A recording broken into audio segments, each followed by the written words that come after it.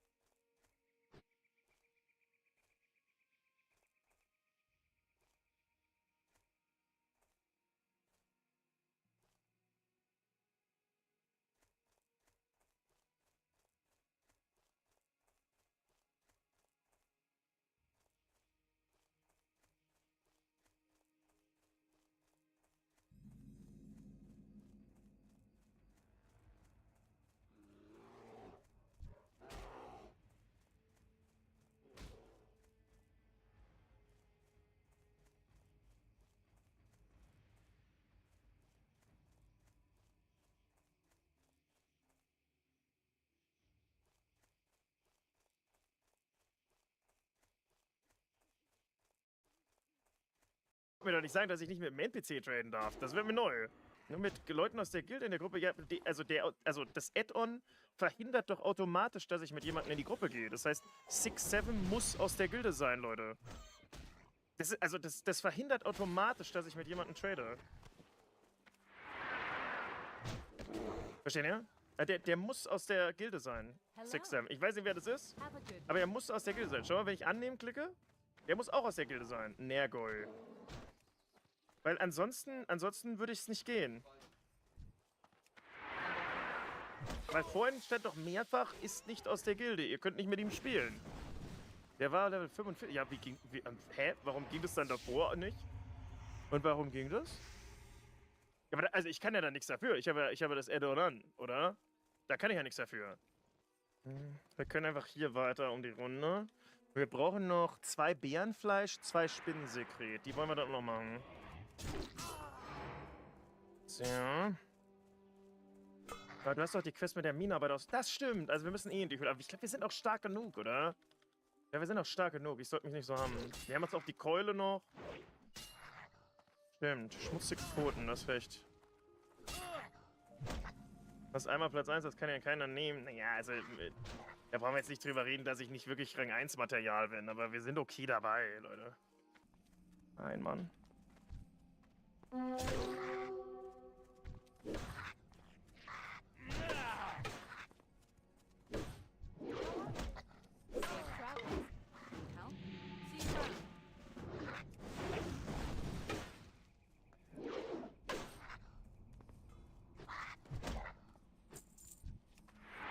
Junge, das ist ein ich sehe nur einen Boss-Spawn neben mir und ich krieg einfach nur Angst, ey. Holy shit, Junge.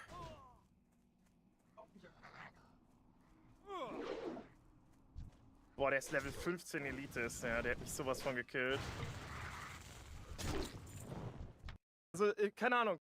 Rage Bait. Ich habe jetzt mehrfach gesagt, WoW, es ist mechanisch und das ist das ist meine ernst gemeinte Meinung.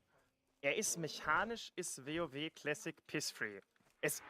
Wenn ihr das, also Retail nicht, aber WoW Classic ist piss-free mechanisch. Aber trotzdem ist es ein sehr, sehr schweres Game. Wisst ihr warum? Weil du einfach permanent geknowledge-checkt wirst. Es ist einfach, du musst Sachen wissen und wenn du diese Sachen nicht weißt, wirst du sterben. Und das ist was, wovor ich persönlich sehr Angst habe und was mir bestimmt noch droht. Ich werde irgendwo reinlaufen, es wird irgendwas passieren und ich werde einfach tot sein. Weil ich es nicht kenne, weil ich es nicht verstehe, weil ich es nicht sehe. Ne? Aber diese Meinung, dass es mechanisch einfach ist, es ist mechanisch einfach. So. Wisst ihr, die Sache ist, ich kann halt mit diesem positiven Briefen, ich kann halt nichts dagegen machen. Das ist jetzt nicht, ich will das ja nicht, ich brauche das ja auch nicht. Wir haben ja diesen Early-Teil schon x-mal durchgespielt. Natürlich machst du um einiges smoother. So, aber ich glaube, wir waren jetzt nie wirklich in Gefahr, bis auf gerade in der Höhle. Wisst ihr, das war toasty. Aber sonst waren wir ja nie in Gefahr. Und Retail sieht sehr hart aus. Also Endgame-Rates in Retail sehen sehr hart aus. Ich habe mir das mal angeguckt so ein bisschen. Es sieht auch sehr geil aus, muss ich sagen. Also Hardcore-Retail-Rates sehen sehr, sehr, sehr, sehr geil aus. WoW ist ein tolles Spiel. Also das ist wirklich, ich habe das jetzt erst kennengelernt. Ich meine, das klingt manchmal so, als wäre ich Hater. Aber ich finde dieses Spiel so unglaublich gut gelungen. Ja. Es macht so Spaß zu spielen. Ich meine, Leute, wir sind jetzt seit 7 Stunden hier und es hat sich noch nicht einmal langweilig angefühlt. Das ist so gut, ey. Das ist wieder, so stelle ich mir Fentanyl vor. Ich sehe immer diese Dokus, dass sie in Amerika so große Probleme mit Fentanyl haben. Und dass du da einmal, wenn du das nimmst, bist du sofort süchtig. So stelle ich mir Fentanyl vor. Aber halt im Gaming-Ding, wisst ihr? Ich hatte einmal meine Nase drin, weil Mitashi gesagt hatte, ey, schau mal, wir machen dieses Event, testet mal aus. Und jetzt, ich bin komplett committed, ey. Freddy, mein Bester, uns ist was zu Ohren gekommen. Ja? Was denn? Der Gildenrat hat abgestimmt, wir müssen dich loswerden, du cheatendes Dreckschwein. Wir haben ein... Leute, also das ist das lächerlichste, ich weiß nicht, was euch gesagt wurde, aber das lächerlichste, was ich je gehört habe. Bro. Ich habe das Add-on an. Wir haben die Regel, dass man sich nicht einladen darf. Und ich sehe hier vor meinen Augen einen Clip, wo ich habe das Add-on an. Ich hab's sich von Bodongo einladen lässt. Ich hab's on-stream gezeigt. Ich habe das Add-on an. Ich habe das nur für einen Layer-Wechsel gebraucht. Ja, aber das ist verboten. Ja, aber ich hätte doch einfach den Layer-Switch haben können. Das ist doch erlaubt. Ja, das geht nicht. Kann man auch Auto fahren, aber verboten. Ja, aber was kann ich denn dafür, wenn euer Add-on nicht funktioniert? Woher soll ich denn dann wissen? Nach Hilfe von fremden Also hast du es nicht gedribbelt. Ja, ich wollte mich doch verarschen. Was? Du wusstest die Regeln, hast dich trotzdem ignoriert. Crazy. Ja, wir haben schon eine Anklage, Völkerklage gemacht und du wurdest leider für schuldig empfunden. Also wir haben uns dann kick mich aus der Gilde, dann mach ich solo weiter. Jungs, das ist der lächerlichste Power-Trip, den ich je gehört habe. Fickt euch. Kolben wirklich. Weg und eine Stunde angeln. Dann kick mich. Also, das ist lächerlich, Leute. Das ist absolut, ich habe nichts gemacht. Freddy, du wirst nicht gekickt, aber du musst diesen Kolben zerstören. Nein, niemals. Ich habe so lange gefarmt für den. Zerstör den Kolben. Auf keinen Fall. Das ist der lächerlichste Power-Trip, den ich je gehört habe. Freddy, lösch den Kolben. Ciao, du ich bin raus. Den Kolben los. Dann gehe ich League spielen. Also, keine Ahnung. Ich will hier für 60 pushen. Ich will hier durchziehen.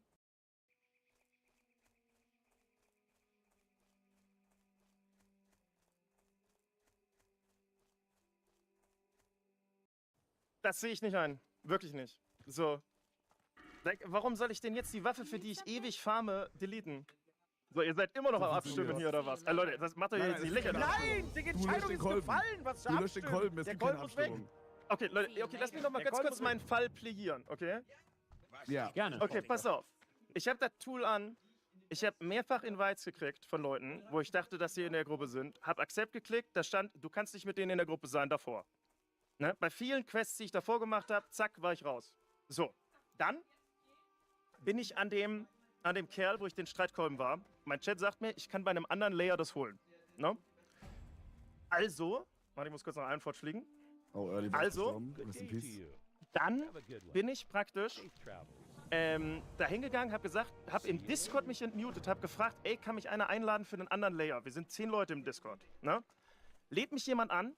Davor hat jedes Mal das Tool praktisch sofort abgeschaltet, wenn es ein fremder Invite war. Ich werde invited, bin auf einem anderen Layer, kann den Kolben kaufen.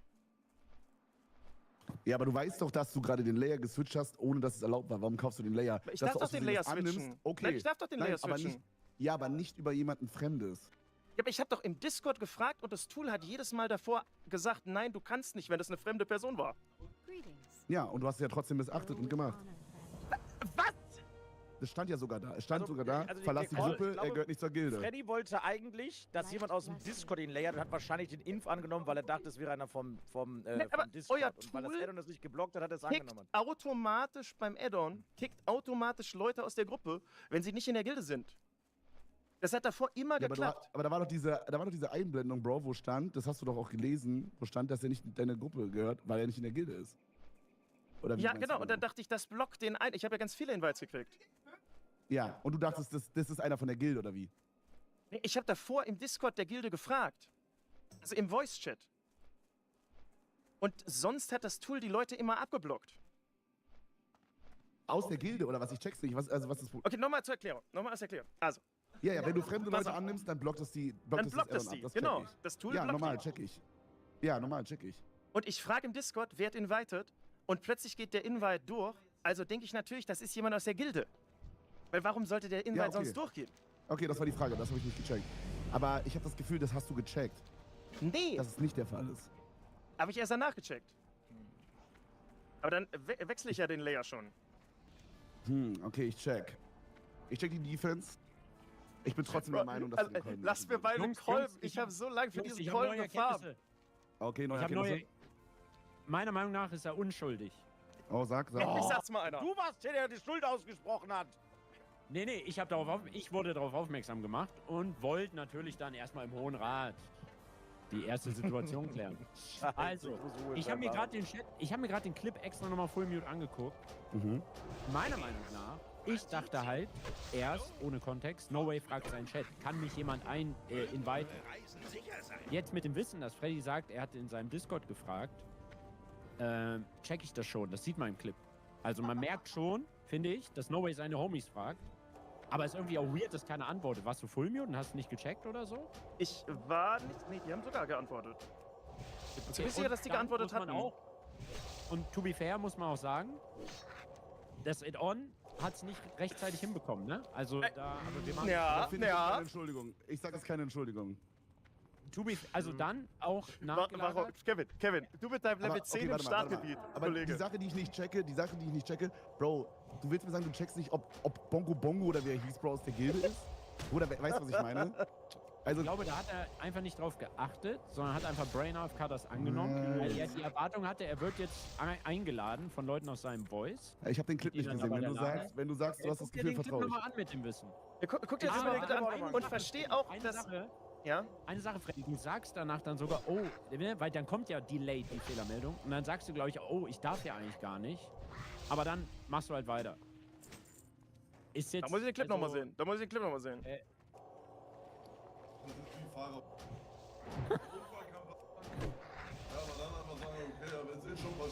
Oh nein, nicht Kroko.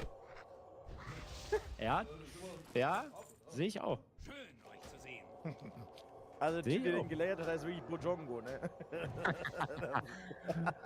Plus, Unwissenheit schützt doch nicht vor Strafe, ne?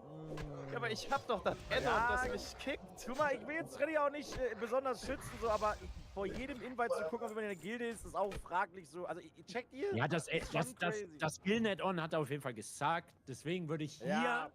Fick Wenn Team meine- Das ist für meine für Kolben. meine... Mein Vorschlag wäre, No Way schwört vor der Gildenleitung im Angesicht des Rats in Zukunft mehr darauf zu achten, wer ihn da invitet. Geht jetzt 10 Minuten angeln in WoW und darf einfach weitermachen. Also ich finde, das Angeln muss durchgezogen werden. Ich finde auch. Ja. No Way, ist das in Ordnung? Ja, ich muss was rausfinden, wie ich angel, weil ich habe das noch nie gemacht. Krokus einfach kurz. Ruhig, linke Hand. Also ich mache dann nach dem Nachtelfen-Skip, werfe ich sofort die Angel im Ventil aus. Genau, du kannst dir jetzt gerne, such dir das, wie du angelst und so. Dann würde ich sagen, Ich sag, eine Stunde angeln ist Ich es. werde das nicht vergessen, ne, dass du mir meine Keule nehmen würdest. Ich werde das nicht Ja, Bro. vergessen. Ne? Ist okay, ist okay, Ich, ist werd, okay, ich Bruder. weiß nicht, wie dieses Duell heißt, aber auf Level warte mal, 60 jetzt wird hat das Kevin kommen, gesagt, ne? eine Stunde angeln. Was denn nun? Was habt ihr gesagt? Also, guck mal, ich hätte gesagt 10 Minuten angeln, aber weil sich Frederik gegen die Gildenleitung so aufgelehnt hat, würde ich auch sagen mindestens 30 Minuten bis 60 Minuten. Ja, Also 10 Minuten 30 angeln Minuten. Ich sag 30 Minuten angeln. Mm. 30 Minuten angeln, Kolben Also behalten. der muss leiden, der muss Ja, ja. leiden. Für Dieses was Elend. muss bin ich auch- leiden? Guck mal, 30 Minuten nehmen angeln, dir den setz dich hin, Kolben weg und Großer. deine erste Reaktion ist, okay, dann bin ich raus, dann mache ich alleine weiter. Was das denn? Ja, Ich bin das- Was unschuldig! soll Bojongo sagen? Ich bin unschuldig! Bojongo ist schuld. Ja, aber du hast dich nicht mal erklärt. Du hast direkt geultet. Ja, dann bin ich alleine raus hier aus der Gilde. Ja, aber Mhm. Jungs, Nee, ihr du habt bist euch voll mit dem gegen- Tatverdacht überhaupt nicht. Ihr wart auf dem Berg des Zorns direkt. Ich verstehe, dass ihr sauer seid. Ihr seid Level 10, ihr schaut auf die Freddy, du Ladder. bist gut Ihr davon seht, gekommen. er ist Freddy, du Level bist gut. 15. Okay, er ist Du uns bist so gut voraus. davon gekommen. Denk dran, du bist immer noch schuldig. Ich verliere Du eine bist halbe immer noch Stunde. schuldig. Du bist immer noch schuldig. Setz dich jetzt hin und farm für eine halbe Stunde diese gottverfickten Fische. Ich finde das eine halbe Ja. Hol die, Ansonsten schwing schicke die ich Angel. Bojongo auf dich los. Der lädt dich wieder Ja. ein, dann bist du raus. Was ist hier passiert? Ja, Schwing die verfickte Angel, Bro, für Bojongo. Ich will, dass du jedes Mal, wenn du einen Fisch fängst, sagst du Bojongo. Ja, also eine halbe Stunde angeln. Jedes Mal, wenn du einen Fisch fängst, Bojongo sagen und dann kannst du weitermachen. Ja. Gut, wir haben's perfekt. Freddy gibt alles. Freddy, viel Spaß beim Bojongo-Grind, ja? Life is good. Sehr gut. Gilden-Meetings, sehr gut. Gute Arbeit. Mitashi, wundervoll Stark, gemacht. ja. Ja, Bro, wir treten wie eine Wand auf, ja? Gemeinsam Ja. sind wir stark. Fick Ja, Frederik. finde ich Sehr auch. gut, Fick klasse. Frederik. Ciao, ciao. Ja, sehr gut. Fick die Frederik. Ciao, Cheater, ciao, bis Bro. bald. Oh, Jo, fick die danke. Cheater. Super. Super, super. No way mehr besser. Viel Erfolg weiterhin. Dankeschön. Hey, vielleicht kannst du jetzt aufholen. Good day to you. Loser, ja. See you around. Have a good one. Dann machen wir heute eine Runde. Ich wollte heute Deathmines so. Ich wollte durchziehen. Ich weiß nicht, was ich machen soll. Kostet uns halt jetzt eine halbe Stunde. Ich glaube, das wird uns die Chance für Dings wird uns das nehmen, oder? Hello. Dass wir heute Deathmines kommen, ja. Sam, du bist eh. Ja, also. Leute, okay, jetzt mich würde halt mehr bei euch interessieren. Wir machen jetzt mal eine Abstimmung im Chat, bitte. Können wir mal eine Abstimmung im Chat haben? Findet ihr das gerecht? Wenn ich jetzt so voll im Grind bin und unbedingt vorankommen möchte? Layer Changes sind erlaubt. Layer Swaps sind erlaubt. Das Tool hat davor jede Gruppe geblockt.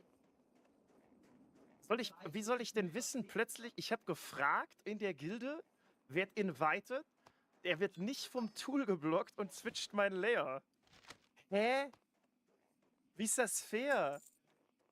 Ich habe ja gar keinen Vorteil dadurch ansonsten. Ich hätte auch einfach das Layer-Tool runterladen können und damit wechseln.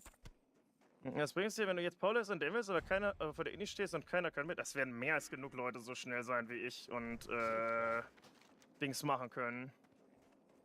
Also 100% werden da mehr als genug ready sein. Ich muss jetzt halt irgendwo eine Angel kaufen und dann muss ich da erstmal angeln ewig. Mitashis Hogger wurde von einem 60er Insta-Killed für ihn. Ja, ich meine, uns wird allen geholfen. Ich meine, die WoW-Community ist einfach nett und ich glaube, viele wollen einfach sehen, dass wir auch das schaffen, wisst ihr? Dass wir halt auch Level 60 kommen und diesen Raid machen können gemeinsam. Also es ist einfach sehr viel Support hier überall.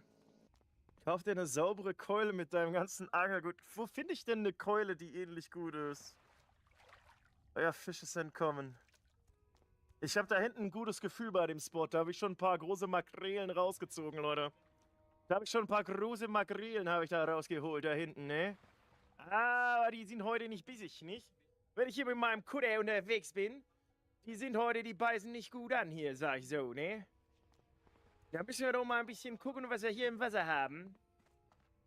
Du kannst Köder kaufen, dann hast du mehr Angelskill. Ja, aber ich habe ja genug Zeit, um meinen Angel zu finessen hier.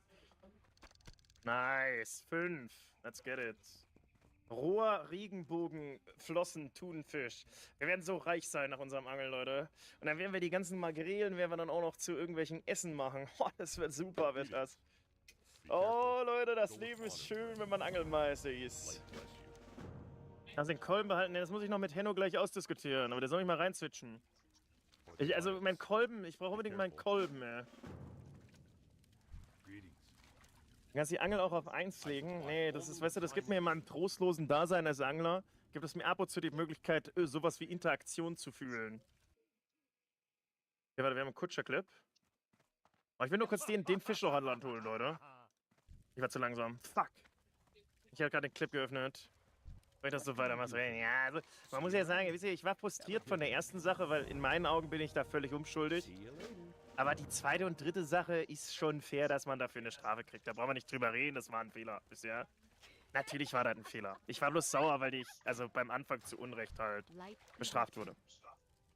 Okay, Chat, könnt ihr, jeder, der hier ist, lasst uns das Meer langsam wegfischen.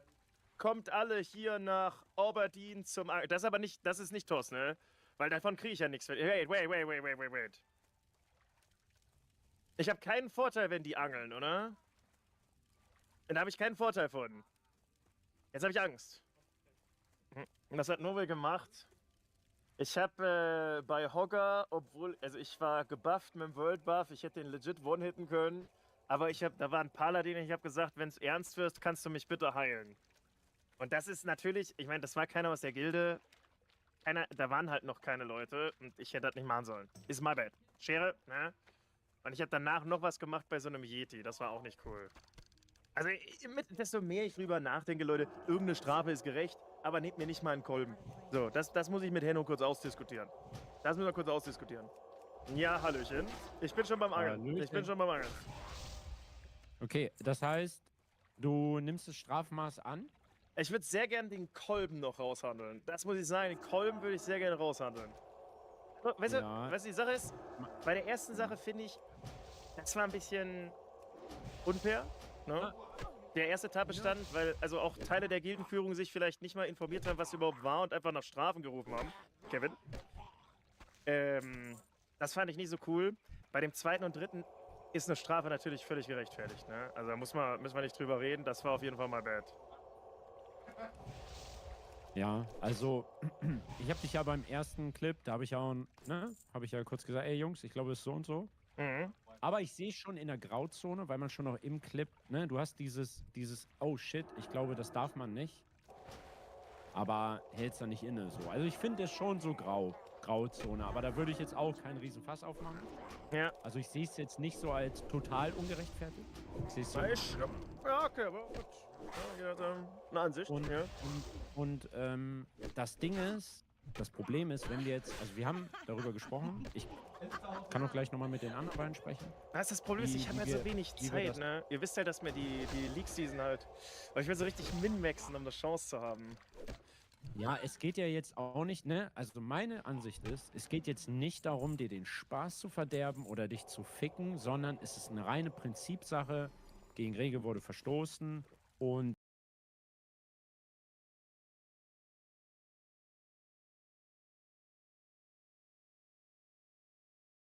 wir verhängen eine Strafe. Und deswegen ist es auch schwierig, jetzt über Strafmaß zu verhandeln. Das kann ich dir schon direkt sagen. Mhm. Bloß, ich sag dir auch ehrlich, als jemand, der viel WoW gespielt hat, dieser Streitkolben ist jetzt auch nicht die Welt. Es gibt so viele andere gute Zweihandwaffen. Ich suche dir auch gern was raus, wo es noch Vendor gibt, wo du dir andere gute Zweihandwaffen holen kannst. Also du wirst trotzdem gut grinden und vorankommen, sag ich. Ja, wie gesagt, desto mehr ich drüber nachdenke, ich fand halt das erste sehr unfair, deswegen war ich ein bisschen sauer. Ne? Du, also ich verstehe bei der zweiten und dritten Sache, da bin ich voll bei dir, das habe ich verkackt so. Ne? Also brauchen wir nicht drüber reden. Ne? Du gibst auch richtig Gas. Leute, kommen mal hier rein, Digga, no way, schon 12 und dann kriege ich so Updates. Freut mich mega.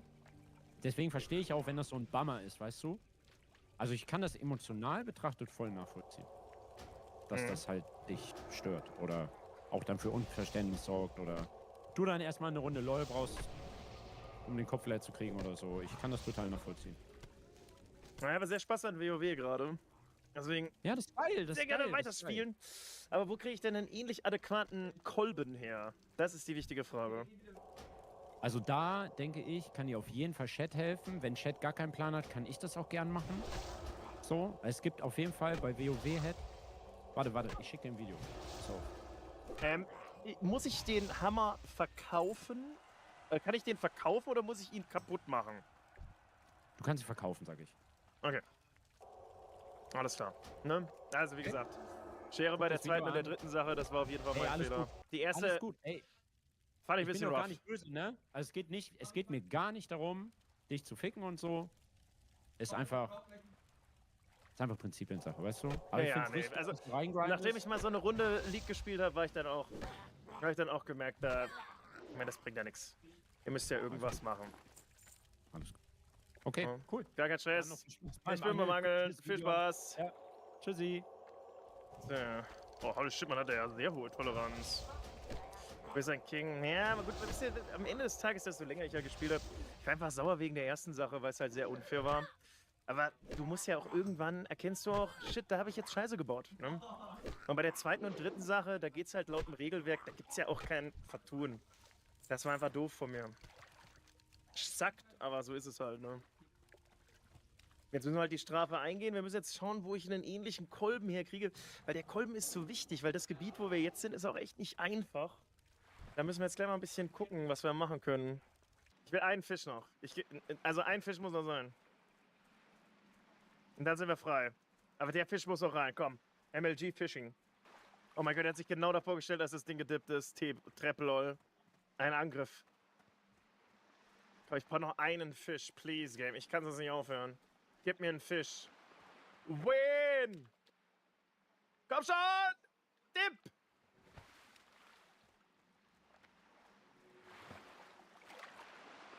Hat er sich wieder genau davor gestellt währenddessen? Ihr könnt mich alle mal, ich bin fertig mit Angeln. Ich gehe jetzt. Wir sind frei. So. Super. Dude, a lot of chess viewers these days. I mean, I know some people are here from the chess days, but it's definitely something to throw the kitchen sink at them.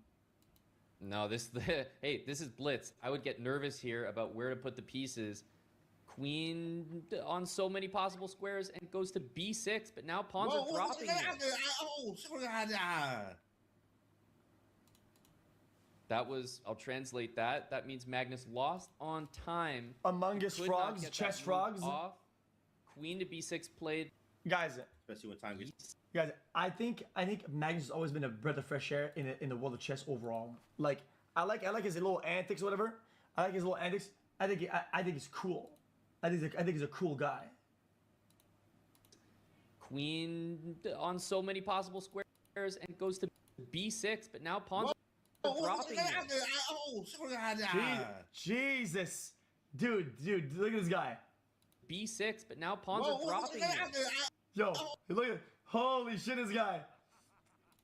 That boy got scared, bro. That scared about to get swung at.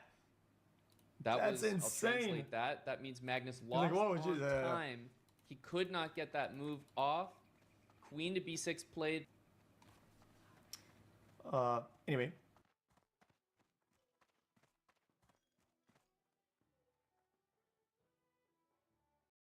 Oh my god. Chess drama. Knight to b5, probably coming. Mm-hmm. It's the rook.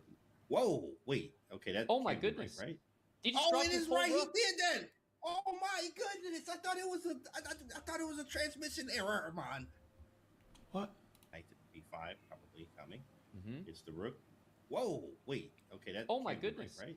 Did you Oh, drop it the is full right. rook? Mm-hmm. It's the rook. Whoa, wait. Okay, that. Oh my can't be goodness. Right?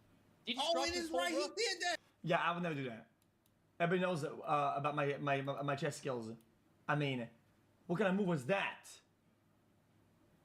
Dude, that. Whoa, wait. Safe travel. Okay, that. Oh my can't be goodness. Right? Did you Oh, drop it the is full right. He rook? did that. Knight to b5. Oh! Oh, I get it. He moves the knight to the right. to do that. And then Coming. It's the rook. Whoa, wait. Okay, that. Oh my can't be goodness. Right. Did you Oh, drop it this is whole right. He rook? did that. Oh my goodness. oh thought no, it was I get it. Yeah, I get it. You need something? See you later.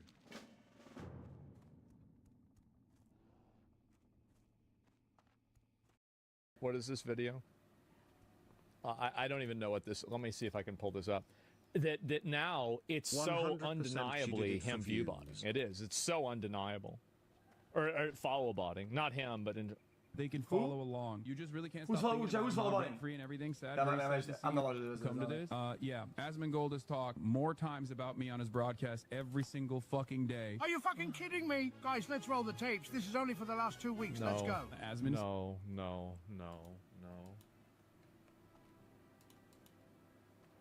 Here we go.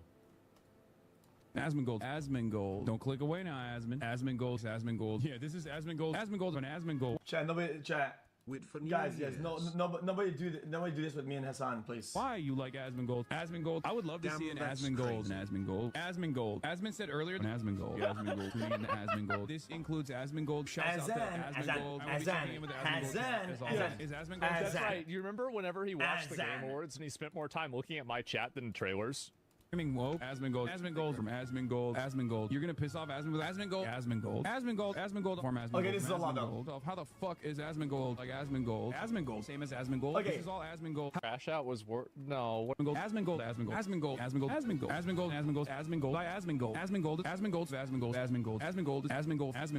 Asmon is incredibly consistent on his views, saying the same shit Asmongold is saying. Asmongold. Full of communities that they're In a neat box. There's more nuance to it. It's on 2 hours on. Oh, anyway.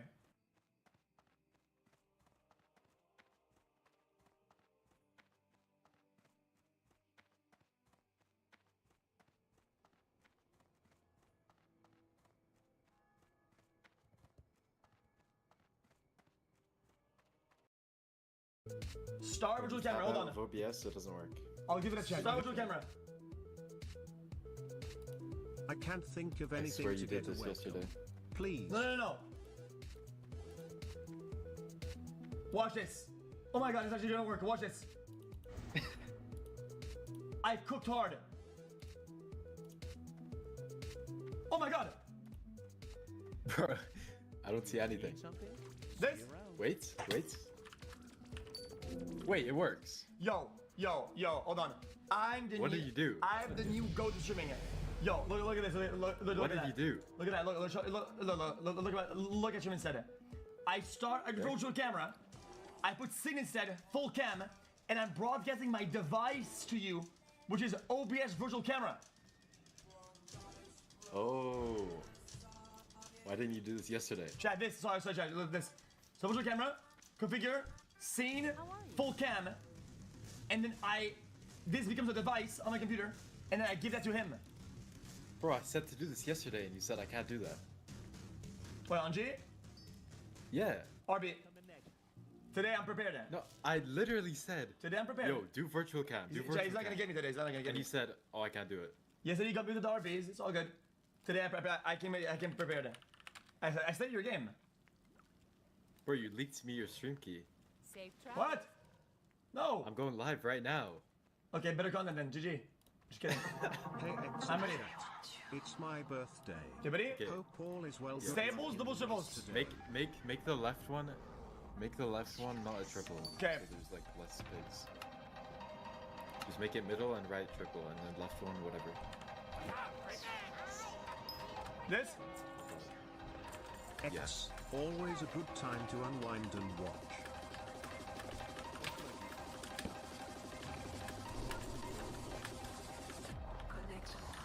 Okay, tell me how to do this, right? So over here, it's here, Double. here, right? Double lantern. Yeah.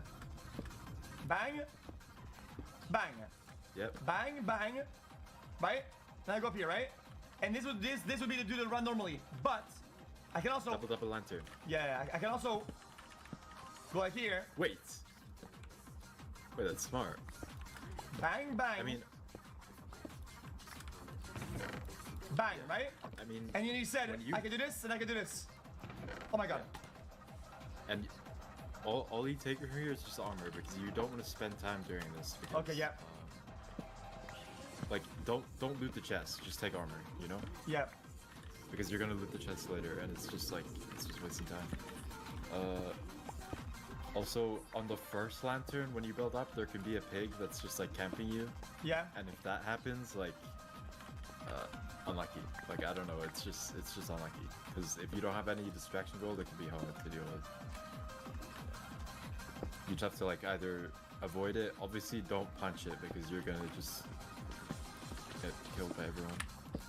But yeah, this is good. You need to break the block. Break the block. Wait, did I not bring it already? Oh, fudge. You're right. Yeah, that one.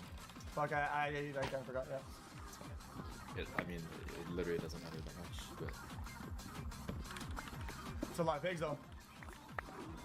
Yeah. 11 is good.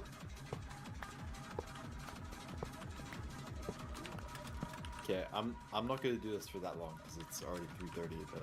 Yeah, my bad. We do it for a Really little bit. enjoying the Minecraft Let's Play That's my series fault. so far. I got a bad spawn. I love how you're taking your time progressing through the game. Let's build a tree house on the next episode. Much love. Smile. On paper, couldn't I go through here? To the crack? What do you mean? Go through here to loot this up? If I already looted this through the fucking lantern, wouldn't it be faster than going around? Go up through the crack? Yeah, you can. Okay. It's just like, you want to be careful because pigs are going to follow you back when you get the second half of the gold, right? So that's why you go the other way, because you just block them off, but you can do that as well. Also, like, go back. I just want to show you. Yeah. Go back up where you just came down. Okay, I mean... Nice. Okay, go back to where you just were. Okay. Like right here, if you go up these stairs, but you go all the way up.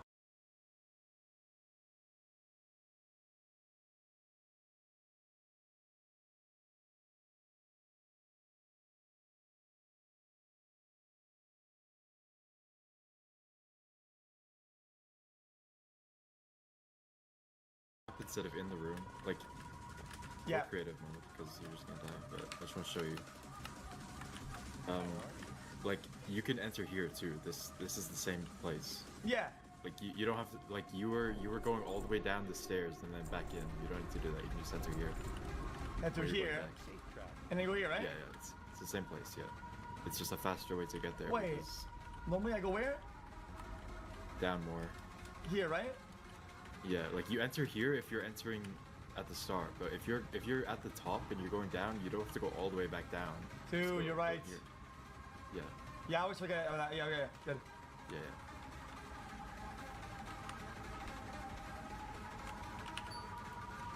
Okay, I'm gonna try to do an actual run now, an actual bastion run.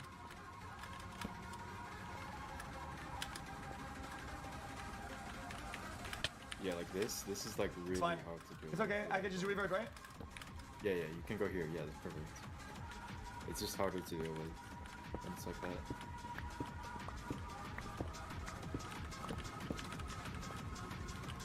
You forgot to loot the chest for armor in case those guys. Well, yeah, because they were annoying as fuck. That's why I didn't do it. 6 years. 12. No, but I mean, before 7. 6, 7, 6, when you 7, enter 6, from 7. this other part, you're in the same place as well. It's hard because it's kind of like a maze, but you're in the same place. Yeah. It's just the same one lantern. You can run past the crossbow guy and whatever. It's fine. Oh, lucky. If this happens, you have to like just get gravel. Yeah, that's what I usually do. But I kind of hate them, so I thought I'm gonna make them suffer. Okay. Kind of rude. So if the guy's there. Oh, this is that'd be wrong. So I would do instead. I would probably do this. That works. You can do this and then go up. Yeah. 32 months. Whoa. Record, I believe. You told me I get confused with this, right? Yeah, So it's literally just, so it would be just here, forward right? from where you dig up. Yeah, exactly. Okay, it's all good. It's all good. It's all good. I'm learning it. So. Once you remember this, it's like you'll just never forget that. But also, if you go all the way around, instead of digging up here, you end up in the same place. So you could just, you just skip the first lantern. Yeah, like this. And then the only thing you take is armor, and then go back down. Oh, okay, you're right. You can take gold blocks and shit too, but just, I mean, you can just take everything. Honestly, it doesn't matter.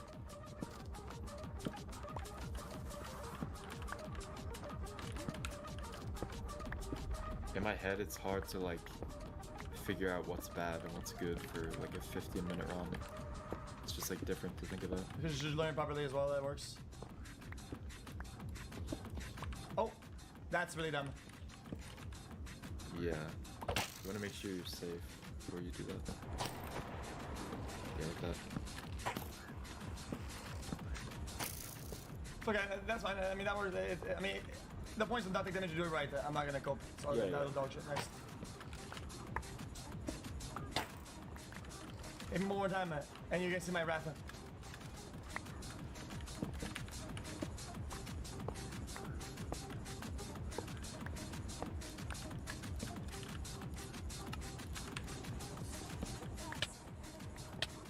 Okay, fucking bitch. Okay, that guy should never hit you twice. Like, you should be more ready. Yeah.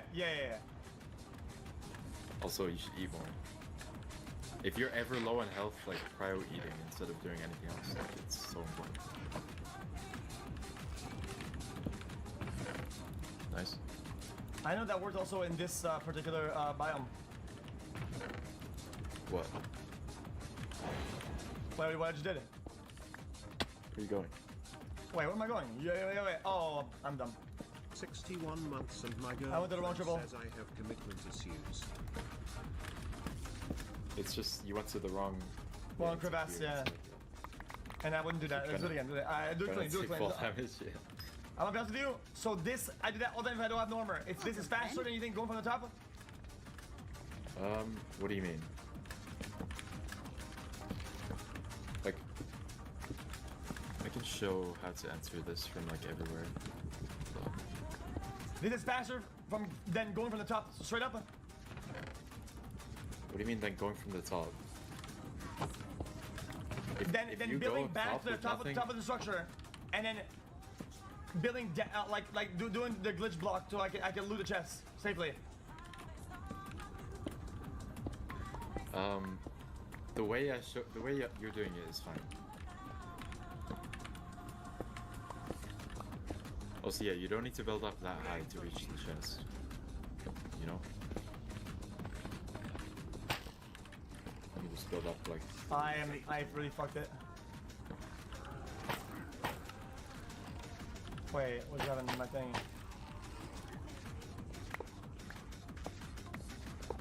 Happy 64 stack K.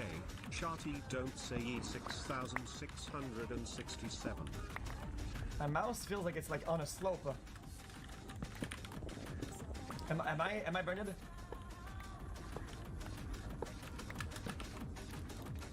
Slope? Okay, that was just slow. It's all good though. Okay, watch me. I'm gonna do it so you can get a better idea. Go ahead. Virtual camping. Hold on. It's on a slope. Oh my god, it is on a slope. There was playing cards under my fucking mat. Are you dead ass? That's insane. You're slope. Alright. So, like, if you enter from here, yeah, you just do what you do. You just go up. Right. And then you don't even look for the lantern. It's literally just like one diagonal block forward. Okay, one diagonal forward, yeah. Yeah. Grab armor, go back down. Break this. Place this block first, like this. Yeah. Right? And then mine too. Mine the hole, and then mine the one above. Nobody's aggroed yet, so they're not going to jump down. You should eat more. So it's fine. Oh! Mine this bottom block, like this. Yeah. So that when you mine this gold block, you can walk forward into this, right? Yeah. So Mine forward, block, down, break. Okay. Yeah. This is like just this is the most consistent order for you to do. It's just. So don't back block because you don't have aggro. Easy. I mean, because you have armor. Like if you do this without armor, you should do this. Okay, fair. But yeah, you do this. Block, and then if you're here in this position, just break this one now. Yep. Because you're safe. So yeah, mind this. And break above you directly, right? Yep. Then you can go here, block, down, break. This is like break gold, turn around them. Break gold, turn around them. Break gold, turn around them. Keep doing it. So you get an idea. Break gold, I have no turn armor around after it. this.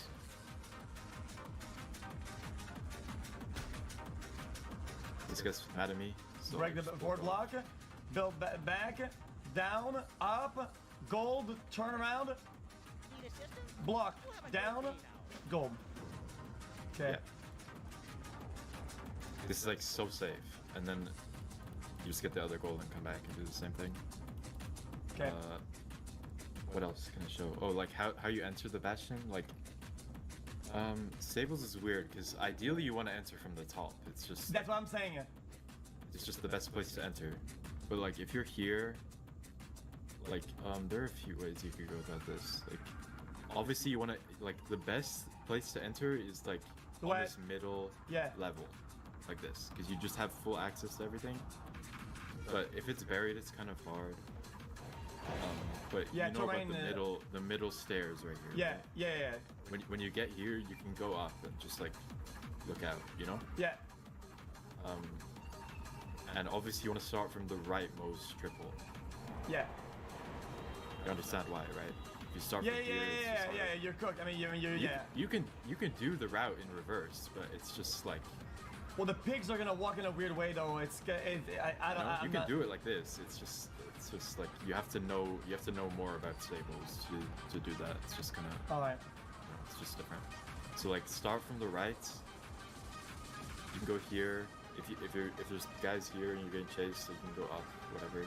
Yeah. Okay. You know the cancer blocks? Do they appear in a certain position if it's stables guaranteed? I thought there was. What? When you look at it, is there like a fucking like cancer block Morse code that tells you this is stable, this is triple top? Oh, yeah. Yeah, these this blocks. basalt, like this basalt only generates like this if it's a triple. Like if you can't see anything past this line, like and I just saw this, I would know it's a triple. Like. So L dot is triple. Yeah, like, I mean, you can see this is the same thing. This is completely different. Okay. And then, I mean, let me show the other one, I guess. That works. L dot dot. L dot dot, and then this one just looks like you can see. Oh yeah, no L dot. Okay, It's just completely different. Yeah, that's you can tell it's a triple even if it's buried. Yeah.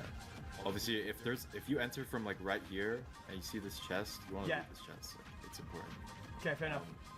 Like a safe way to do it is just like go like that, so they can't reach you and you can reach the chest. Yeah, and then if you get armor, like you're good. You can just start the route. Yeah. I'll show it again. So like, if there's a guy here chasing you and you can't place a block here, like try and run past him or something. Yeah. And then like obviously, it's hard to tell where I am because I don't know, stables is just confusing. But like the lantern is right here. You just go up and get the armor. Fair enough. And then, yeah, do it like this. Like this. Bang. Like this. 2, down 2, 1 up. Then black Brock. Black. Yeah, there you go. Yeah. I want to see you do it. In that order. Should be easy enough, I think. Yeah, I mean, I get it.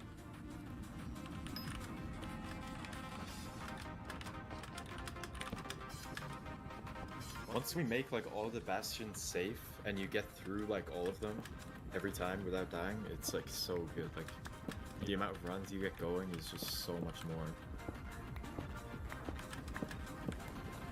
Yeah, you don't need to build up anything. Yes.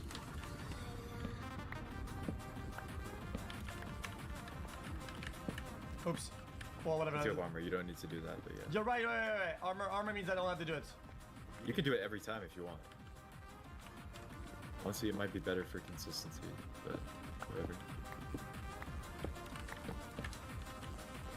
Nice. Nice. Let me just break that real quick. Down 2. Up 1. Break down. Down. Perfect. And then break the bow. Yeah. And then get the gold. Yeah. Perfect. Do it again. Nice.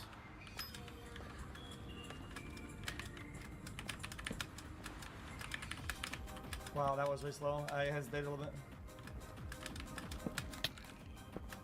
Like here. It's just gonna be annoying, so you can't really do it. It's okay. Next time I'll just go around. I was just stubborn You could about try it. the thing you made, like where you just block that whole But better. room off. You could try that. Like here's a crossbow guy, he's not... Yeah, I'm going around. Fuck him. Yeah, nice. So now you have no armor, so you have to do the block. Yep. Should block above instead of down, I feel like. It doesn't matter that much, but yeah.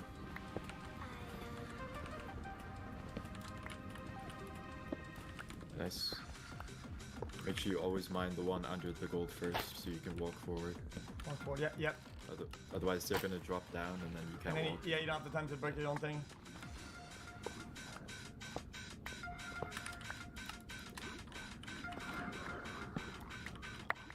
Nice. You'll have this record beat by the new year. Good luck, DVC. Well, I'm at 57 seconds. It's actually pretty decent. It's actually a lot faster than usual.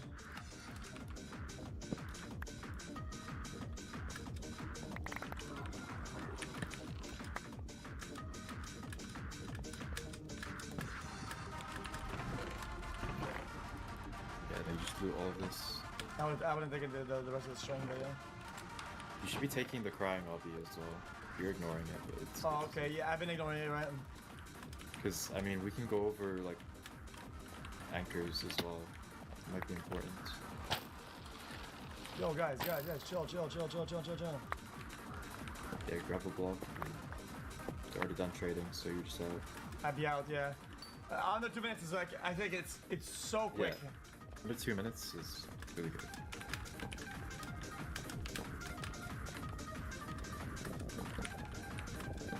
Nice. You can do that. That's actually good. I've just never thought about that. Yeah.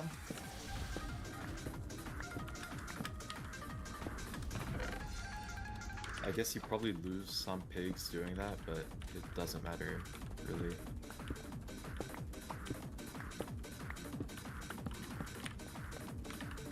Nice.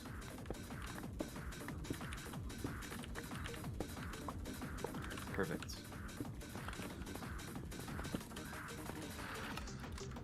The problem is, how do we make this stick? Because, I mean...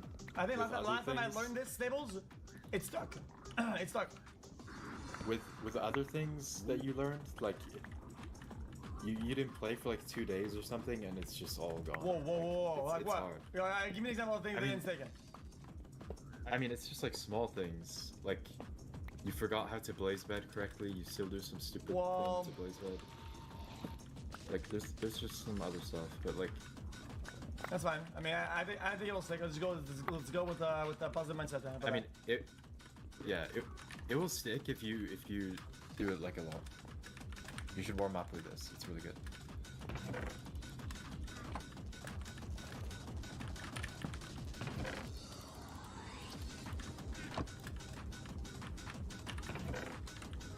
Yeah, they're done. They've been done trading. Oh by the yeah, way, for so, real. Wow, that's unlucky.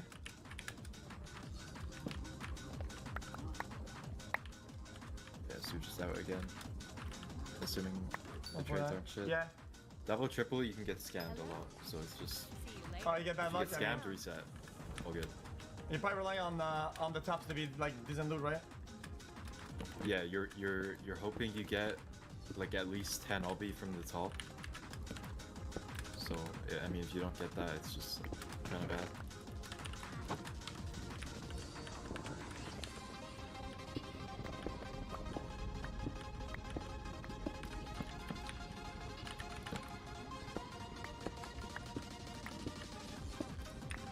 XQCLR.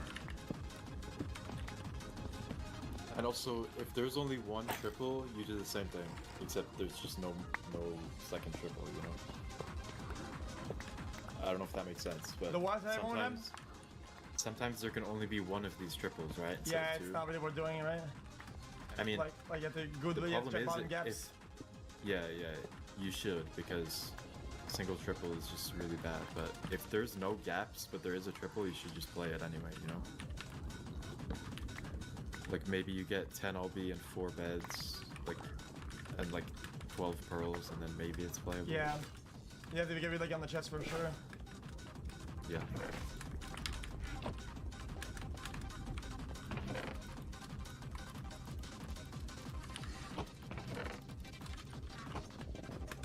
Also, do you know how to fast loot?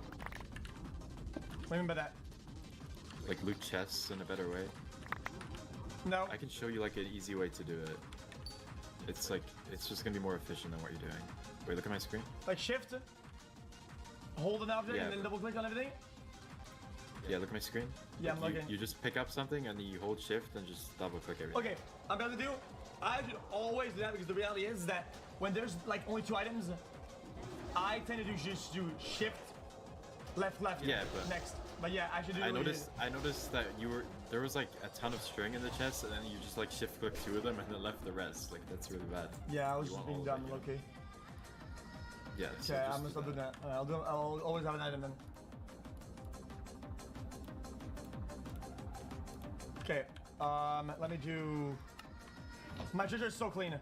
I swear if you just learn to zero cycle, you will be do a bridge. XQCL don't give up. Can you make it? No, it doesn't matter. I was gonna say make it random, but it should pick each other.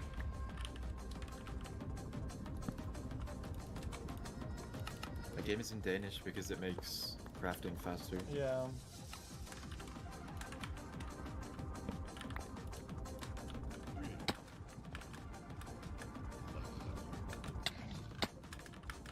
You never want to jump into the hole. Jumping is terrible. Nice stuff. Yeah, that's lucky.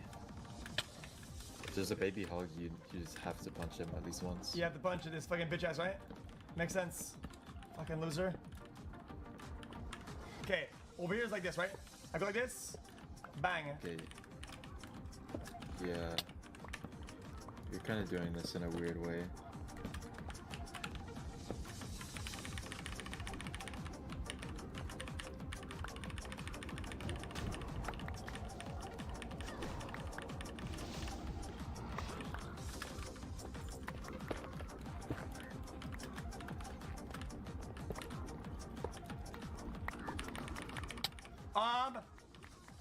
I feel like when I'm in a run, the game is faster. Like, this guy doesn't even have a chance to attack me on a normal run. I think this practicer make them slower. No?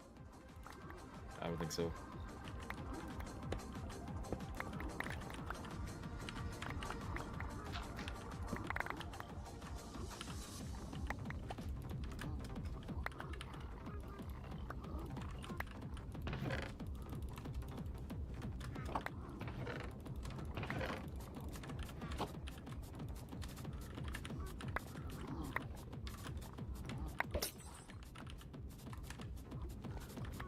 Bang, we out. Whoa. 2 minutes. Thank. Okay. I'm gonna remind you on some stuff. Look at my screen. Yeah. Yeah, obviously if there's a hog, don't jump into the hog. Just walk into it. Just tank the hit instead of jumping. It's way better. Okay. Yeah, you can also just lava bucket it. But when you do this part, you want to just break the gold block standing here and facing this way. You don't want to face this way and break it. Okay. Because there's gonna be guys that have walked up the stairs sometimes. Okay. So you just break this straight up gold block. What about behind you? What about behind you? Bro. What? Go back behind you. The L shape. You didn't finish it, right? Oh, you did finish it. What do you mean? What the fuck? I did. My brain I saw you do the Okay, L so- without the L part, so that's all good. So you just break straight up and then gold block here. And then you just break it, throw a gold over, break it, throw another gold, bridge, block. Block. You're forgetting this block. No, I just did it. I think you're doing it here. I don't know. No, I just did it. Okay. So yeah, you do this and then one more gold like this. And when you drop this gold, like you want to stand on it, so you pick it back up. But you break this block, you just spam gold. Okay. But like, what you're doing is you're doing this, and this is why you're getting hit. You're like doing this, Right, yeah. and like just stand here and throw it, and like it's gonna be fine. Alright. Because if you stop throwing it, like in the time, like Yeah, the next tick he hits you. yeah, it's like they have weird. Yeah, they have an AI update ticks like fucking every like And also, if this guy's here, you just break the corner. Also, I'm not playing Minecraft just because it uses AI for pathing and whatever, which Really? I'm not against AI. I'm advocating against AI. Hire real artists, commission real artists, fuck AI, and I ran out of water because of AI. So I mean, I'm doing the right thing. True. Okay, Crickets. so you were doing treasure 9. Forgot to make a helmet. I guess. Okay, I want to see you do treasure. Okay. Let's see it.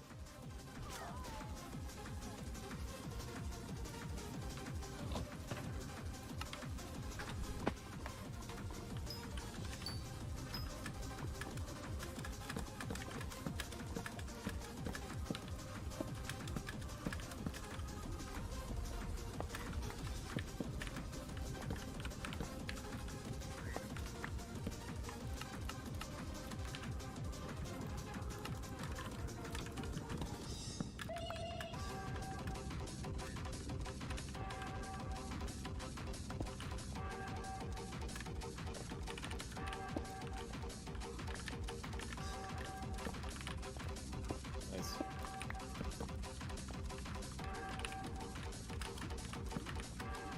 That's the XQC gold. Am I not allowed to do that? Oh, it's fine. You made that though. That's your strat. I mean, I feel like it's consistent. It consistently works for me. It really Yeah, fixes it's it. good. It's I don't use fucking gravel. Yeah.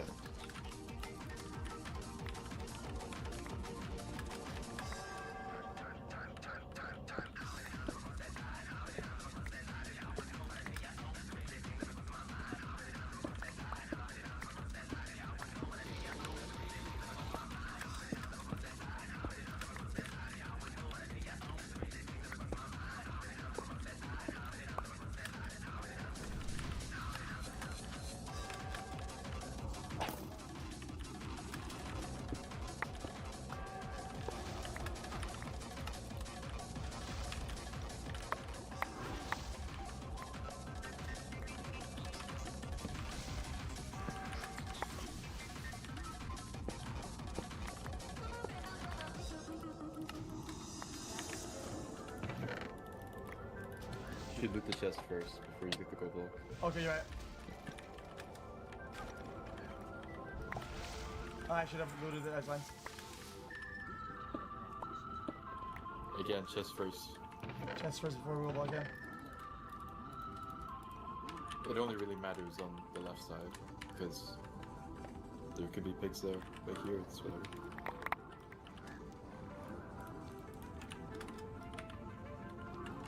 And yeah, you're quite supposed to.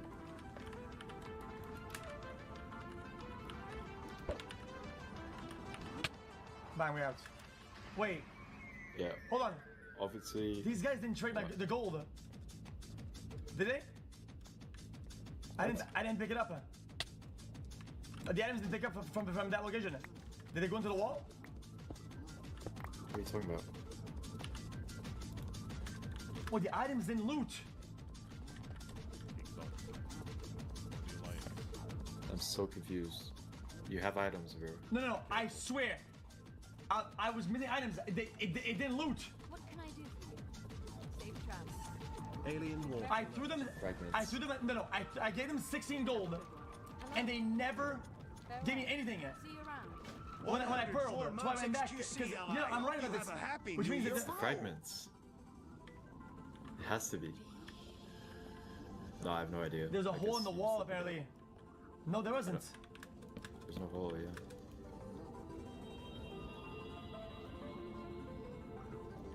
No, I don't think I pearled before the trade tick. Whatever. Next. Well, when they trade, it takes like a little bit for you to pick them up as well. So you could have just like. Wow, this guy, huh? Oh. Well. What a Tifa.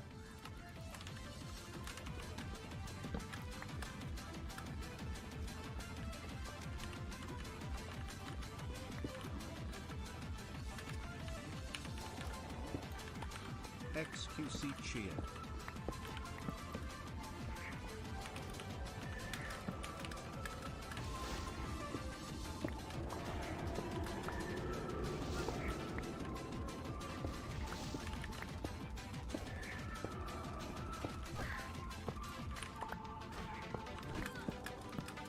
There was a run where you went down for the skull block and then you just built back up without grabbing it. It's kind of funny. Wait, really? Oh, I remember that. I remember.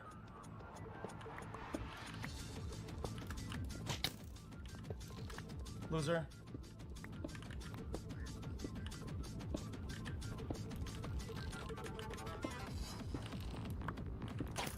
Loser.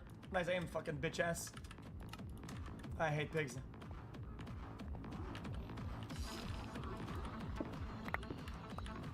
Okay, nice. And then that guy's gonna be late probably, but I wasn't even here.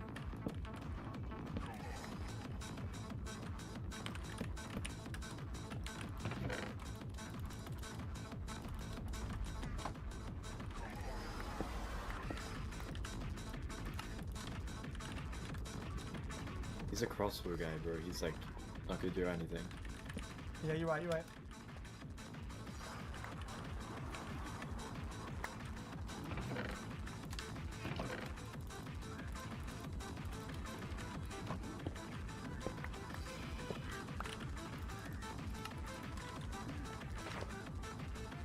Nice.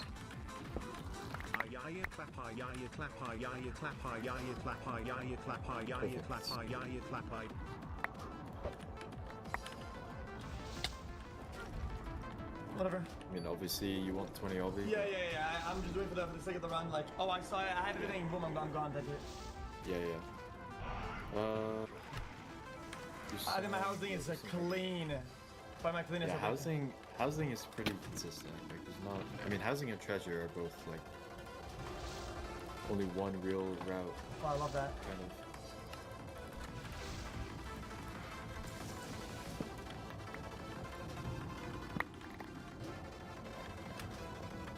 I did see you get lost yesterday. Did I? When you were doing manhunts.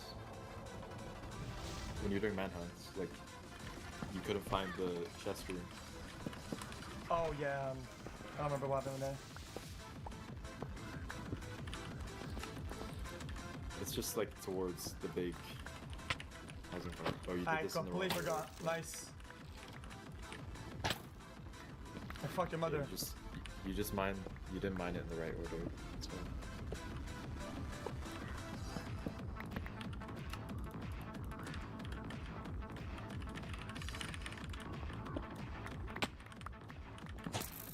Nice aim, loser.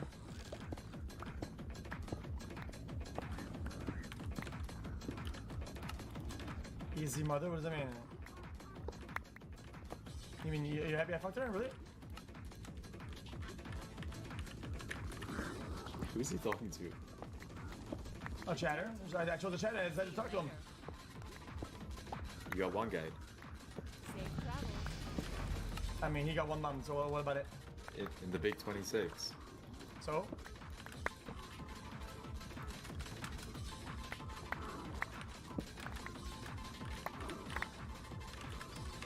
Junk time. Yeah.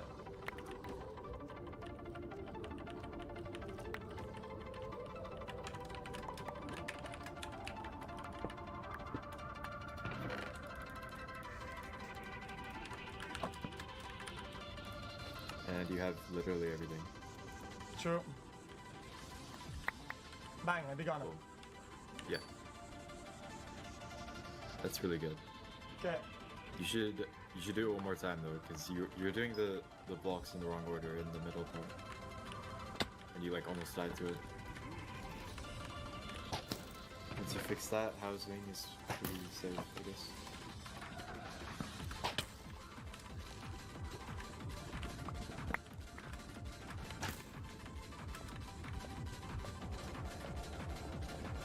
I could also show you how to find the chests in the manhunt area. There's like a way they spawn, and they can have obsidian if you need it after. They're like pretty easy to learn. Alright. 5 more race coaches and you might actually beat the god gamer Force and Smack.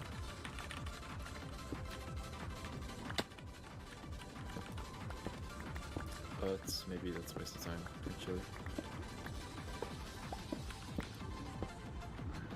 If you don't get enough obsidian from the bottom double and the top chests, like it's unlucky. Yeah, that's what I usually think, right? Yeah. If you have to loot the outside ones, it's just really bad. Yeah.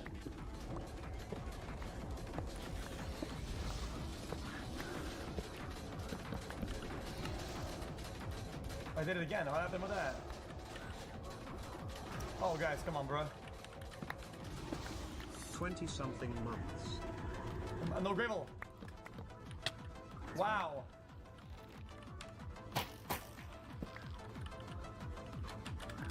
Whatever, dude.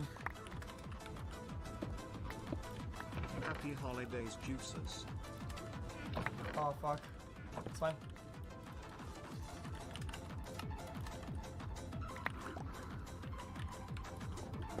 Herzlich willkommen jetzt zurück zu Cake TV Uncut. Wir reagieren heute auf ABKs Reaction-Kanal Minusmacher. Ich glaube, der macht den gar nicht selber, oder? Und zwar hat er, ja, nee, vor 3 Tagen wurde das erst hochgeladen. Der hat nämlich auf mein John Broke-Video reagiert. Das ist jetzt keine Reaction im eigentlichen Sinne, man sieht immer kurze Parts und dann das, was er dazu gesagt hat. Ich weiß auch nicht, ob wir alles gucken, weil meistens geht es hier hinten noch um andere Dinge. Ja, lasst ein Like, Abo, Kommentar da und dann würde ich sagen, geht's los. Ja, ich muss den Rollator meiner Mutter auf. Plan ist unter 30 Minuten bei der Reaction. Und der ist gut, der ist Rollator mit Rollstuhlfunktion. Bruder, ist das ein Rollator oder eine BDSM-Schaukel? Das sieht so krass aus. Ich schwöre, hier, guck, die schreiben alle gerade im Chat. Boah, ich will, dass meine Mutter Rollator braucht. Schade, das ist meine Mutter ein Rollstuhl. Das ist nicht gut, Julian, wenn eure Mutter im Rollstuhl sitzt. Dann habt ihr weniger Zeit für euch, Alter. Nee, warum? Dann habt ihr weniger Zeit für eure Mutter. Da war Black Friday Angebot, Bruder. Hab für meine Mutter gekauft, der hat 160 gekostet. Meine behinderte Schwester hat denselben Körperbau wie Harley, ein bisschen traurig. Du sollst professioneller Rollatorbauer werden. Können wir dich voll gut als Maschinenanlageführer vorstellen. Ich denke, der hat Schulden und so, was hat er jetzt Geld wieder her? Ja, ja, Digga, typisch irgendwo Geldwäsche. Ey, der Rollator glänzt einfach und besteht aus Leder. Was ist das für ein Rollator? So, fertig. Kuchen, es ändert nichts daran. Alles klar, Digga. Du willst auch, wenn ich auf deine Videos reagiere. Und da kannst du noch 10 Videos über mich machen. Du bleibst ein Wenn du jetzt auf ein Video von Kuchen TV reagierst, der bietet dir damit Content. Jan hat es damals so argumentiert, seitdem er sich für dich damals eingesetzt hat, wegen der damaligen Thematik, hat ihn Kuchen auf den Kicker. Ja, so wie der wegen mir nicht mal mit Manu Kontakt hat. Genau. Nee, das war schon vorher. Ich habe mal ein Video über John Broke gemacht, wo er über Dubai geredet hat. Da hat Jan Böhmermann gerade sein Video über diese Dubai-Influencer halt rausgehauen. Und hat halt übelst Schwachsinn gelabert. So. Und ich hatte ja auch mit John Broke irgendwie seit 8 Jahren oder so nichts mehr zu tun. Und deswegen habe ich da halt ein Video zugemacht. Und dann war er halt richtig angepisst, weil er dachte, dass wir so cool sind. Weißt du, man kritisiert sich nicht. Weil das muss ich John Broke bis heute auch immer noch hoch anrechnen. Als ich damals so mein Beef mit Ernstling hatte, hat er mal so einen Gastpart gemacht, weil Ernstling mich ja so als Nazi und so hinstellen wollte. Und ich hatte zu der Zeit ein bisschen Kontakt mit John Broke. Da waren wir beides noch so kleine Influencer. Und ja, da hat er mich halt nochmal verteidigt, so, ne? Und das, ja, fand ich immer noch sehr, sehr stark, dass er das gemacht hat. Ja, nur nach dem Dubai-Video war dann, war vorbei. Ich war nicht loyal und dann ist over. Richtig. Da hat er ja auch darauf verzichtet. Ja, also vor allem bin ich der Stinder im Arsch. Ich würde lieber mal aufpassen, dass dein Vater dich nicht enterbt, weil er denkt, dass du homosexuell bist. Jan hat sich einfach nur darüber abgefuckt, weil du kennst ja oder man weiß ja das Verhältnis von Jan zu seinem Vater. Da ist ja nicht wirklich ein Verhältnis da und ich glaube, das hat ihn getroffen, verletzt. Ich gehe jetzt davon aus, dass Kuchen das nicht wusste. Egal, ob das Kuchen wusste oder nicht. Ja, also da muss ich auch sagen, das wusste ich tatsächlich nicht. Das habt ihr mir im Chat dann irgendwie ich glaube, einen Tag später oder so reingeschrieben. Ja, John Brock wird jetzt sagen, ich habe das so für die Öffentlichkeit gemacht, aber wenn es jetzt gerade hier, wenn es jetzt hier gerade Thema ist, ich habe das auch rausgeschnitten aus meinem Video und habe mich auch nochmal bei ihm entschuldigt gehabt, war ihm aber auch egal, Alter, war, ich weiß nicht, ob nur deswegen, auch generell, er meinte so, warum löscht du nicht das ganze Video dann, wo ich mir auch so denke, Bruder, also check ich jetzt nicht, also der war, glaube ich, generell angepisst, dass ich da wieder ein Video zugemacht habe. Was ich halt nicht verstehe, weil als er auf mein Mert-Video reagiert hat, zu der Israel-Palästina-Thematik, hat er noch gesagt, so, ja, kannst du ja auch wieder ein Video machen, hä? Das ist Content, wir nehmen die Content-Spirale mit. Und jetzt war es irgendwie doch nicht okay, weil es war echt so, wie ihr gesagt habt, die Reaction wurde sogar gelöscht, die war online. Ich wusste nicht, der hat die hochgeladen, wurde wohl gehatet und dann wurde die wieder gelöscht oder so. Ja, aber wie gesagt, ne, das mit dem Vater ist halt, wusste ich nicht, ne, ich guck John Broke nicht, außer wenn der irgendwas zu mir sagt und tut mir auf jeden Fall leid, da wollte ich ihm nicht irgendwie zu nahe treten. Ja. Das ist trotzdem eine persönliche Ansage, ne? In dem Video geht es nicht um Kuchen, ich nutze die Themen aus, wenn die mich interessieren und ich lade es hoch. Du bist mir trotzdem scheißegal. So unklug von Can, der müsste, wenn der schon auf sein Video reagiert, gar nicht sagen, du bist mir egal. Du bist mir so ein bisschen Diva ist Can manchmal schon, ich check das nicht, weil auf der einen Seite macht er immer so auf hart, mir ist alles scheißegal. Jetzt nicht auf die Vatersache bezogen, das kann ich verstehen, dass er ja scheiße findet, ne, aber dann so, ja, warum löscht du nicht das ganze Video, ich hab das Video war nicht lange online, bla bla bla, wo ich mir so denke, Bruder, ist doch egal.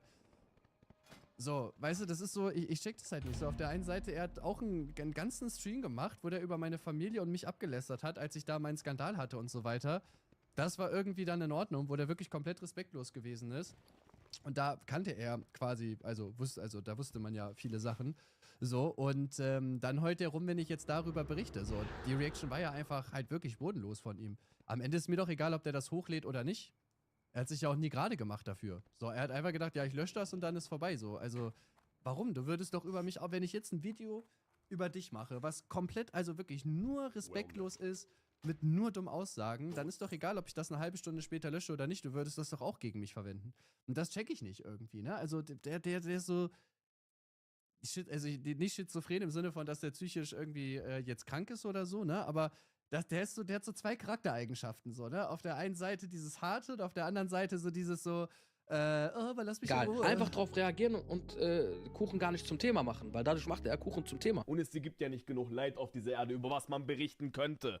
Es versterben in Gaza so viele Menschen. Das heißt doch jetzt nicht, dass Kuchen dann nicht darüber ein Video machen soll. Dass da irgend so ein Spasti, mit dem jeder Mainstream-YouTuber ein Video gedreht hat und den jeder Mainstream-YouTuber gepusht hat, dass man nicht über seine heftigen Fehltritte berichten soll. Gerade weil den doch so viele YouTuber gepusht haben, mit hochgezogen haben und sonst was. 30 Minuten endlicher, dass man dann darüber redet. Deshalb will ich auch und bin ich dafür, dass auch jeder, der mit ihm ein Video gedreht hat, von ihm sich distanziert und nicht das einfach totschweigt. Can würde ich eher denken, dass das auch Kuchen TV das Thema nimmt, um sich so... Ja. Übrigens, by the way, bevor die Fragen kommen, obwohl keiner gefragt hat, ich habe das Anzeigen-Hauptmeister-Video löschen müssen, weil das gelb geworden ist. YouTube dachte sich nach 3 Wochen so, warte mal, das ist ja gar nicht werbefreundlich. Ja, und bevor mein ganzer Kanal kaputt geht, habe ich es gelöscht. Aber es gibt noch die Monte-Reaction online und es gibt auch meine Reaction auf Monte noch. Also das Video per se ist noch da, nur nicht auf meinem Kanal leider. Ja, YouTube möchte nicht, dass man so wichtige Themen anspricht. Tut mir leid, da wird man mundtot gemacht. Also hier wird gesagt, ja okay, kannst du machen, aber dann verdienst du kein Geld mehr. Sich reinzuwaschen. Schwierig. Weil Kuchen ja damals auch so komische, jetzt nicht Koran verbrannt hat, aber auch so, ja, verachtende Witze gebracht hat. Gegenteiltag, als in Neuseeland dieses war und so. Das ist ein Can, das dem Kuchen-TV nicht abkauft, wenn der über sowas berichtet. Okay. Ich glaube, das ist so ein Ding, worauf Can hinaus will, denke ich. Aber ja, er hat... Ja, aber guck mal, da muss ich auch sagen, das stimmt natürlich, dass ich früher halt schon teilweise wirklich super grenzwertige Sachen oder auch Sachen gepostet habe, die viel übertrieben sind. Da gab es auch schlimmere Sachen als das Neuseeland-Ding, aber warten wir mal, bis das irgendwer in 10 Jahren wieder rausholt. Aber Bruder, das ist so, also man entwickelt sich als Mensch ja einfach weiter. So, und keine Ahnung, klar, wenn ich jetzt gestern diesen Neuseeland-Witz gemacht hätte und einen Tag später mache ich dann so ein Video, wo ich sage, ja hier, der hat Koran verbrannte Scheiße, dann würde ich mir das auch nicht glauben. So, aber Bruder, solche Witze mache ich ja seit Jahren, also wirklich schon seit Jahren nicht mehr. Und irgendwann muss man sich doch so denken, ja, okay, also anscheinend ist der das nicht mehr. So, weißt du? Natürlich recht. Es gibt viel wichtigere Themen, über die man berichten könnte. Zum Beispiel diese ganze Gaza-Thematik. Und wenn das ein Can Broke in seiner Reaction schon extra nochmal sagt, dann wird er ja bestimmt einen Haufen Videos zu genau diesem Thema gemacht haben, oder? Naja. Ja, aber da muss ich Can in Schutz nehmen. Er ist ja keiner, der jetzt von Politik eine Ahnung hat oder jemals politische Videos gemacht hat. Er hat höchstens reagiert. Checkst du? Ja. Ich hab jetzt keinen Anspruch an Can, dass er sich jetzt da hinsetzt und mir etwas über Politik erzählt. Manche sagen, er hätte ja auf Maestros Videos reagieren können. Da hat er viele Videos zum Thema gemacht. Ja, ich glaube, der reagiert allgemein nicht auf Maestro. Was ich auch. Ja, aber guck mal da. Ich find's halt, also, das kommt leider in der Reaction jetzt hier nicht so rüber.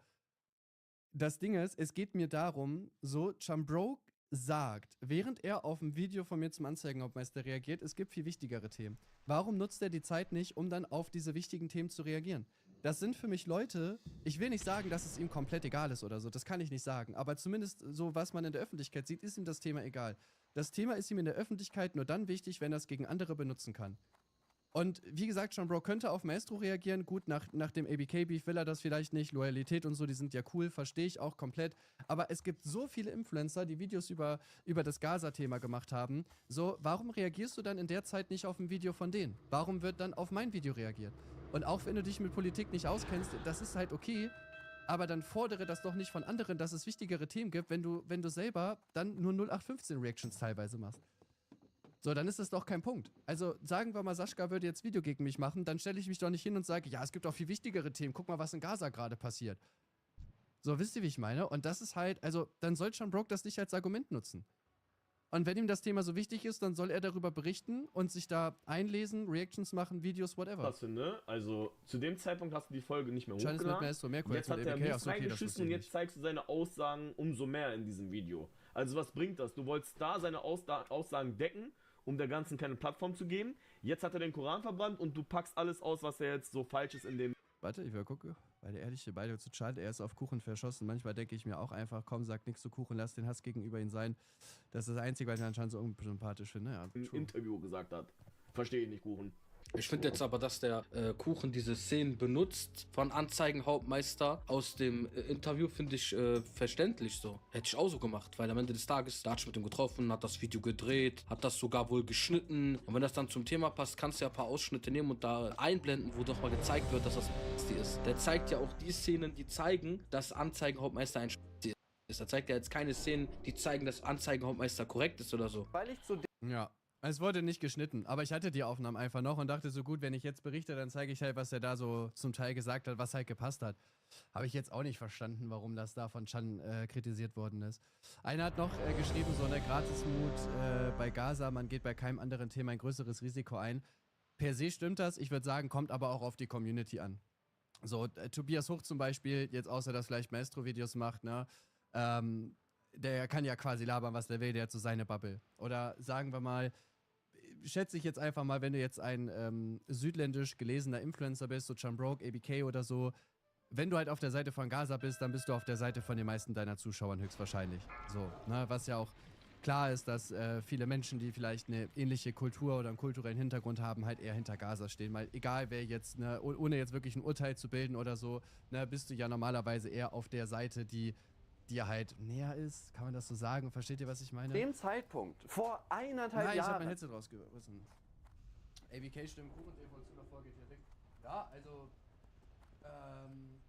ich hab mit ABK gar kein Problem mehr. Wir müssen uns nächstes Jahr irgendwann mal treffen. Mal ein Video gemacht habe, in welchem ich seine Aussage, war er 1,5 Jahre immer noch so getriggert davon, dass er 30 Minuten komplett respektlos über mich und meine Familie abgelästert hat in einem Live. Ist auch Jans gutes Recht, abgefuckt zu sein, wenn du ein Video gegen den machst. Can ist, glaube ich, da ausgerastet, nicht weil du damals ein Video gegen den gemacht hast, bleiben wir beim Kontext, sondern weil du da auch diesen Beef mit mir hattest, weil ich dann, glaube ich, mein Antwortvideo gemacht habe. Ich glaube, in dem Video hat er dann auf mein Video reagiert. Ja, dass sich dann gerade jemand, der mit dir Streit hat, sich dann daran ergötzt, ist doch klar. Dann lass uns gar keine Witze machen, ne? Ich spreche nur zu Kuchen an der Stelle. Ich meine Zuschauer gar nicht. Weil er ja, also mit Can ist wie gesagt seit Jahren. Seit Jahren sind wir da ja auf dem Kriegsfuß.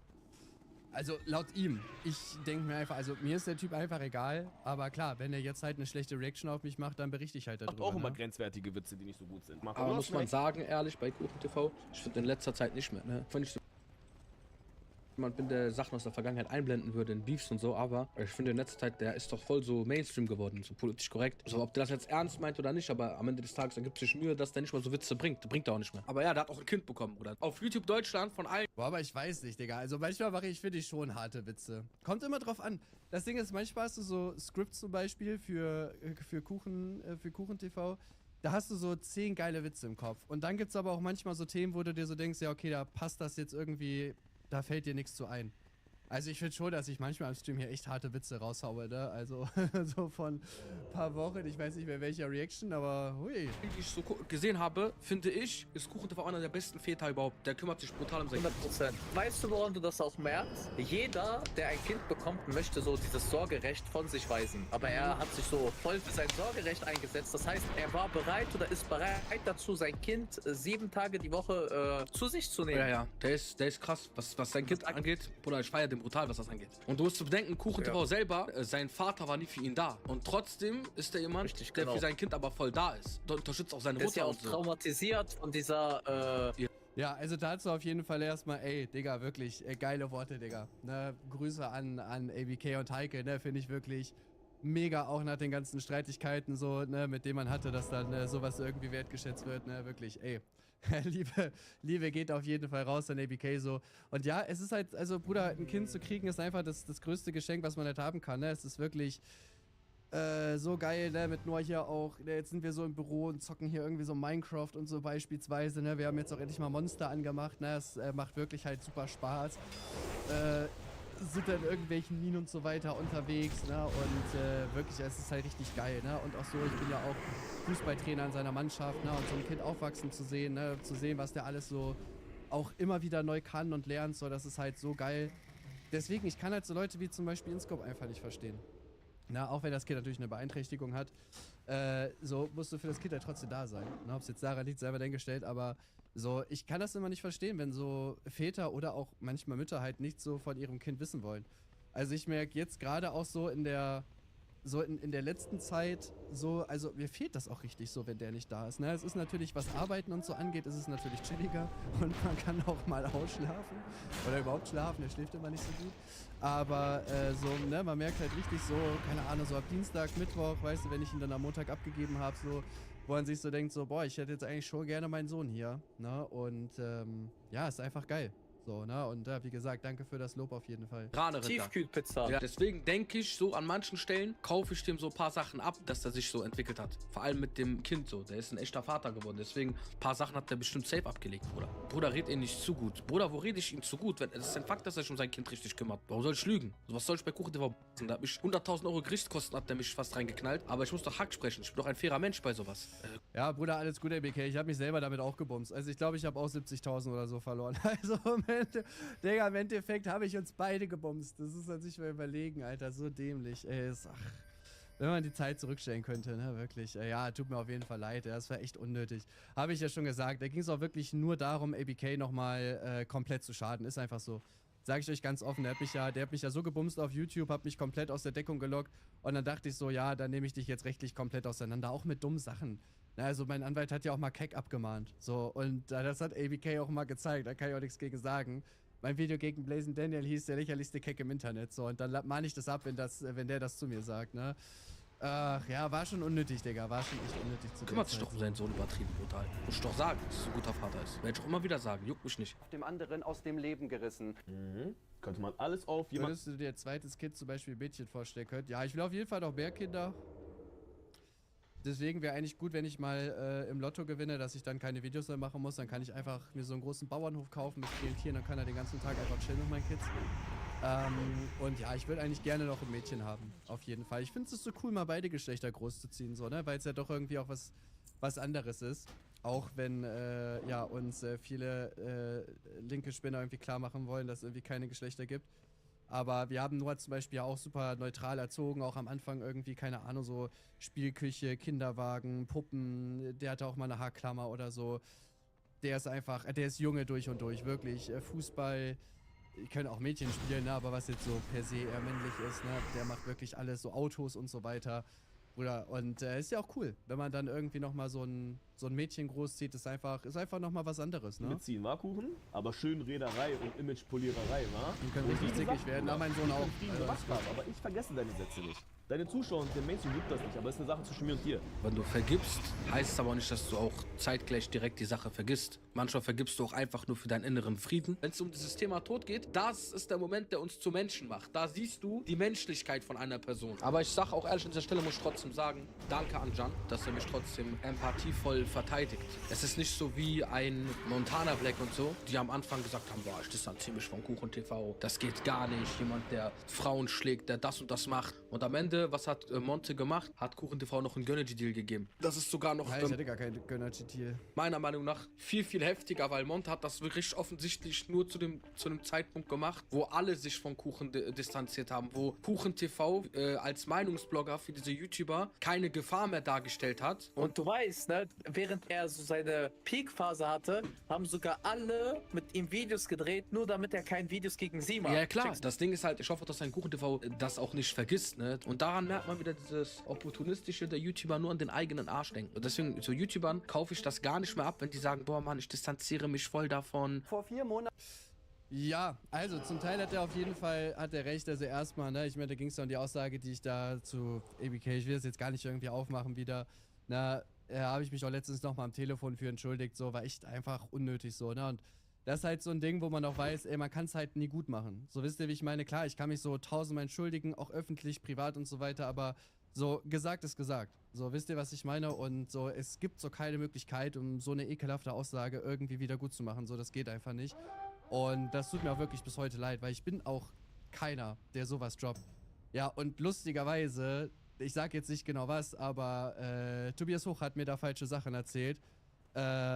Nicht, dass das jetzt das besser machen würde, aber ich kann da leider nicht so tief reingehen. Aber der hat mir da auf jeden Fall Lügen erzählt und da dachte ich so, ja, okay, Digga. Ja, mehr kann ich halt nicht sagen, aber war falsch. So. Auch übrigens wieder, ne? Also, Tobias Hoch ist die Schuld, dass ich das gedroppt habe. Das ist natürlich meine eigene Schuld. Und das wäre auch so nicht in Ordnung gewesen, aber da gab es auch einen ganz anderen Kontext auf jeden Fall dazu. Und ja, was soll ich euch sagen, so, ne? Ja, und zu diesen ganzen Influencern, es ist halt schon so, ne? Es ist schon so, muss man sagen. Also bei Monte muss ich zum Beispiel, muss ich halt zugeben, der war ja auch 2 Jahre weg, so. Und guck mal, die Frage ist auch, muss er mich jetzt für immer canceln, so, ne? Zu der Zeit, wie gesagt, ich hatte meinen Skandal, dann kam direkt die ABK-Sache, so, also es kam alles auf einmal und da kann ich natürlich komplett nachvollziehen, so, dass zum Beispiel auch so Monte, der vorher auch manchmal auf mich reagiert hatte und so halt sagt, so, ey, ne, der ist jetzt raus, der existiert für mich nicht mehr, so, aber, also irgendwann ist ja auch der Punkt, wo man halt auch selber sagt, okay, Bro, guck mal, ich glaube, das hat ja 2 Jahre gedauert, das war Mai 2023, als er wieder auf mich reagiert hat. Lass es 1,5 Jahre von mir aus her sein, wo er dann gesagt hat, gut, Bro, na, ich reagiere jetzt wieder auf dich. So, und das finde ich halt auch cool eigentlich. Also ich sehe das gar nicht so negativ wie ABK, sondern ich sehe das eigentlich genau anders. So, dass man dann sagt, okay, du hast super Scheiße gebaut, aber guck mal, ne, so seit 1,5 Jahren machst du jetzt einfach dein Ding, auch wenn du keine Aufrufe mehr hast, so, ey, ich reagiere mal wieder drauf. So, wisst ihr, wie ich meine? Also ich sehe das da gar nicht so negativ. Dass das natürlich bei vielen anderen Influencern so ist, stimmt natürlich. Ne? Also in der Zeit, wo ich gehypt gewesen bin, Bruder, also ne, habe ich euch ja auch mal gesagt, so Revi zum Beispiel hat mich ja mal nach einem Kaffee und Kuchen gefragt zum Beispiel. So, das sind so Leute, von denen ich nicht mal erwartet hätte, dass sie das drehen. Und das kam dann von denen, dass die gesagt haben, ja, lass mal machen. So, und ja, das wundert einen natürlich dann schon so ein bisschen, ne? Und nachdem dann diese ganzen Skandale waren, gut, ist auch klar, weil man muss auch immer gucken, wie man selber in der Öffentlichkeit dasteht.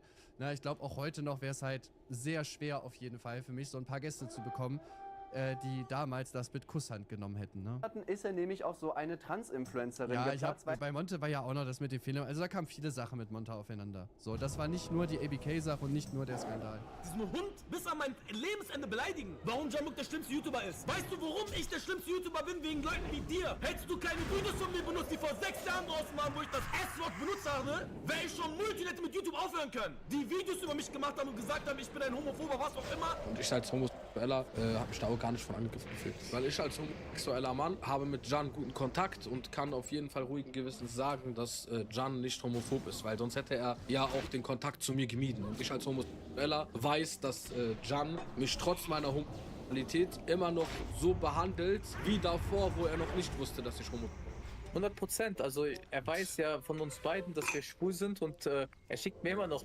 manchmal zu so. Der sagt nicht bar und so, sondern der fragt so manchmal, ey Bruder, ich hab da einen Fleck und so. Ist das was Schlimmes? Richtig. Wer hat sich von uns beiden zuerst geoutet? Warst du das damals oder ich? Ich war eigentlich schon der Erste, der sich damals geoutet hat. Bei mir hat das ja angefangen. Ja, nochmal vielleicht eine Sache, ne, zu diesem, wenn man irgendwie im Hype ist, melden sich die Leute. Das war bei Alpha Kevin ja auch genau das gleiche, by the way.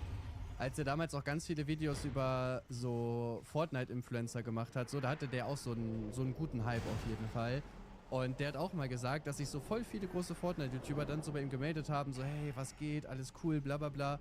So, und nachdem der dann abgestürzt ist, keiner hat ihn mehr mit dem Arsch angeguckt. Und das muss man sagen, es ist halt leider so, ne, und weiß ich, es ist halt schwierig, so damit umzugehen, ne? Weil, ich sag mal, klar, man freut sich ja trotzdem, so sagen wir mal, ich würde jetzt zu irgendeinem Event eingeladen werden, was jetzt auch nicht das Monte-Weihnachts-Event ist oder so. Klar würde ich da hingehen, aber eigentlich weißt du genau, okay, du bist halt nur da, weil du halt diese Reichweite hast und nicht, weil du jetzt als Person wahrscheinlich gefeiert wirst. Also gerade bei mir wäre das ja so. Na, und das ist immer so schwierig, weil es natürlich trotzdem cool. Ja, jetzt, keine Ahnung. So, Seven vs. White, Bruder, Seven vs. White wäre ich sowas von dabei. Ja, aber das ist halt leider so in der Influencer-Szene. Ja, ich glaube, gerade wenn du so Meinungsblogs machst, ist es auch nochmal ein bisschen schlimmer. Dani hat das auch reingeschrieben. Also safe gab es Leute, was heißt jetzt, ne, die ja so ein bisschen gezittert haben, wenn die wussten, so, ey, da kommt halt ein Video. Weil guck mal, zu der Zeit hatte ich so jedes Video 300.000 bis 600.000 Aufrufe. Dann sind die vielleicht ein bisschen aggressiver. Weißt du, Sascha macht so lukewarme Videos, weißt du, die macht so allgemein so ein Thema. Die greift jetzt niemanden so ultra krass an, aber Bruder, wenn jetzt Gurkensohn irgendwie diesen einen Typen mit Beeinträchtigung abzieht, Bruder, da mache ich ein ganzes Video über den und will den auseinandernehmen, so, weißt du. Und safe gibt's da welchen, den man auch schon so richtig geschadet hat dann, ne? Ich damals diese schönen Berliner gesehen habe mit diesen gezupften Augenbrauen. Ja. Da bin ich so auf diesen Geschmack gekommen. Weil Leute auf E-Scooter fahren, so Talaunsee, die fahren zu zweit auf E-Scooter. Ich will mit Auto anhalten und auf die draufspringen. Ey, die haben so Volumen in ihren Haaren und so. So Meadow-Schnobbert, diese... Wenn so Knacken ihre Locken zeigen wollen, gehen die mit nasse Haare raus, sag ich, Bruder, du wirst krank, du kriegst Grippe, du kriegst Hirnhaut, nasse Haare tragen unter meinen Hosen. Und guckt sich dabei im Spiegel.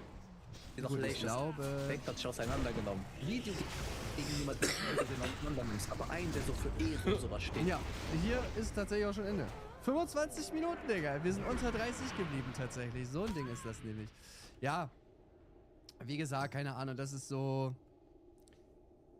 Also ich finde die Videos an sich, ich finde es halt eigentlich ganz cool, so wie die Reactions geschnitten sind, weil du hast da wirklich so die wichtigsten Aussagen und dann einfach nur die Meinung von ABK. Weißt du, du musst dir jetzt keine eine Stunde angucken, so, sondern hier hast du wirklich so die wichtigsten Sachen einfach gehabt. Ja, trotzdem, ne, wie gesagt, vielen, vielen lieben Dank auf jeden Fall, ne, an ABK für die netten Worte und ja, lasst ein Like, Abo da und afrikanischer Drachenlord, okay. Naja, dann sehen wir uns im nächsten Video. Bis dann und okay, thanks, bye.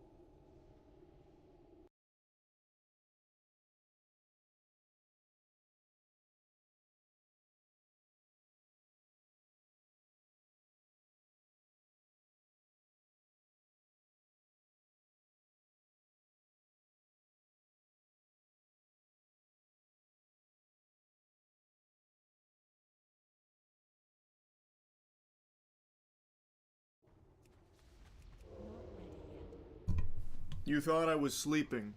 Nope. That's called acting. I learned that little maneuver from Patrick Stewart himself. It's 8:15 a.m. Got a full night's rest, a good quality slumber, and I'm up bright and early, baby. Nope. That was also acting. I was simply playing a character that had gotten a full night's rest. But me, Charles White, have still not slept yet. Insomnia has really been beating my ass, I'll tell you what. It's been rough.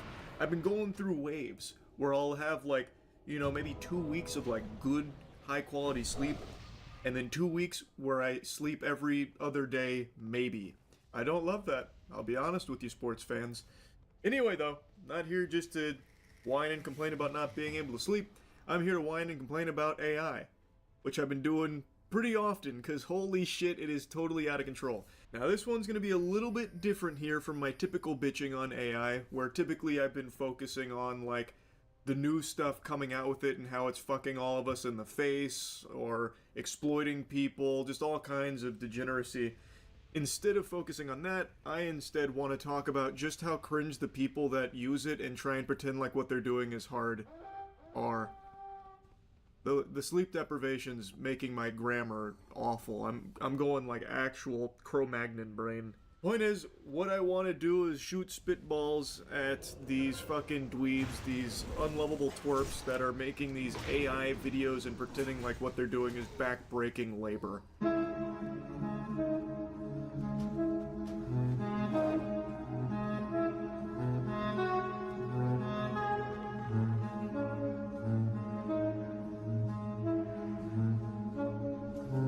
That was thought-provoking. That one penetrates the very soul, sending viewers through an existential dread crisis. Gives you a lot to chew on, doesn't it? An AI designer went through painstaking effort typing that sentence into Grok to generate that, where fucking homunculus is folding pizza dough looking like my nutsack to try and show what overthinking is like. Yeah, well, no one would know that better than an AI designer, which I guess is now the new nomenclature they're trying to go by to make it sound like what they do is a real job. Prompt engineer kind of flopped for them and became a laughingstock, so I guess they're trying AI designer now. Loser. That's the word you're looking for. Loser. Not AI designer. So, all I want to do is just make fun of these people that are posting AI videos going like, they call it slop, but look at this, checkmate, or an AI designer shows what overthinking is like. Like, come on, have some shame. If you're gonna generate AI videos for whatever fucking reason, for Twitter updates, can you at least not be fucking cringe about it? Like, you're not doing anything at all besides just being a goddamn nuisance. Can you at least have the decency to not be an insufferable dweeb about it? A fucking fungus that likes to pretend that generating AI videos means something and takes some level of creativity. It doesn't. Stop pretending. This shit is so lame. It's so pathetic, the ego that they get because they'll type a couple sentences into a fucking AI video generator. So I saw this one floating around. Never do this. Passing off someone else's work as your own. This Grok image effect with the day to night transition was created by me, and I'm pretty sure that person knows it. Goofball, you didn't create anything. Oh my god. When I read this at first, I thought it was satire. I thought this had to be a joke. He's just taking the piss. To make things worse, their copy has more impressions than my original post. Not cool. Like, it is so comically delusional that I thought for sure this had to be a joke. This guy just generates AI videos and now has the gall to say that someone else stole his prompts and is like trying to publicly shame them for it, claiming that he created the day to night transition that he typed into Grok. Like, that's his fucking trademark right there. He's patented those words there. So when he saw someone else with a day-night transition on an anime AI video, he fucking had a conniption. And it seems genuine because in the comments, he is fighting with people about why he's in the right and that this person is like scum, a criminal basically, stealing his prompt. Like here, someone even commented, I'm a big fan of yours and have been for a while. I normally agree with pretty much everything you say, but I'm a little confused with this. What exactly was stolen? The actual artwork is different. The transition animation is different. Is it just this idea with Grok specifically? Imagine trying to make a stink out of ideas you spit to Grok for day to night transitions, but the clown is right here. You don't even have to imagine what kind of pathetic loser that might look like. They're right there. The idea, or the trick, call it what you will, is everything. And using an anime style is not even bothering to hide the theft. And then he just folds. The guy who initially was like, I'm a little confused, it doesn't make sense. He's like, oh, okay, yeah, okay, I hear you. I kind of see your angle in that it's an imitation of a recent post of yours, but the idea exists. I've done it with other models multiple times. So he's admitting to the theft as well. Yeah, I can't believe he's just openly admitting to a crime. Lock him up, officer. Throw that man in the slammer. He stole Oscar's prompt. It's actually almost poetry. Just the inability to recognize how absurd something like this is coming from someone using AI videos and then making a fuss about stolen work. That's very interesting, isn't it? Fascinating. It's almost perfect. Here, for the nose. Give it to me, kid. Now it's perfect.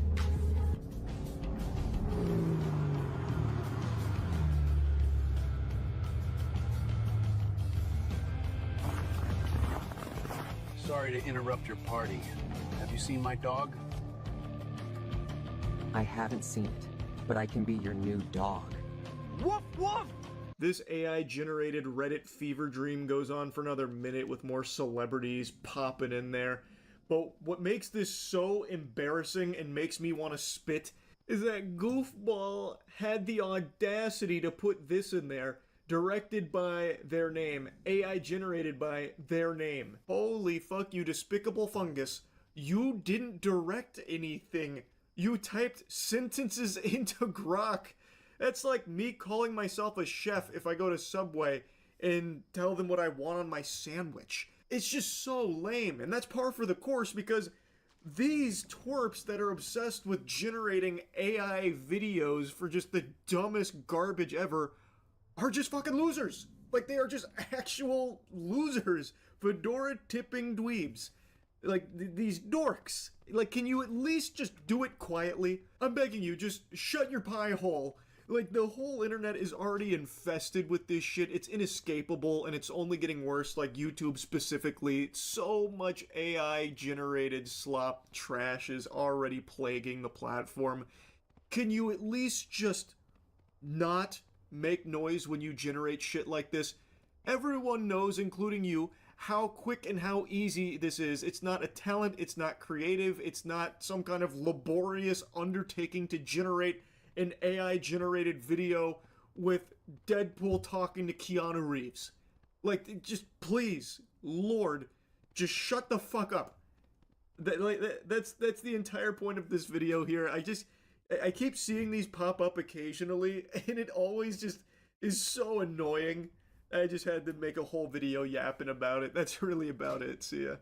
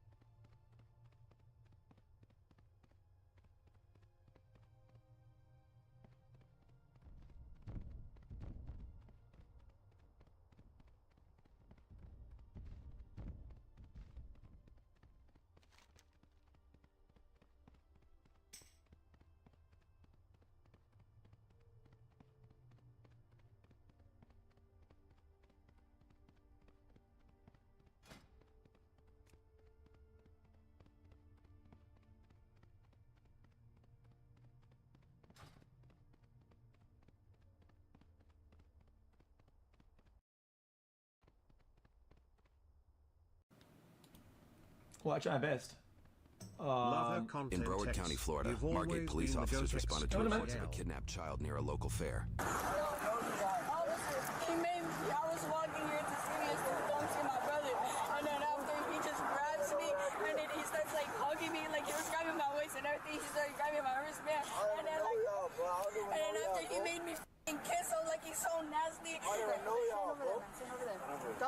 stand with your brother. Don't start it, don't. She was just in the liquor store. Put your hands back. Put your hands behind your back. I will. I don't even know what to do, bro. I don't know what to do. Do you see everything? I saw it all. He was right around. What I did, I don't know. He was walking right there from the corner. But I don't even know. Stand up. He held. All right, stand up. We're gonna talk right now. Just stand up. I don't even know. Let me get my water, bro. Let me get my water, bro. Let me get my water. Let me get my cologne, bro. What are you talking about? There's nothing there. All right, then what's the problem, bro? Why y'all picking me up? Yo, how's he talking?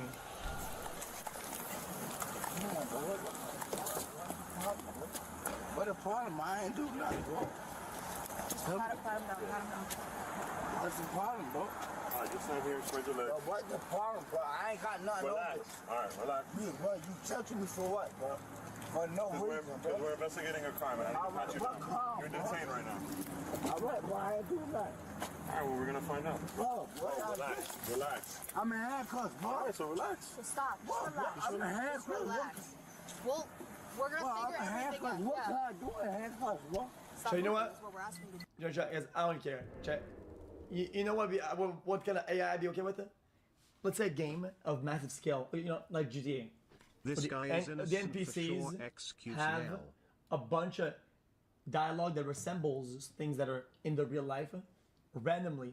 With let's say some cop, gets into an accident with another random NPC in the game, and it's arguing in similar scenarios than in the real life, and it redo it. But of course, you like you would green light the scripts, of course, you know. Sit inside the car. Bro, come on. You're an adult. No? Come on, bro.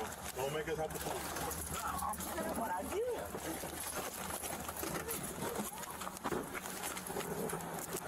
I'm gonna work on getting a parent. Do you have mom or dad around? Yeah, they're coming. They dropped us off at the fair. Yeah, my mom's calling me right now, actually. Okay. Tell her to meet us here. Okay, so we're gonna take care of it. I was over there. He was with his girlfriend. Where is your Mom, come. Mom, you need to come now. No, something. You're at CVS. Okay, come, cause something happened. Can you just stand with them? Apparently this guy, super intoxicated, grabbed the little one, made him hug him, and made him kiss him. Yeah, so we're trying to get the whole story. Mom is about to be here. I'm chasing down. So you actually saw him forced?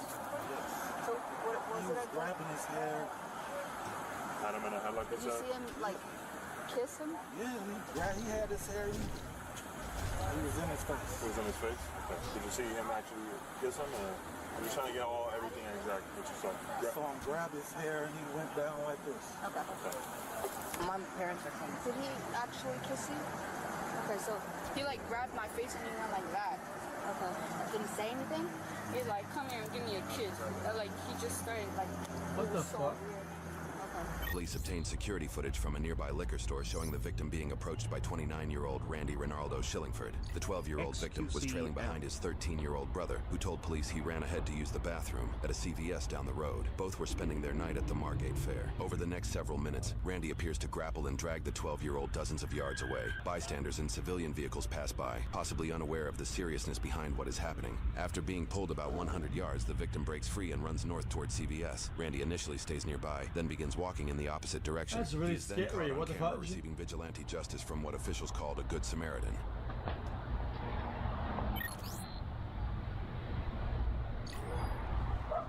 Holy.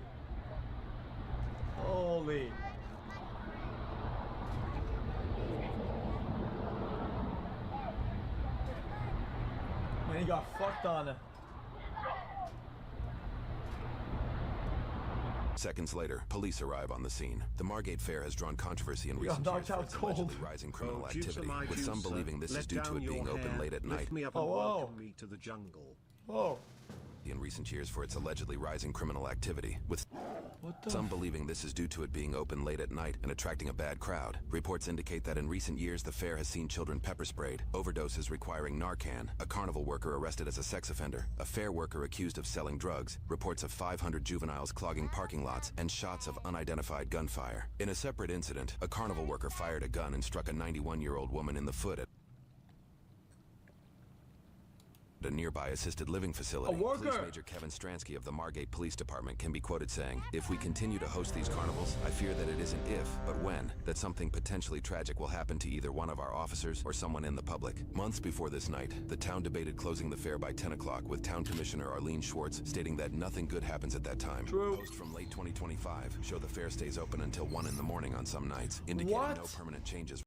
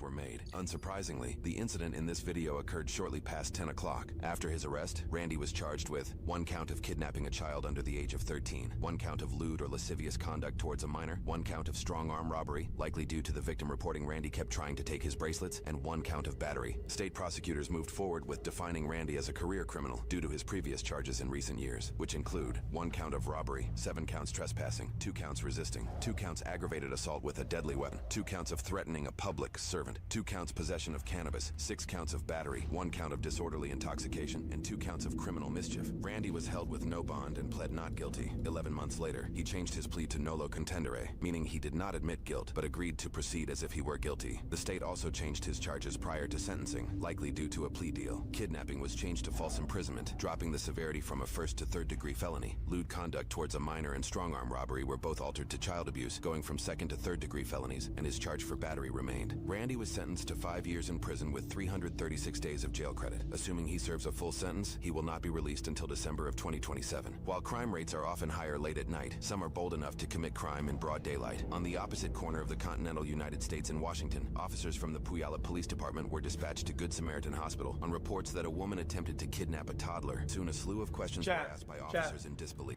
If that was like first offense, whatever, I'd be like, okay, 5 years. But a career criminal, what do you teach them? Like when there's no ramp up.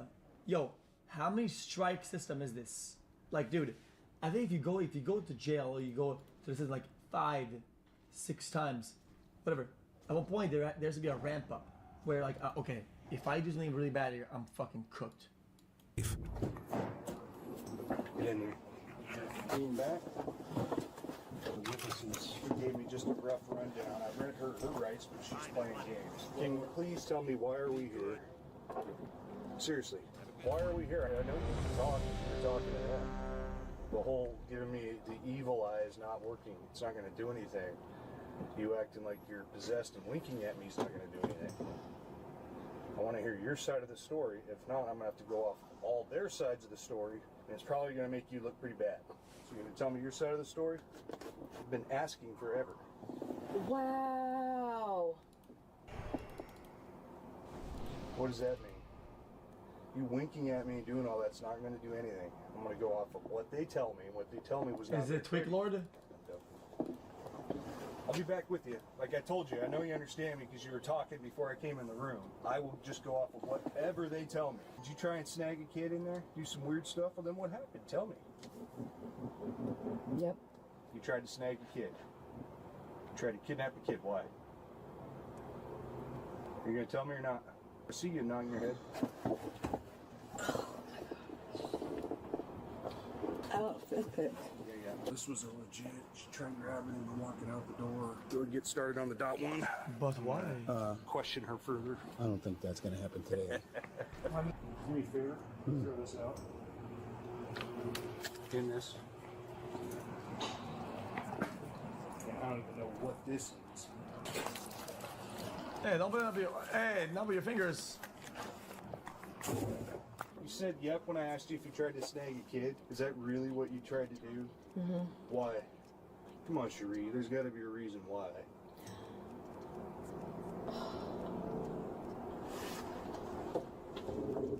I'm out here, dude. I caught the kidnapper.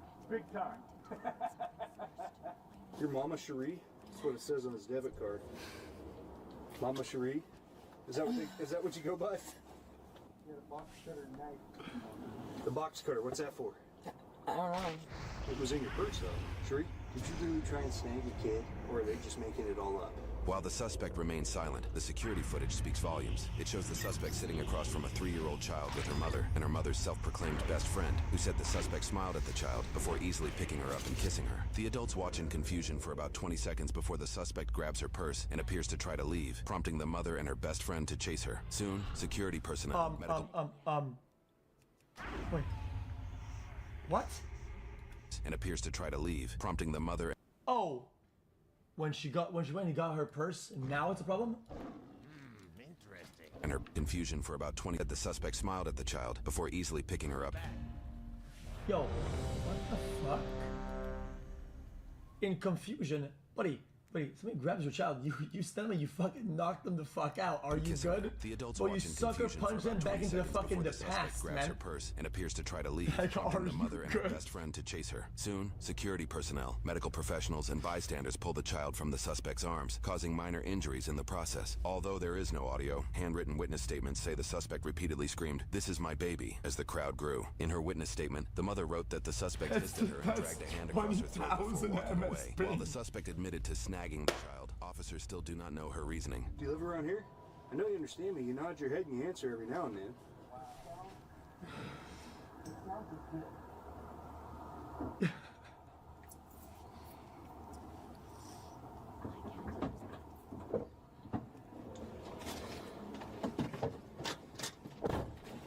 Don't let me forget your stuff up here, okay? Do you think I could get a drink of that, pop? Sorry, I already threw it away. Because we're not allowed to have liquids. Pop? I can't even swallow. Yeah, because it's tweaking it. I could go try to dig through the garbage, but it's going to be nasty. If someone's coming, I might be able to get you a glass of water. Okay. We just had to talk about you drinking, and I know you understand what I'm saying because you acknowledge me. You really want to go down for kidnapping? Is that really what happened here? It is? Okay, then tell me why. Can I please have a drink of the Coke that was in my purse? I gotta go get it out of the garbage. It's gonna be nasty. No, because there's a lid on it. Okay. Thank you. He actually went. Yo, he really was at convention though. He wants motive. Why did you try and kidnap the kid? I just went to dump your Coke out of the garbage. Because he wants motive. He gave you some. You can't answer my question. You can't even lie to me. You can't even acknowledge me unless you want something. Seriously, why did you try and do that? Are you trying to go to jail? What does that mean? You're nodding your head. You insane? No, I don't think you are. Because you're choosing what you want to answer and what you don't want to answer. Like your Coke. You even knew enough that the lid was on. Yeah, but what if the Coke has drugs in it? And then he enabled it to tamper with evidence. Straight Can I have some more? Yeah, you can. Tip your head back. It makes it easier to pour. All right. Now tell me why. Are you just going to play this game? Should I just ignore you and not ask? What were you asking me? Well, I've asked you multiple things. Is it an accident? Trying to help Oh, it was someone? sealed. Are you some kind of maniac? I mean, what is it? There's got to be a reason why. Come on, Cherie. Don't be rude. If you don't want to talk to me, tell me you don't want to talk to me. Ransom, gratification. What? To get attention? To get into a room quicker? What? I don't know. I wasn't here. You don't want to talk with me? Oh. All right. Fine. Fair enough. I'll save my breath. What do you want to know? Why did you try and snag the kid? Because that's my kid. That's your kid. How do you know it's your kid? Because. Give me some kind of physical. Because Ariana was never my kid. And she just stole Leah and her, and so did Perry, and all of them. Can you take me to Harborview? No, I cannot. I'm sorry. Why do you want to go to Harborview? Because I can't, Because you what? I can't breathe. And my throat hurts. The doctor's in there even tried talking with you, but you were like, whatever. Drew, can you help me find that paperwork? Where did it go? Hi, Kayla. You want to? Yeah, you want to talk with Cherie? Yeah, I would love to. No, perfect. Cherie, a real good friend of mine's here to talk with you. Back doors are unlocked. So I've been randomized everything? Everything, dude. Who do you think I am? This cup is funky. Yeah. I'm Detective Johnson with the Police. Hi. Okay. I do have some follow-up questions about what happened. We could either do that here if you prefer, or if you want to go to the station and talk in a more comfortable environment. Mm-hmm. You'd rather do that? Yeah. Okay. Were you here to be treated for anything? What for? Like medical reason? Do you have like a medical emergency right now? Mm-hmm. What is it? Are you hurt?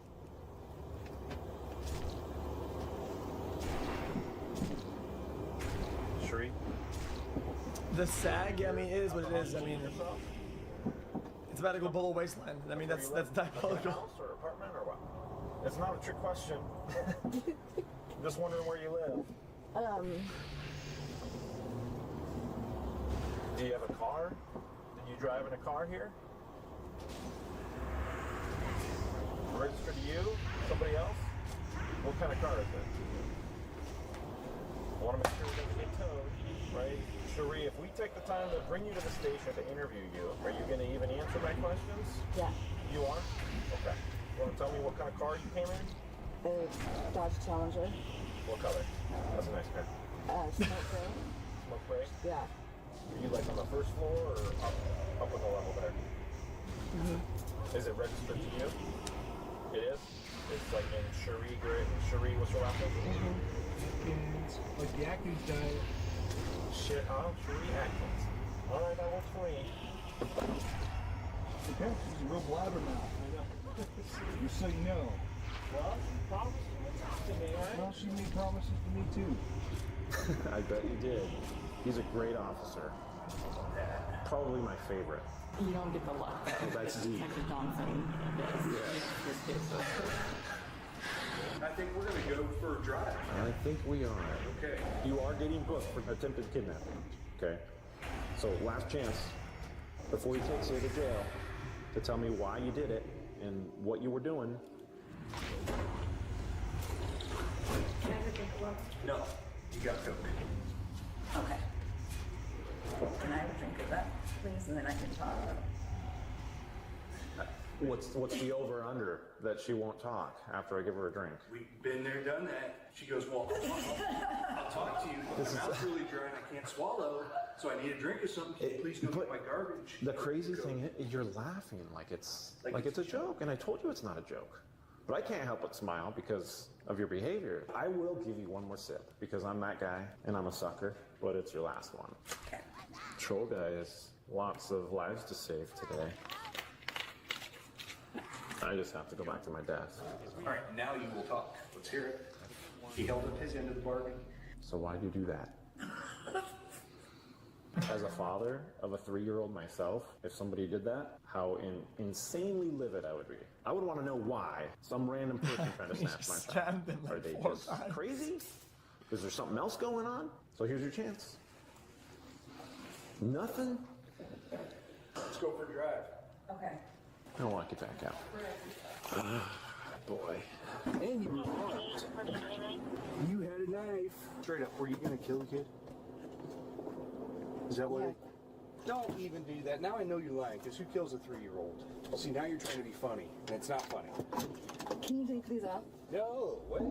After her arrest, Sherry April Atkins was charged with 1 count of second-degree kidnapping and 1 count of second-degree assault for the injuries sustained by the child, both Class B felonies. She also tested positive for fentanyl. Shortly after her arrest, courts moved forward with putting Sherry under a mental evaluation. Initially, doctors stated, it is unclear whether these symptoms are indicative of genuine psychosis, extensive substance use, or residual effects of intoxication. Her behavioral health records say she meets criteria for a diagnosis of unspecified schizophrenia spectrum and other psychotic disorders. This wasn't her first entanglement with drugs, mental health, and the law either. Roughly a year prior, she was admitted to Western State Hospital for substance abuse treatment and PTSD after she smashed her neighbor's car and house windows. She allegedly kept asking neighbors where her children were, believing they were in the vehicle. She also allegedly broke windows at an elementary school with a metal bowl and tire iron, and allegedly called Pierce County deputies in a separate incident where she told them Donald Trump was her father and that she had sensitive documents and materials pertaining to some unspecified event. Trump's your father?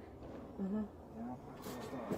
She was arrested, eventually pled guilty to criminal mischief, and was sentenced to 60 days in prison. Months after her release, she attempted her kidnapping at Good Samaritan. The last public update regarding her court case suggests she is being treated for mental competency before standing trial. She faces a maximum sentence of 20 years if found guilty on both charges. You like music, Sherry? Because I do. I'm going to listen to something. Born by a real serious actor. Let's start with the basics, shall we? Sleek. Stylish. I can't believe you took your shoes off, Sheree. All right, come on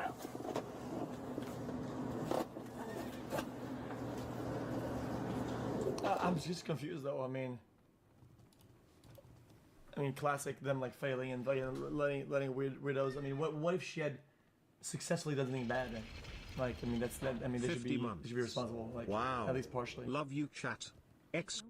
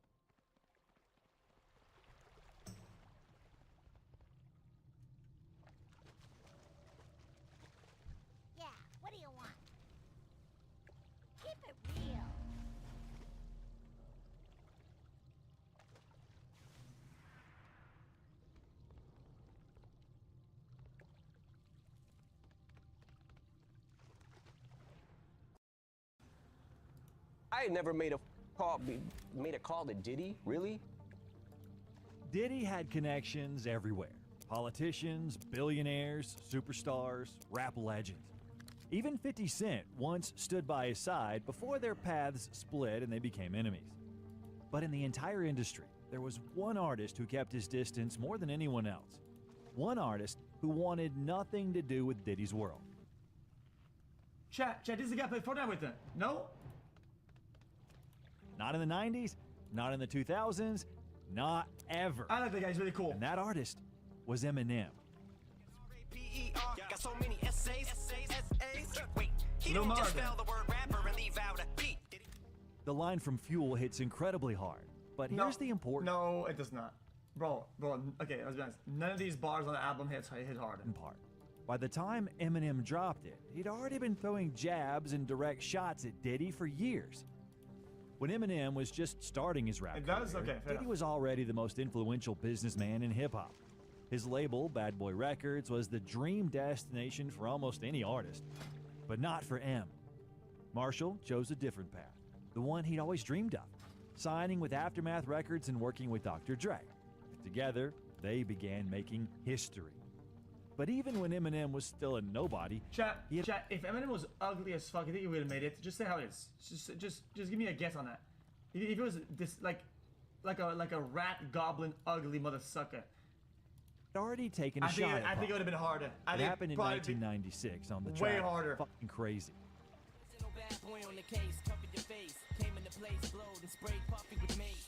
It was a subtle, early indication that Eminem wasn't afraid to take on industry giants. At the same time, M also had tension with another so-called industry giant, Suge Knight.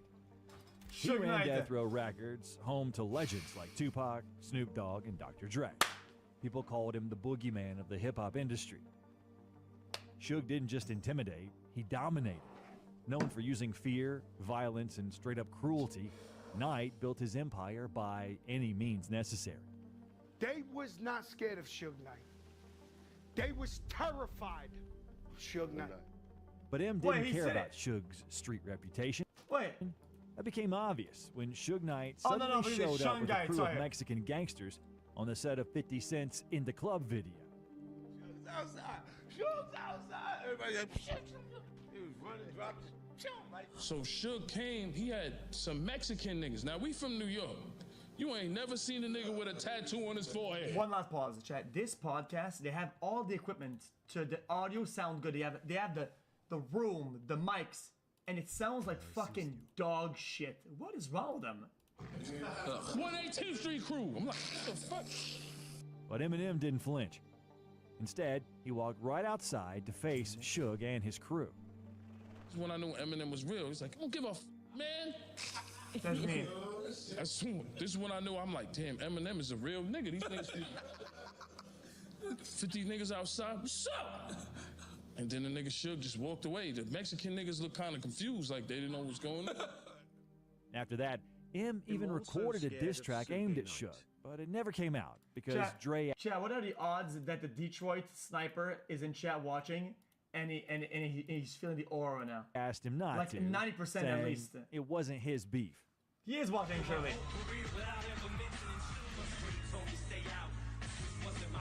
But that diss leaked not too long ago. Chat doesn't and know. It was brutal. Responsible for the deaths of the two greatest rappers to ever grace the face of this planet. And if Eminem was willing to stand up to Suge Knight, then why would he be afraid of Diddy? Clutch here, yo.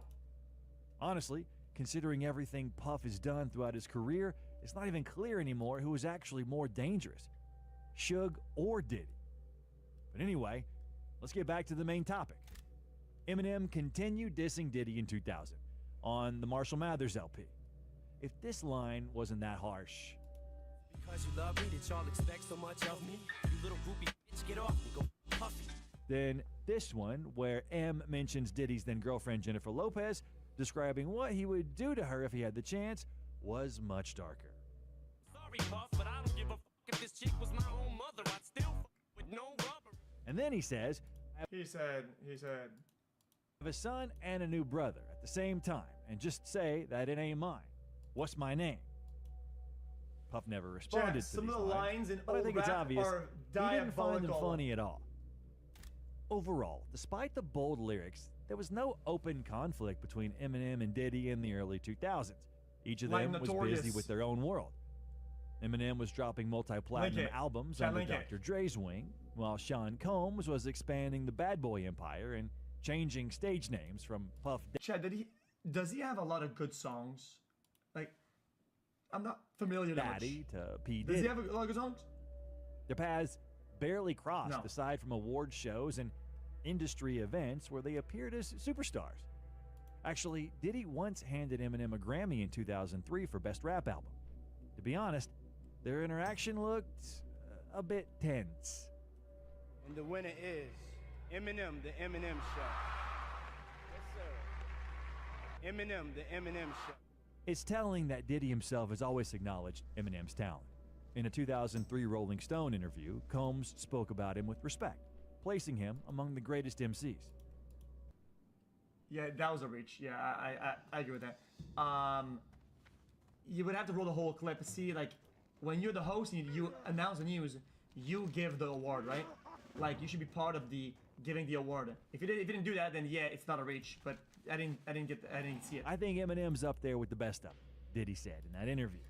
He probably only said that because if he didn't acknowledge Eminem at the time and his skill and what he was doing, and let's be honest, people would probably say some shit about him. It's what it is. You want to fit in with the crowd. He added that, of course, he was on a roll. Biggie and Tupac were, quote, a different caliber. But in his view, Eminem was incredible in his own right. In other words, Diddy publicly gave Marshall his due. Nevertheless, through mutual connections, their stories occasionally crossed paths. In the early 2000s, Diddy was interested in the new hot rapper 50 Cent. Chose not to sign him because of 50's street conflicts with Ja Rule.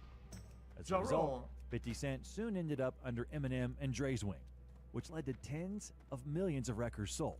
Chat, what was up with these glasses? Guys, every time I see him in these glasses, chat, I always wonder, what was up with that?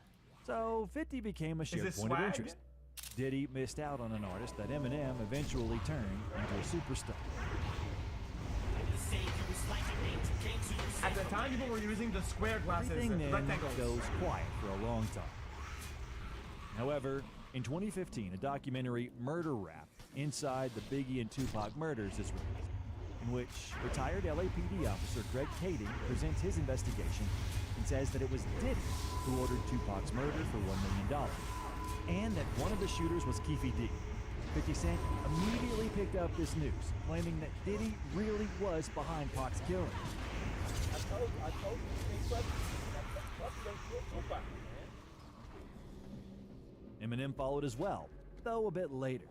In 2018, M released a diss on the Machine Gun Kelly Kill Shot, where he raps, Counts the day you put out a hit, the day Diddy admits that he put the hit out, they got Pac kill, but in the final line of the track, he says, I'm just Don't playing clown him, Diddy, you know I GK. He's a love cool you." guy, man. The reaction became instant. The internet exploded with discussion. Fans argued whether Eminem had gone too far. Many wondered, what if there was a grain of truth in his words? After all, he didn't just say it for nothing. As Joe Budden said on his podcast, Combs was extremely unhappy when he heard Kill Shot. Puff said it's in his hands, and he said I can say it. And that's the end of that. I followed that one. He said, there's nothing to say about it. It's in my hands.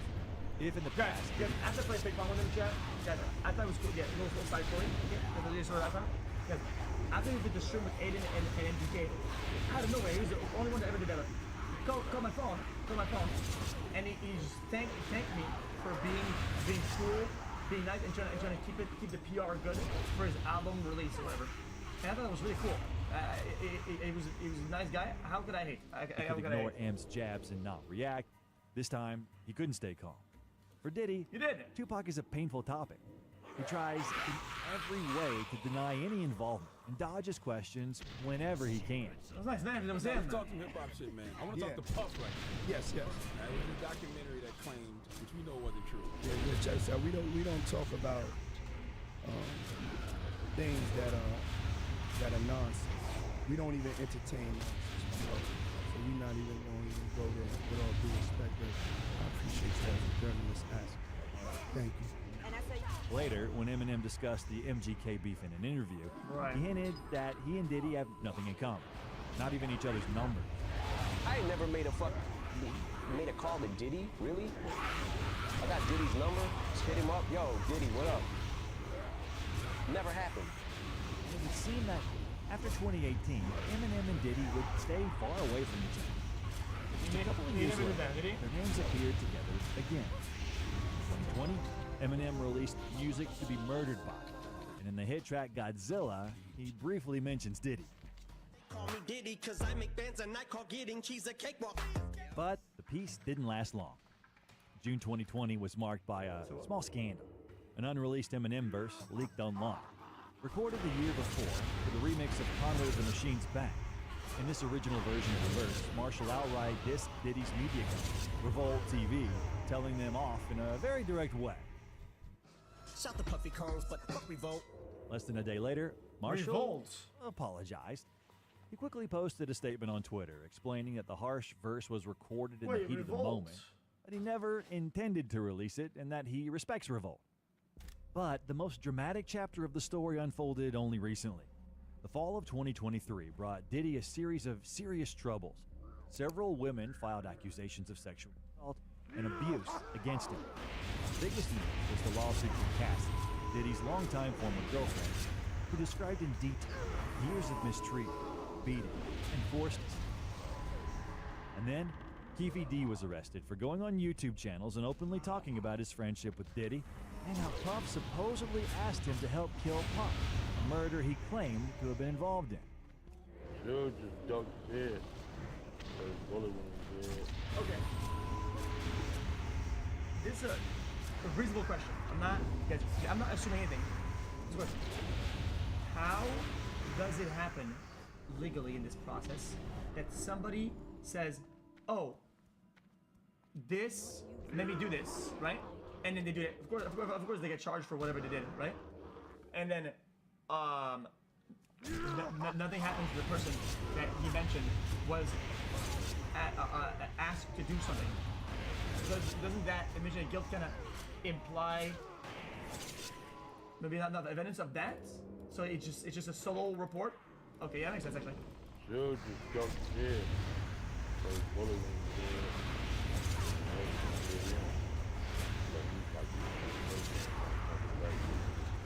What I'm saying is, yo, if I say Shadow number 3 sold me crack, Mr. Officer, it's why I'm doing crack right now when I have crack in my pocket or whatever, right? But I'm still guilty for crack because, yeah, I'm doing crack, right? Let's say I did that, right? And then I get busted. If it's true that the other guys did something crack, the other guy should have some form of reprisal as well, no? Eminem released the album The Death of Slim Shady, where he goes after Diddy harder than ever before. No receipts. In Bad makes One, sense. he raps about the so-called Diddy parties. And me offering you's nothing new. It's what I love to do. This is subterfuge, just to screw with you. And yeah, this much is true. Sounds like something that Puff would do at a party with Aaron Hall, 'cause I just love to with you. In the track Antichrist, Marshall recalls the horrifying video where Diddy is seen beating his ex-girlfriend Cass. She probably ran out the room with his dildo. He tried to feel gold point and she said to chill. But the harshest lines about Diddy come from the track Fuel. P-E-R, got so many essays. Wait, he didn't just spell the word rapper and leave out a P, did he? So basically, R-A-P-P-E-R, spelled without a P, spells rape or rapist. And the essays, short for second. And after that, he continues. Yo, R.I.P. Chat, what's up with that haircut though? Is this hard? R.I.P. Rest in peace, Biggie. And Pac, both of y'all should be living. But I ain't trying to beef with him, because he might put a hit on me like QVD get him. What's most interesting is that in the remix of Fuel, he continues the topic of Biggie's alleged involvement in the murders of Pac and Biggie. He says that the murder of Biggie Smalls was simply the domino effect of Tupac's murder. Next bus till he's in police handcuffs. Guilty, will he step up like she never turned himself in? I think after everything Eminem said about Diddy on this album, they're definitely not friends. Eminem will stand on 50 Cent's side, which means he's never going to associate with... Chat, what a nice friendship or whatever you want to call it story between Eminem and 50. They used to hate each other or whatever, and then they kind of came together as adults, and then now they're kind of just being chill, like a friendship. Diddy, too, is I taking respect it that. serious. After 50 Cent's documentary, What, did he Cent do that? Really? 50 funeral flower. Oh, really? So it's entirely possible he's holding a grudge against Eminem as well. All of this shows that Eminem has never been afraid of anyone, whether it was Suge Knight or Diddy. The next video I recommend watching is why Diddy is accused of ordering Tupac's murder. Leave a like, subscribe to the channel. That was actually interesting. I think I learned nothing, but it's still Diddy and MD Bog is nowhere to be found. Sus Micah held Diddy pogging to Yo, sus. stop that. That's crazy. That's crazy talking. Jesus Christ, man. I don't even know what to say. Bro, that's fucking crazy. I'm ready to play some games. I'm ready to run some runs. Chat.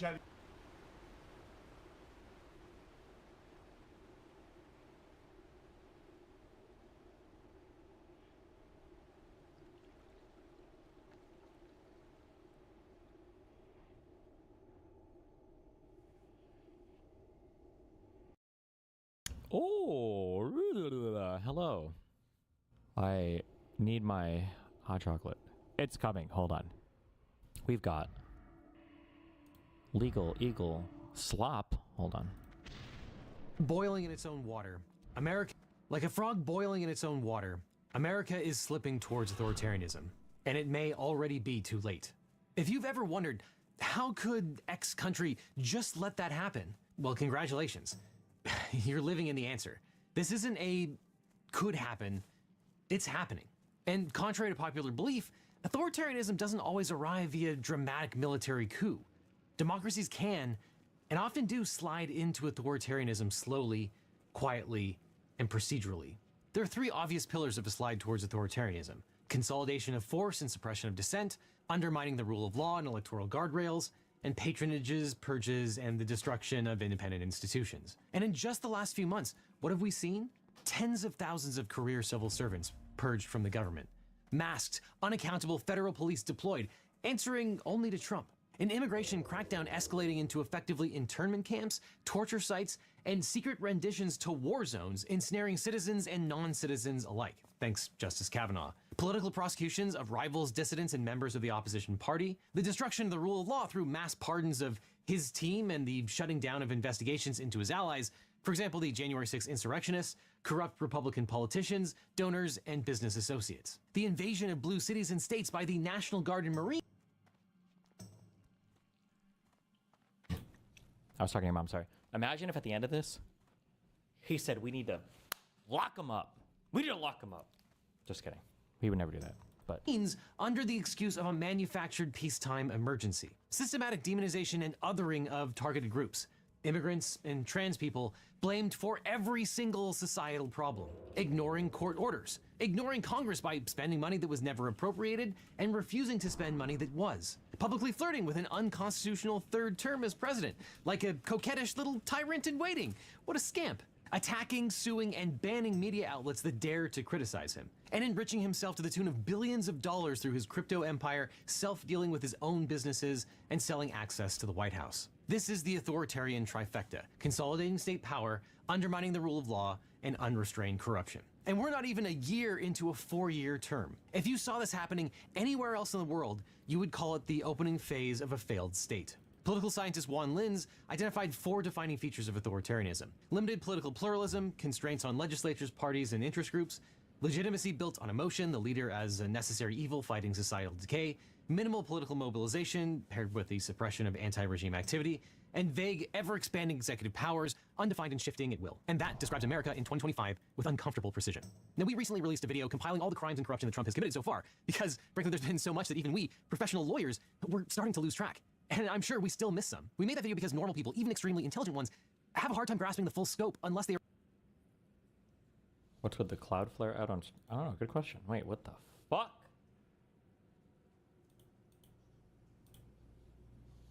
immersed in it every single day. I was at a wedding recently, talking to a friend who is an incredibly intelligent, high-powered attorney. We were making conversation about what was going on in the world, and he asked why I was so worried about this country. And when I rattled off a partial list like the one you just heard, he was aghast. Because unless you're watching the news for several hours a day, it's just impossible to keep track. It's the Mr. Burns defense. Your average American might get some of these headlines, but I guarantee that the median American voter is not privy to half of this stuff. And the information economy is in shambles. Trump has spent the last 8 years preemptively accusing everyone else of corruption, so that when he does the very thing that he projected onto others, it lands softly. Oh, this is just politics as usual, or... True. Well, both sides are bad, so what? True. But this is not politics as usual. This is the playbook of authoritarianism. And I've said this and it might come out, I don't know how long it's going to take that Israeli dude to compile the interview, but it is very annoying that every time I talk to, I'd say like a normie, but not even a normie, like even like a relatively politically inclined person who's like kind of in the know about political stuff, when I start rattling stuff off, they don't know anything. They haven't heard of any of the things that I'm talking about, and I'm like, okay.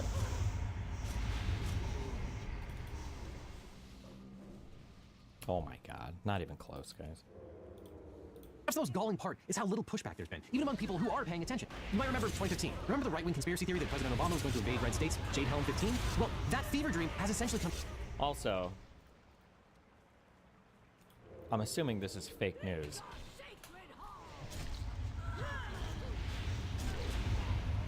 There's no way I'm getting... Somebody tried to troll me, I think, in my DMs. Somebody said that yesterday Hutch was justifying that there might be some merit in giving Trump a pardon. There's no way. That was absolutely a troll, right? Hutch would never, ever do that, right? True, except it wasn't Obama, it's actively Trump, and it's going on right now. And all those Second Amendment tyranny resistors are suddenly mysteriously silent. Even worse, Trump and his surrogates now whine that simply calling their behavior authoritarianism itself is an incitement to violence, thus justifying further crackdowns. This is the logic of a wife beater. This is gaslighting on a national scale. And early in Trump's second term, we were asking, is this a constitutional crisis? Well, yeah, it was. But the constitutional crisis is over. We lost. Yeah. Trial courts have fought valiantly, but the Supreme Court has repeatedly abdicated its role and handed over unprecedented power to the president. Not any president, certainly not a Democratic president, but to one president, Donald Trump. The Supreme Court will not save us. And for reasons that I cannot fathom, they seem to welcome the turn towards authoritarianism. Now, I recognize that it hasn't been seamless. There has been plenty of buffoonery. Trump exists in such a dense bubble of misinformation that I think he truly believes everyone else is as corrupt as he is. And that delusion has led him to empower some of the most incompetent loyalists alive, Lindsey Halligan, Alina Habba, and Emil Bovee, who have bungled his revenge fantasies. And some of their ham-fisted schemes have exploded in their faces. And certain institutions, especially lower courts and juries, have pushed back. But the terrifying part is this. Their corrupt plans might have worked if they weren't so dumb. And eventually, a more competent authoritarian will step in and finish what they started. As Professor Nicholas Grossman put it, in normal democracy terms, we're in bad shape and things are getting worse. In consolidated authoritarianism terms, we're doing pretty well as the regime is haphazard, meeting resistance, and growing increasingly unpopular. And I think he's absolutely right, but I'm not confident that that will still be true 3 years from now. And look, I don't think we're beyond salvation yet. We do still have a choice. But 3 years from now, a whole lot of these bastards are going to need to go to jail. There will be enormous political pressure to just move on and pretend like this never happened. I still need to find a better way to use this. Wait, hold on. I misheard. Wait. As Professor Nicholas Grossman put it, in normal democracy terms, we're in bad shape and things are getting worse. In consolidated authoritarianism terms, we're doing pretty well as the regime is haphazard, meeting resistance, and growing increasingly unpopular. And I think he's absolutely right, but I'm not confident that that will still be true 3 years from now. And look, I don't think we're beyond salvation yet. We do still have a choice. But 3 years from now, a whole lot of these bastards are going to need to go to jail. There will be enormous political pressure to just move on and pretend like this never happened, arguably like President Biden did after 2021. But authoritarianism... Hey, whoever is writing this guy's script, fucking... Thank you. I feel like you got every single point in here. Hell yes. Is like cancer. Ignore it and it spreads. Pretend it's gone and it comes back worse. And President Trump is a malignant tumor on this nation. Look, we no longer have a Republican Party and a Democratic Party. We have a Democracy Party and an Authoritarian Party. True. And electorally, there's not a lot we can do right now. But we still do have a choice. So keep pushing back. Keep protesting, keep recording, and keep talking. Yes, maybe it's time to bring politics back to the dinner table. A lot of people simply don't know the scope of what's happening. Because it's bad. But I believe there is still time. Adjust.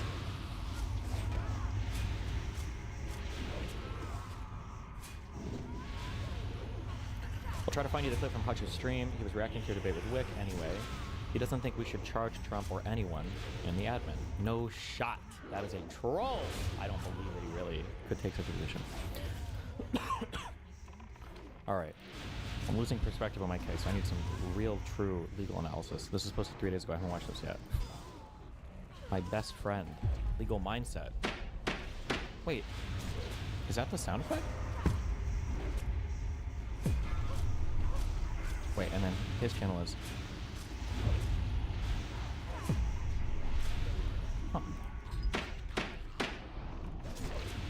Destiny, aka Stephen Bennell, risks felony charges and major consequences. Felonies? Oh no! In an ongoing civil case in regards to an interaction he had with a witness, a potential future witness. Witness or potential future witness. Okay, all right, okay. In Texas. Not a potential future witness. Oh no. We're going to get on that today on The Legal Mindset. We teach you to be your own judge. I'm Andrew Esquire, American attorney, and this is the fast facts version, the quick and dirty version of the latest in legal news. If you like this version, make sure to let me know in the comments below and let me know what you think about the topic. So, of course, you guys are familiar with the legal saga if you've been paying attention in the wake of Destiny, and now he's risking not just one felony, but multiple consequences from multiple felonies. I'm fucked. This interaction. This is my best friend, Lauren Laguna. Hi, Lauren. I literally am gang stalking her right now. I am gang stalking this wonderful lady. I work here. You work there? I work here. Do you have anything you would like to say to the audience? Yeah, you're free. You're fucking weird. Okay, cool. Anything else? She works right here, right on this corner. This 1 by 1 meter of sidewalk is mine. Thank you for joining us tonight. Thank you for stalking me. You're a one-man, this is a one-man gang stalker on right now, okay? So thanks for hanging out. That's why I need to be the host. So really? Are we recording each other now? Yeah. Okay, cool. How are you doing? How's life in Texas? I'm gonna go. Okay, be careful. Say bye. Let's see you around. Why are you following me? Because I'm bored. I gang stalk in real life. You're fucking free. You're a pedophile. Yeah. Pedophile. Yeah. Bro. I mean, Bro. Queen. Stay safe. Be careful. Of course, we've got the characters here today. Destiny, oh my once God, again, his beautiful attack. Why is he using the Photoshop version of me? On Titan form here. And then we've got Miss Lauren de Laguna. I like the picture choice. Okay. I see we have a fair and impartial judge today. Hell yes. Who is a lawyer with Hayden Law. She's in good standing with the Florida Department of State. That's her. With Hayden Law, with her single member LLC that's currently serving, if I had to guess, I would say probably 0 clients. Okay. Business, and she works remotely in Texas, right? So as an attorney, this is something that people need to understand. If you're practiced, let's say you're licensed in Florida, like myself, like Lauren, you can go and work, you can physically be somewhere else, particularly if you're doing a lot of work that's online or it's corporate, transactional work, IP work. A lot of that stuff can be done remotely and can be done living in another state. So Lauren lives in another... Why would you assume that that's the case here? She had a job in some fucking office and she got fired in like 6 months. She's had her law degree, or she's been bar licensed, I think, for a year, maybe? What is this assumption that she's had this time to build up any clients at all? What are you talking about? Other state, she lives in Texas. Now, the important thing to point out here for Miss de Laguna is that she is a potential witness in the case with Pixie in Florida. So when this happened just in November in Austin, Texas, and this is a grainy version, the quality wasn't very good on the phone here, but with this, you see clearly here, Mr. Steve. I uploaded this in 4K, so... Stephen Bennell, this is Destiny, and you see Lauren de Laguna there. She's confirmed this was her. This interaction happened. Legal Mindset was DMing Noel, trying to get dirt on you. Wait, what? Show me that. Show me that in a stream. Dude, I feel... I shouldn't say this, but... I feel bad for Noel. Bro. I think he... Oh, yeah, he said he unwatched my thread because he couldn't handle it anymore because people in my thread are fucking loonies. And now he's going to stop reading about me? My good friend Josh? And this encounter happened in Austin, Texas. Now, if you don't know, and a very important factor here is that Lauren lives in Texas, right? So, and Destiny lives in Florida. So this encounter happened at a place in which Destiny does not normally live or reside. He's normally not hanging out in Texas, right? And Lauren... Really? Never? I mean, I guess, what are the chances that somebody in the streaming world would ever be in Austin, Texas? Probably not. I guess probably not that high. Yeah. Yeah, true. Okay. Actually works nearby where this location was happening, where this interaction was happening. Now, works nearby? First of all, I thought you said she worked remotely as a lawyer. I guess she's moonlighting. She does 2 jobs. She has her private law firm that she opened in September, 2 months ago. And then she also works locally. Okay, gotcha. Okay. We're going to get into this when we get into defenses, but obviously this looks really, really bad on its face. When you watch the video and you go through it, it looks like Destiny is stalking her, is encountering her. Now, Destiny's supporters and Destiny's defense is, no, she encountered him. She came up to him. Of course, at this point, that's a he said, she said, based on just that particular double statement. Obviously, Destiny saying she approached, him saying he approached. But what we do have in this encounter is an extended encounter in which Destiny continues to record. He does not disengage from this. He uses the, sarcasm. I have no obligation to disengage, sir. It is a public sidewalk. I can stand here and publicly record. Why on earth would I have an obligation to disengage? She's recording me as well. You can see her phone out.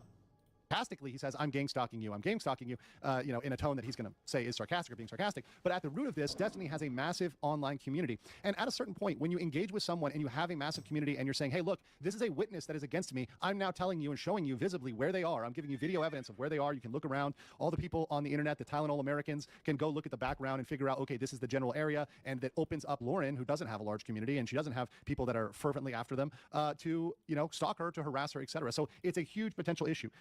Fuck. I didn't consider that we might be using the Twitter arguments of, Your Honor, he has a large online community. I don't remember what federal rules of civil procedure is when one person has a large online community, they're not allowed to record a video anymore. I forgot about that rule. I thought we were in federal fucking court with real rules and a real judge and where we have to submit real evidence. I forgot about Twitter rules. Fuck. Okay. He's got me on there. Okay. So Lauren De Laguna is a subpoena witness in Destiny's existing revenge, we'll call it prawn case. Did your lawyer say anything about this encounter? No. She fucking ran up to me and my other friend, LS, she ran up to us in real life and with her fucking phone out started screaming at us. Like if it truly came down to like a hearing or a court appearance, I would have her as a witness. I'd have the guy at the front of the bar as a witness who recognized her and asked me how the fuck I even knew her. And then I would have the other dude that stepped out and started talking to me because people recognized me. Yeah, no, she would get. There's a reason why nothing will ever be. Nothing is going to come of this other than Lauren stirring shit up online. But no, she literally ran up to us and started screaming. It's like, the fuck?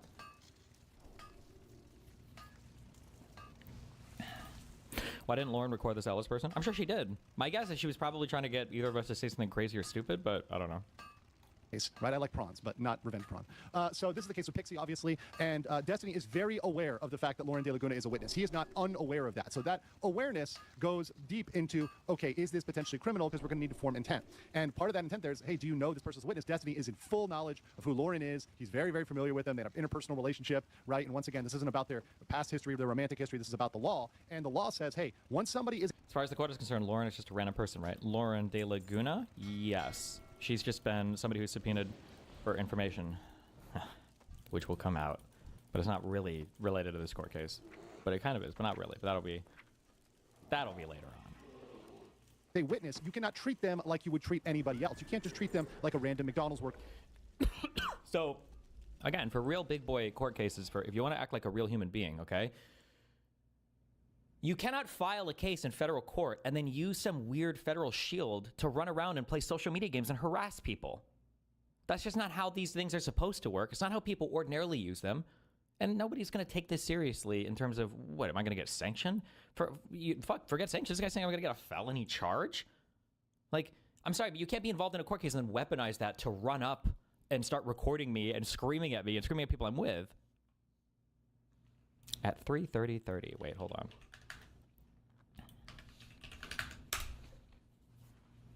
Mark. Legal Mindset came after Ricada became really popular. He initially started his channel talking a lot about VTuber drama, if I remember correctly. He's an expat living in like Thailand or Vietnam or something, I think Korea even, and he's got a wonky eye.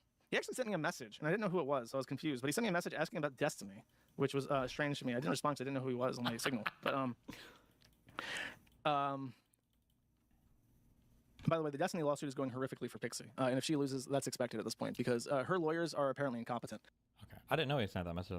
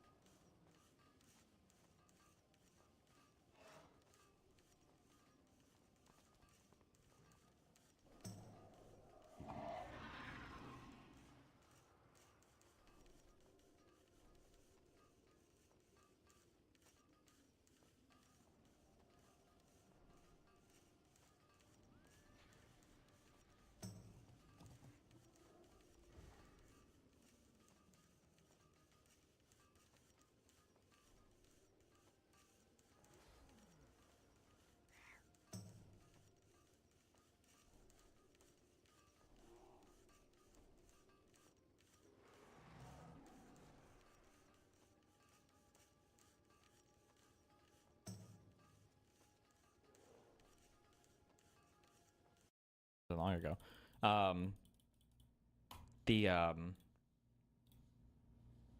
Yeah. Listen, me and Noel have no problems interpersonally. Okay. That's it. Worker on the street who's not subpoenaed. The rights and the responsibilities are different. So the most important thing here, and what I think is really turned this into a topic I would cover and not just something that was a he said, she said, is Lauren has filed a police report. Texas does not mess around when it comes to following up on police reports. And even this police report may trigger the DOJ, the federal investigators on this, because this case is at a federal level with. Number one, people don't seem to understand this, okay? Number one, anybody can file a police report for anything. It's like a civil lawsuit. I could call the cops right now and make a complaint and file a police report. All that does is it creates a police report. If there's something that's like actionable, where they feel like there's a pressing need to go and investigate something or ask somebody questions, or if stuff is filed in the future, right? Then you have like a paper trail or whatever. That's it. Anybody can file a police report for anything. It doesn't speak at all to the validity of any claims or statements. Also, the idea that the Department of Justice would pick up a case based on a police report of somebody stalking somebody? It's hard to get them to pick up anything unless you're talking like multiple rape crazy shit. Like the idea that they're, oh my God, hold on. We just got a call from the, is it the Southern District of Texas? I don't even know what district it would be for. Oh, wait a minute. Is that Destiny's character? Wow. How about that? Is Yes. that women have gotten into video games? Yes. Hallo Leute, in diesem Video zeige ich euch mal zusammengefasst alle neuen Funktionen und Veränderungen, die die AirPods unter iOS 26 erhalten haben. Das heißt, man benötigt mal mindestens Version 26 auf seinem Gerät, ich habe hier aktuell 26.2. Auf der anderen Seite benötigt man aber auch auf den AirPods eine aktuellere Firmware-Version, nämlich genau genommen mindestens Version 8. Man findet das hier in den Einstellungen unter den verbundenen AirPods ganz unten. Lasst euch jetzt hier auch nicht von der Zahl am Ende der Firmware-Version verwirren, die kann je nach AirPods-Modell ganz unterschiedlich sein. Wichtig ist nur, dass es mindestens Version 8 ist. Veröffentlicht wurde es mit 8a, aktuell Ende Dezember 2025 haben wir jetzt hier 8b. Dazu kommt aber auch noch, dass das Update auf Firmware-Version 8 nur von den AirPods 4 mit und ohne Noise Cancelling, AirPods Pro 2 und AirPods Pro 3 unterstützt wird. Das heißt, die meisten AirPods-Neuerungen unter iOS 26 gibt es dann auch nur in Verbindung mit diesen AirPods-Modellen hier. Sehen wir uns jetzt aber mal genauer an, was sich hier unter iOS 26 alles verändert hat. Eine der Hauptneuerungen, die man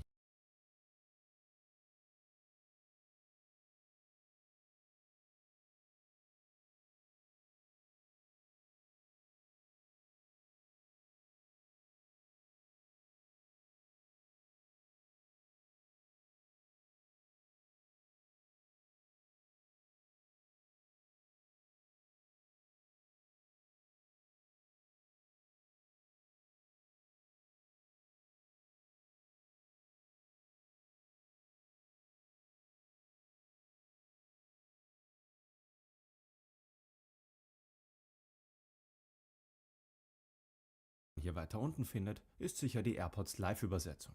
Diese Funktion wird nur von den AirPods 4 mit Noise Cancelling, AirPods Pro 2 und AirPods Pro 3 unterstützt, erfordert am iPhone aber auch Apple Intelligence, das heißt hier gilt dann ab iPhone 15 Pro.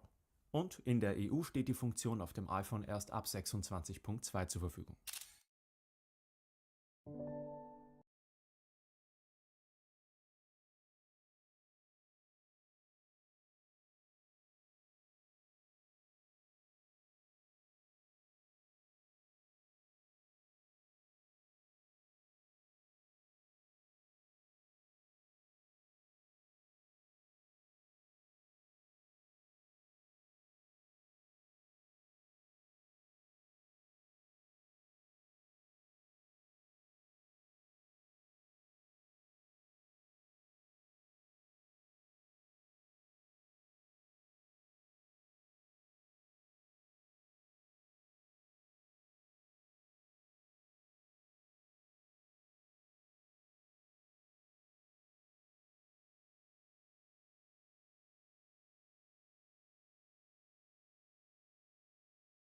Folgende Sprachen werden hier aktuell unterstützt. Und die man dann nutzen möchte, kann man hier laden, also lokal laden, womit sich das Ganze dann auch offline nutzen lässt.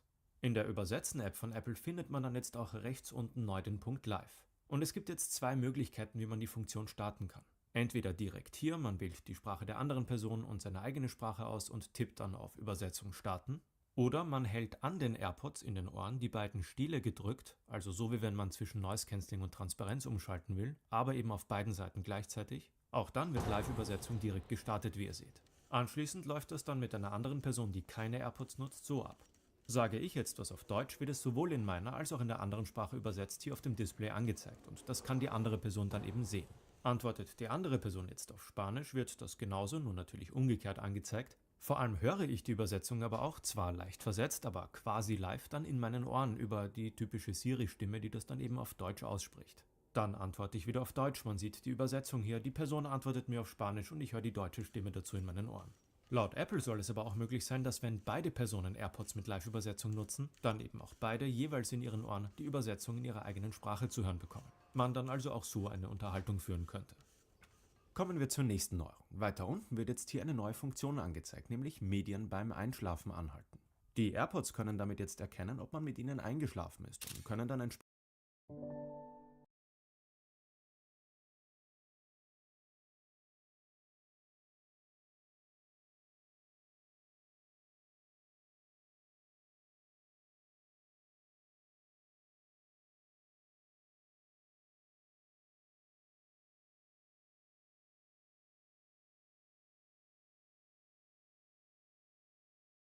die Wiedergabe anhalten. Erfahrung habe ich persönlich mit dieser Funktion noch nicht gemacht, aber schreibt es gerne in die Kommentare, falls bei jemandem von euch diese Funktion schon mal zum Einsatz kam. Eine weitere neue Funktion findet man hier oben, nämlich Kamerafernbedienung. Damit ist es möglich, direkt über die AirPods die Foto- oder Videoaufnahme der iPhone-Kamera zu steuern. Ihr seht, man kann das hier auch ausschalten, wenn man es nicht nutzen will, ansonsten hat man aber die Wahl zwischen einmal drücken oder drücken und halten. Sehen wir uns mal an, wie das funktioniert. Zunächst habe ich Drücken und Halten eingestellt. Ich bin jetzt in der Kamera-App und ihr seht, durch Drücken und Halten kann ich dann entweder ein Foto aufnehmen oder eine Videoaufnahme starten bzw. stoppen. Genau genommen läuft das ja hier über diese drucksensitive Fläche am Stiel der AirPods ab. Ist einmal Drücken eingestellt, muss man dann eben einfach nur kurz drücken, um das auszuführen. Also vielleicht ganz praktisch, wenn man das iPhone mal irgendwo abgestellt hat oder es vielleicht irgendwo montiert ist und man die AirPods eben dann als Fernbedienung dafür benutzen kann. Unter iOS 26 gibt es jetzt hier neu diesen Punkt Batterie. Darunter findet man dann optimiertes Laden der Batterie, das gab es ja schon zuvor, war nur hier auf der Hauptseite. Zusätzlich gibt es jetzt hier bei diesem neuen Punkt Lademitteilungen. Man kann jetzt hier also ein- oder ausschalten, ob man eine Benachrichtigung erhalten möchte, wenn der Akku der AirPods schon schwach ist und geladen werden sollte. Und genauso wird man dann auch darüber benachrichtigt, wenn der Akku vollgeladen ist. Allgemein gibt Apple auch an, dass bei den AirPods mit H2-Chip, also Pro 2, Pro 3 und AirPods 4, die Mikrofon- bzw. Stimmqualität nochmal verbessert worden sein soll. Einerseits soll bei einer Konversation die Stimme der Person vor einem nochmal besser verstärkt werden und andererseits gibt Apple an, dass Audioaufnahmen, seien es jetzt Sprachmemos oder auch der Ton eines Videos und Anrufe, über die AirPods eine verbesserte Stimmtextur und Klarheit bieten sollen. Ich habe jetzt hier zwar keinen direkten Vergleich, aber ihr hört mich ja inzwischen über die AirPods und ich würde sagen, entscheidet an der Stelle am besten selber, ob das für euch jetzt damit schon gut genug ist oder nicht. Unter iOS 26 gibt es auch in den Einstellungen unter Allgemein, unter Airplay und Integration diesen neuen Punkt Öffnen wir Audio. das Ladecase, damit sich die AirPods mit dem Gerät verbinden, gehen dann in die Einstellungen auf Bluetooth, sehen hier unsere verbundenen AirPods, gehen ganz hinten auf das blaue i, scrollen dann einmal nach ganz unten und sehen hier unter Version die aktuell installierte Firmware. Wenn ihr jetzt auf der Apple-Webseite seht, dass für eure AirPods eine neuere Version verfügbar ist,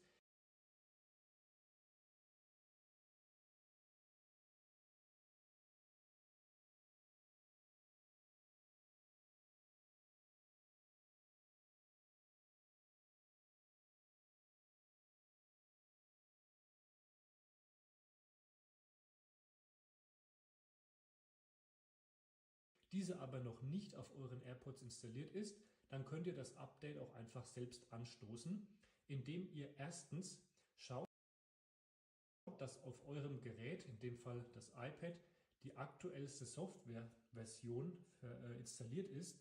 Unter Allgemein Software Update sucht er dann und wir sehen, in dem Fall ist die aktuellste Software schon drauf. Sollte das bei euch nicht der Fall sein, dann bitte erstmal euer Gerät auf den neuesten Stand updaten. Ja, wenn das geschehen ist, ist eigentlich nur noch wichtig, dass euer Gerät mit dem WLAN verbunden ist, Bluetooth aktiviert ist. Eure AirPods könnt ihr ganz normal schließen und verbindet diese dann mit dem Ladekabel. Genau. Und jetzt wird automatisch innerhalb der nächsten Minuten das Update der Firmware auf eure AirPods gespielt. Genau. Wenn die neueste Version wird automatisch, AirPods könnt ihr ganz normal schließen und verbindet diese dann mit dem Ladekabel. Genau. Und jetzt wird automatisch innerhalb der nächsten Minuten das Update der Firmware auf eure AirPods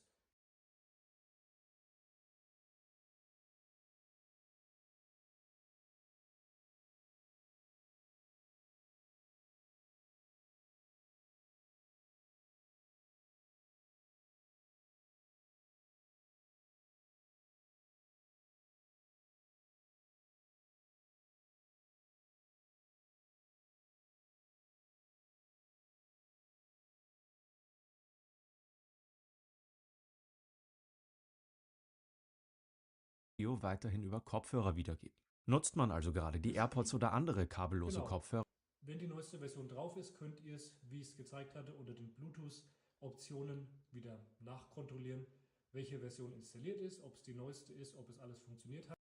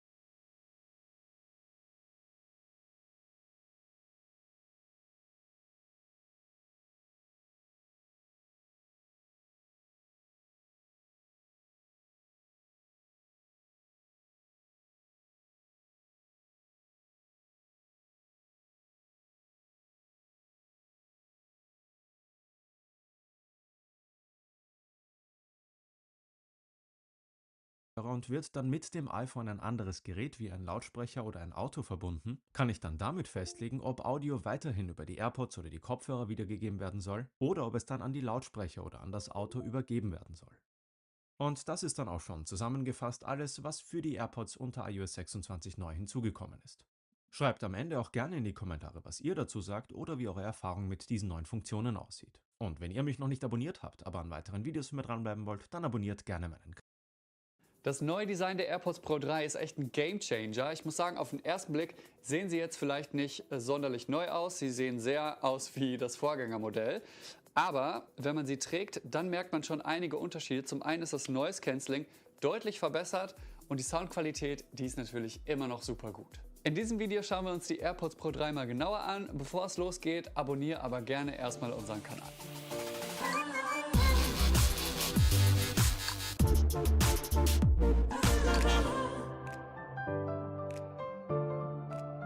Ja, wie gerade schon gesagt, hat sich das Design verändert. Natürlich sehen sie so aus wie das Vorgängermodell, sage ich mal. Aber hier liegt das Ganze wirklich im Detail, nämlich der Passform und dem Tragekomfort. Der Winkel, in dem der Eartip nämlich jetzt in dein Ohr eingeführt wird, der ist anders und das sorgt eben dafür, dass sie viel besser in deinem Ohr sitzen bleiben. Bei Vorgängermodellen hatte ich ziemlich oft, dass sie ja nicht so fest saßen und mal rausgefallen sind. Hier ist das jetzt aber wirklich deutlich anders. Außerdem haben sich die Eartips noch ein bisschen verändert. Die sind jetzt ein bisschen fester geworden, wodurch sie noch besser in deinem Ohr sitzen bleiben und auch besser dich vor Umgebungsgeräuschen abschirmen. Außerdem gibt es noch eine 5. Größe von den Eartips, nämlich XXS. Es ist also wirklich für jede Ohrgröße der passende Eartip dabei. Durch die neue Passform sitzen sie total komfortabel. Ich hatte da wirklich keine Probleme mit. Den ganzen Tag konnte ich die tragen. War an sich bei den AirPods Pro 2 auch der Fall. Die fand ich auch komfortabel, aber hier sitzen die doch noch mal ein Stückchen angenehmer und auch fester in deinem Ohr.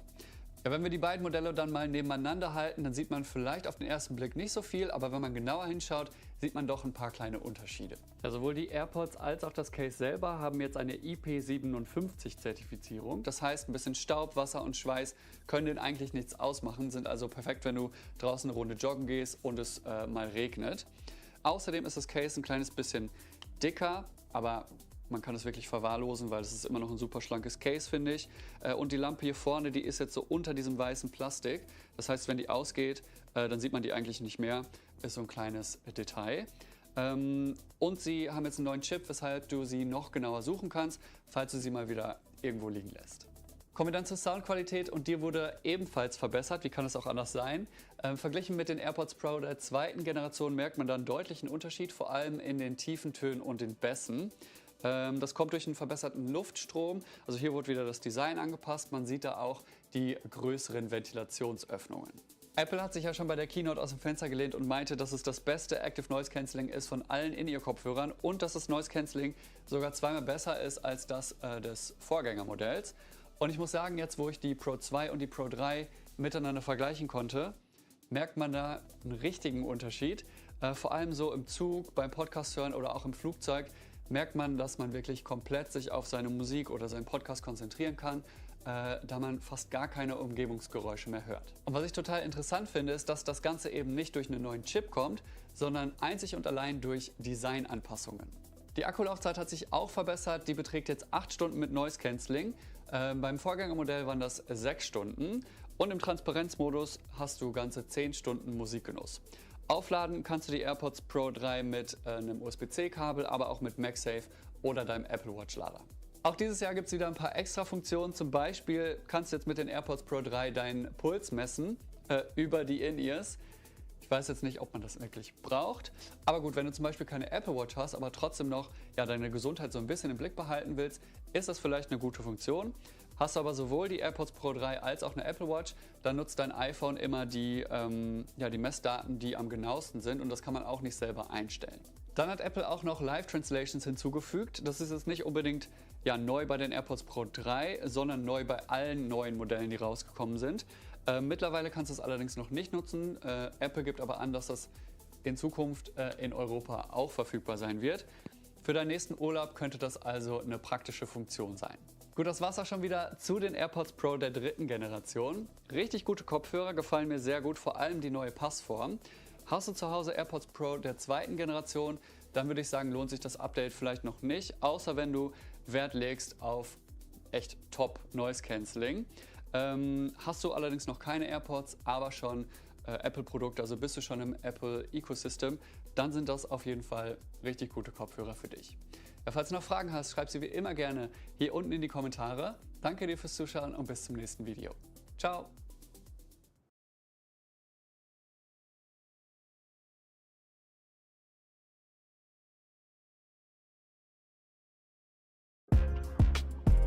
I get to, but just like last time, Apple sent me their latest AirPods Pros, and the first thing I did this time with them was get on a plane and fly with them.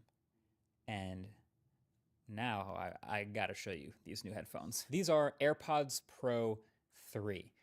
They look physically almost the same as AirPods Pro 2, but there's actually a host of new things here. And the thing is, I'm not normally an earbuds person, and I'm certainly not typically a wear my headphones all day, every day type of person, like so many are. But with all the improvements that they've stacked up in this third generation, I get it. I totally get it. And I think there are a lot of things in here specifically made for that type of person. But first of all, they still sound really good. This was one of the first things I was impressed with the last gen, and I even did some back-to-back listening, and I think these sound even a little bit better. There's more strong bass and low end, while still keeping, a totally full mid-range and crisp, bright highs, and very little high-volume distortion, and they do seem to get even louder, too.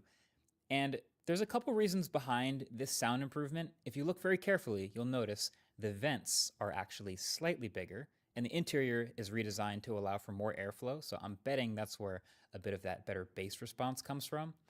But then also the ear tips go into your ears at a slightly different angle, which you can tell if you look at the second gen right next to this third gen. And the new ear tips are also bolstered with a little bit of foam inside the end. So they're not fully foam ear tips, they're still silicone, but you kind of get the best of both worlds now. The foam ear tips that you might see on some IEMs, you kind of compress them and then let them expand in your ear. It's this really nice seal and a great fit, but not great for everyday use outside. So this has some of those benefits. In the tip, they have some foam that kind of like molds to the inside of your ear. It's a little bit firmer and it does fit a little better, so it's a better seal. And I gotta say, this new combo of the new ear tips, which there's also now a double extra small size, by the way, so there's 5 ear tip sizes, but the new ear tips plus the new angle that they go into your ear makes these the first AirPods that have ever stayed in my ears. It's been years and generations of AirPods that have always slightly wiggled out over time, but these actually stay, and that's a game changer for me. Now, I still give the nod to the Powerbeats Pro for working out just because that piece that goes around your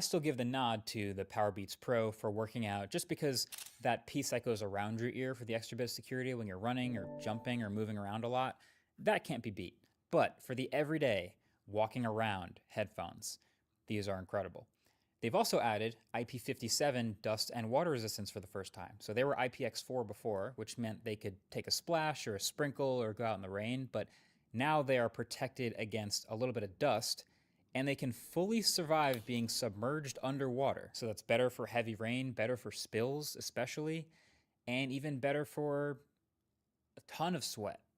Like if you somehow sweat so much that AirPods couldn't handle it before, they can now handle it. And turns out this case is also IP57 rated as well, which is nice, but that does actually mean it's a new case. And so the more you look at this new case, the more you'll notice there's a bunch of other little small differences here as well. Like it's a tiny bit thicker and taller because of the new shape of the buds.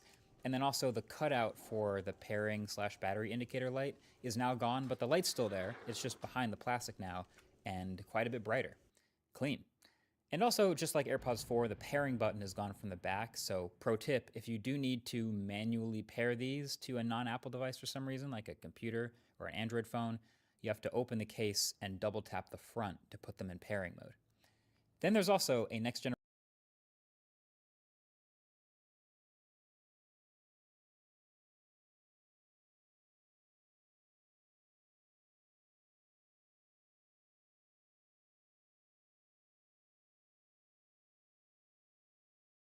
generation ultra wideband chip in the case, which means you can do precision finding from 50% further away, which is extremely convenient. Honestly, might still be an underrated feature. The old buds don't fit in the new case, and the new buds don't fit in the old case, by the way, just in case you were wondering. And then there's also some articles about how these don't seem to come with a charging cable. And that's true. I unboxed them. Sure enough, there was no USB Type-C cable in that box, but also neither do AirPods 4. And I think, you know, to be honest, like most other headphones come with a charging cable, but I think Apple is assuming, probably fairly, that if you're buying the new AirPods, which suck to use with any non-Apple device, then you 99.9% most likely already have an iPhone from the past 3 years, and therefore already have a USB Type-C charger. Or you already have an Apple Watch, which it can also use that charger. Or you already have some MagSafe puck somewhere that you can also use. They're probably right. But also the battery life is actually longer on these too. So they'll do 8 hours with noise cancellation, up from 6. So you can ignore your coworkers for an entire uninterrupted 9 to 5. And then transparency mode or hearing aid functionality will do up to 10 hours now from the previous 6. The slide in the keynote that rose my eyebrow the most when I saw it, when they introduced this a few days ago, was world's best active noise cancellation of any in-ear wireless headphones. No asterisk, no fine print, no weird comparisons or anything, just all gas, no brakes, big claim. Now Apple says a lot of things. Things like, the iPhone 16 Pro has studio quality microphones. Stuff that's obviously not totally true or that's greatly exaggerated for marketing purposes. But this one's interesting. So the way they're quantifying it is they're saying it cancels twice as much noise as the last gen, which were already really good. Matter of fact, if you go and watch that 2022 keynote, when they introduced the AirPods Pro 2, they said that those were twice as powerful as the first gen AirPods Pro. Now these do have the same H2 chip as the previous generation, so it's not the chip, but the new ear tips with foam, the new angle that they go into your ears, and the bigger vents, and probably some more improved software tuning, all combine to give you much better, allegedly 2 times noise cancellation from the previous. And yeah, the ANC is pretty incredible in these. With my music at basically half volume, I already hear nothing but my music. Now in this studio environment where, you know, there's some voices, maybe occasional louder noises, one really loud mechanical keyboard, and a few dog barks, like that's pretty easy. I'm locked in, I'm only hearing my music. But I also took a flight with these, like I said, and the white noise of the airplane just dropped down. It was almost completely erased, not totally to zero, but more than enough to fully immerse in whatever media I want to, and actually enjoy the improved audio quality, which is saying something. And these, of course, still have other features. Transparency mode, adaptive EQ, conversational awareness is here. I'm very happy with this ANC. I went and compared them back to back with the Bose QC Ultra 2, which I found less comfortable and don't seal in my ear as well, and they also don't cancel as much sound. The Sony WF-1000 XM5s sound really good, but the fit and noise cancellation also aren't as strong. And these Galaxy Buds 3 Pro are very comfortable and I think even look better, but don't sound as good or cancel as much background noise. These have been pretty excellent for me. Still no lossless audio to anything not called Vision Pro, but this is about as good as I've heard wireless earbuds sound. Now, speaking of workout headphones, these also have a new feature, and it's this little window over here in the back of them. That's a heart rate monitor. So AirPods Pro 3 can measure your heart rate while working out. I consider this a nice to have, the same way it was in the Powerbeats Pro. What's nice is it's well integrated in the Apple Fitness app, so even if other earbuds integrate heart rate sensors, not sure they'll be able to plug into this ecosystem as nicely to count your calories and keep your rings closed. Classic. But it's nice for people who don't have Apple Watches. So if you do have an Apple Watch and you wear it at the same time and work out, apparently it's using its own algorithms and software to decide which is the better source to take that data from, because at no point does the app tell you or let you choose where it's getting your heart rate. Apple also introduced live translation alongside AirPods Pro 3.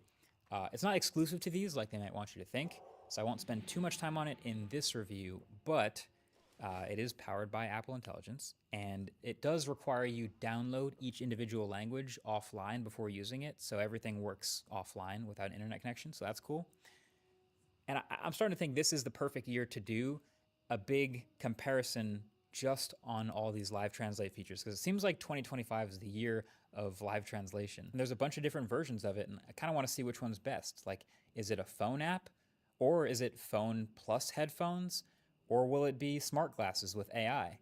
Or will it be a pin? Nah, it probably won't be a pin. But this really feels like the year live translation actually finally became possible. But overall, okay, better fit, better sound, better ANC, IP rating now, better battery life, all for the same price. I get it. People who wear AirPods all day are gonna love these things. People who sometimes wear AirPods are also gonna love these things. Honestly, the only reason they're not about to become my new dailies is because I still prefer over-ear headphones. So I mostly still use my Sonys for traveling and listening to music and watching movies. Anytime I'm on a plane, I have these. And then when I work out, it's back to dedicated workout headphones, which for me are still the Powerbeats. But if you want one pair of headphones to do everything, or if you're on the fence, like, these really don't have any weaknesses if you're an iPhone user. Well played, Apple. Well played. Now, fun fact, the original AirPods were announced 3,295 days ago.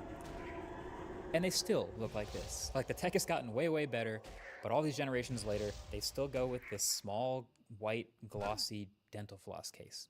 So, channel sponsor D-Brand can change that. Because the grip case for the AirPods Pro 3 is a great way to keep that charging case safe from... And I don't like this. Yes. This makes me mad. Yes. I'm sorry. Oh, it's such a perfect thing, okay? Listen, Go ahead. don't, there's this concept called the male gaze, but don't waste your... Of course it's the male gaze. I love hoes. I love I love looking at I want them dressed like that in video games, and I'm not sorry. But, like, here's the difference. Listen, you can hop your ass around Azeroth on. But hey guys, no, I'm not really gaming, like building a factory inside of a factory inside of a factory inside of a third factory after I was building factories. Oh, no, of course not. No, that's real gaming. Oh, yeah. I feel like one of the easiest IQ checks for people, and most people in chat fail this as well, so only the few elite high IQ people will be here. I'm trying to think. I don't have a fun name for this fallacy, but this is like, it's like this is like such an easy IQ check. So you have a person who will say something, okay? And the person will say something like, swimming is the most important thing that a person can be good at, okay? And if you can't swim, then you should be deported, okay? And then a third party observer will come by and they'll notice for this person, wait, you're actually really bad at swimming. You can't swim or something. So this whole rule is dumb. Wouldn't you be deported? And then the person will look back and they'll be like, you're an even worse swimmer than me. What a stupid thing for you to say. It's like, well, I'm challenging the use of the swimming thing here, but I would never say this thing. I'm not saying that, you are, right? And I'm just pointing out that when you're saying this, it's stupid because you wouldn't qualify for this arbitrary standard that you're setting. Therefore, you would qualify for the consequences of whatever standard you're setting based on this thing. I don't know why so many people fall into this. It's like there's like a weird thing in the human brain where if you just say something that's like true, people are like, fucking hey, yeah. Like somebody will say something like, it could be over like weightlifting stuff. Some guy will say like, if you can't bench 3 plate, you're a fucking loser. And I'll say some shit like, didn't you cry about shoulder pain? You can't even bench 2 plate. And then somebody thinks they're making a good point by saying, but Destiny, can you even bench 1 plate? And it's like, and people are like, oh shit, that guy just fucking cooked. And it's like, yeah, if you're a microwave, what do you mean? What? How? What?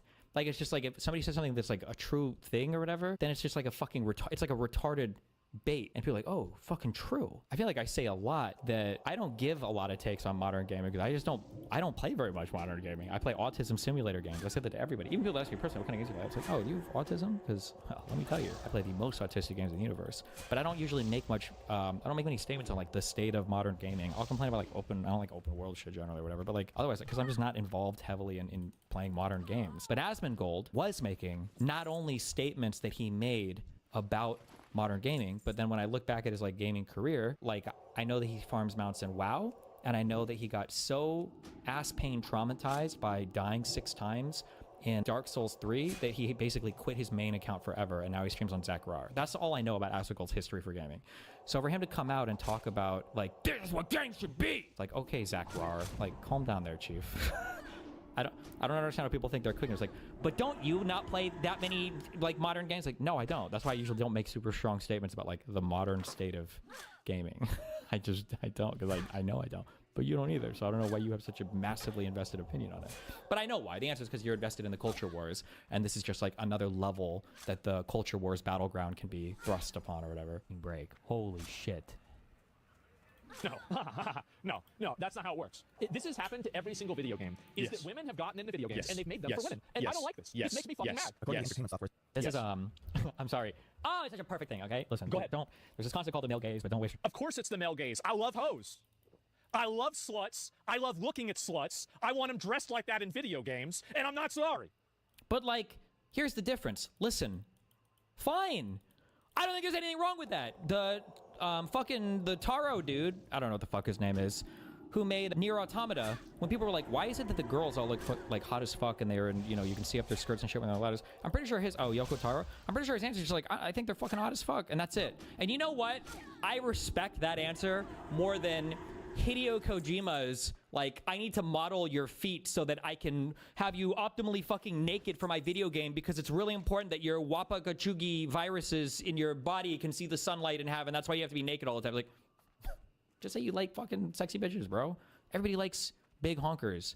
Everybody likes sexy girls. If that's what you want to do, then fine. Now, you're going to cut out some of your audience or whatever by doing this, right? There are going to be some people who want to appeal to. But I mean, like, you don't have to appeal to everybody with a game, but that's fine.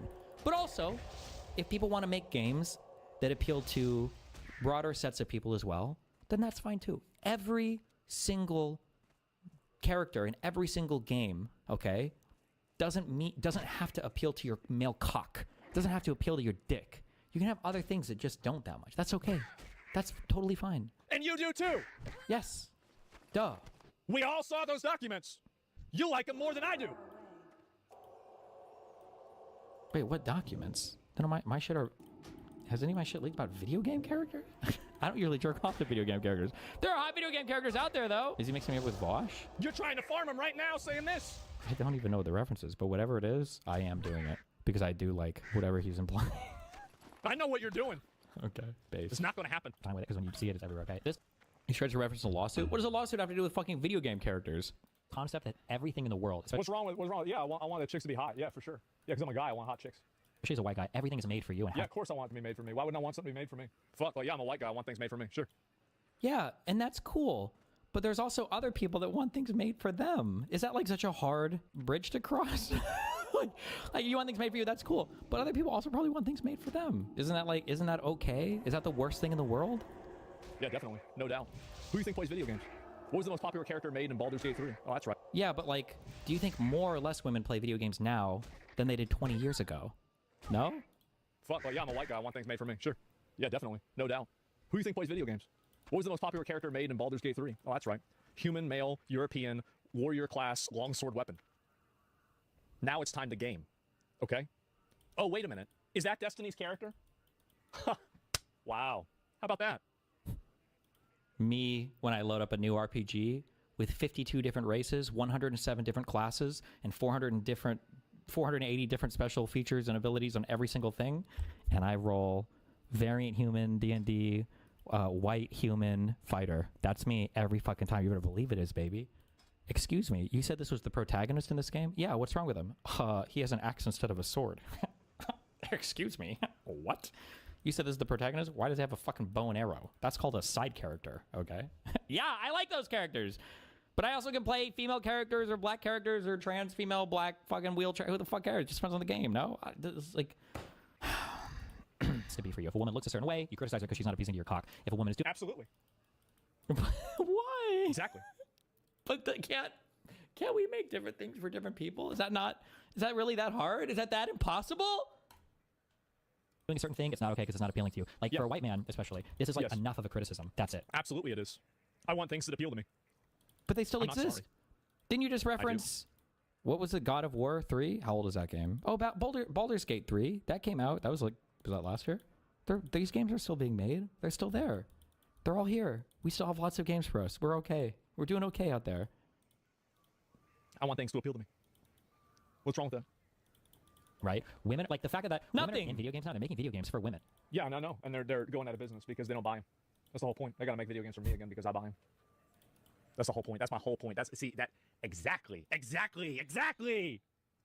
What, does everything in the world have to be made just for you? Like, ideally, yes. But okay. I'll settle for the things that I like being made for me, continuing to be made for me. They are! Yeah. Like, I'm not going to go into Sephora and say, hey, guys, where's the chainsaws? Y'all got all this eyelashes and this gay shit. I feel like it's, remember I say, sometimes people use telling analogies or metaphors or examples and they don't realize how telling it is. So like, are video games your analogy to Sephora here? Is that how isolate, especially in an era where all these fucking men are crying about having no women to do anything with and they have no warm spaces to talk to women at. And it's like, well, video games, it's kind of like the male version of Sephora, you know, where you go and get all your gay makeup shit. Like, this is where the men go and we hang out, we do all of our stuff. It's like, well, okay. Where's the swords? I'm trying to buy a hammer. They can probably make games you just don't give a fuck about, right? You know that's okay, right? Oh my Yeah, God. they did make a game I didn't give a fuck about. It was called World of Warcraft. The problem is that they used to make a game I gave a fuck about it. It was called World of Warcraft.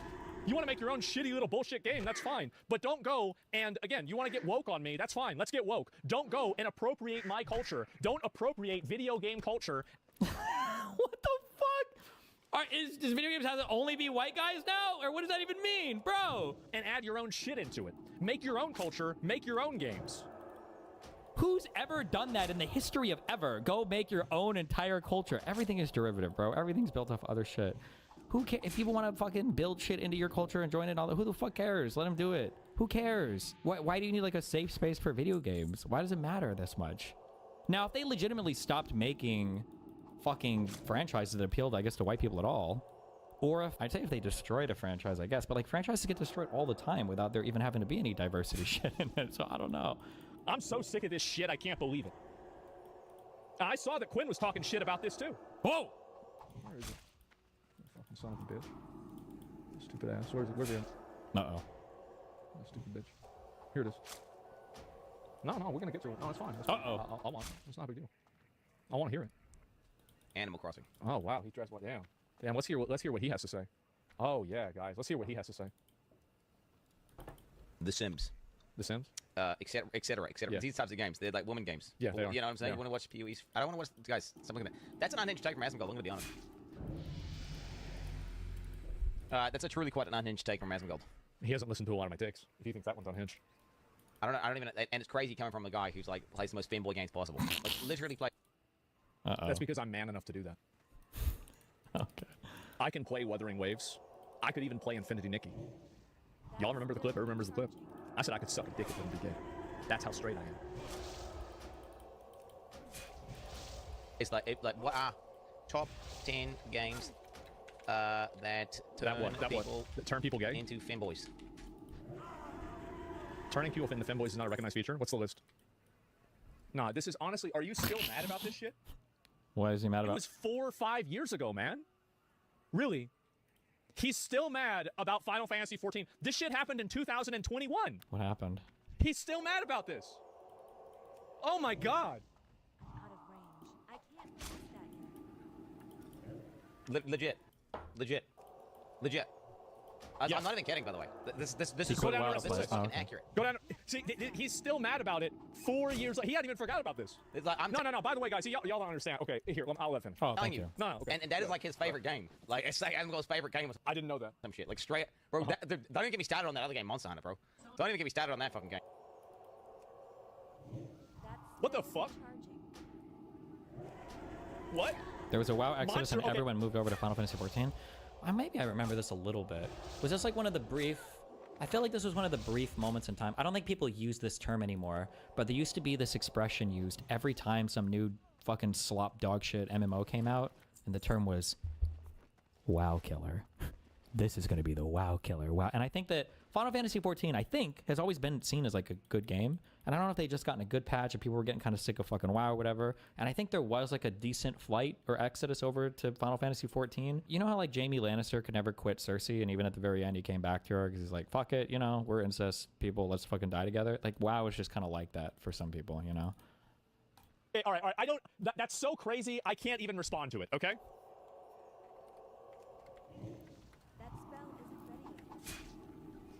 Quinn 69 Final Fantasy 14 is above Quinn 69 funny. This is your legacy.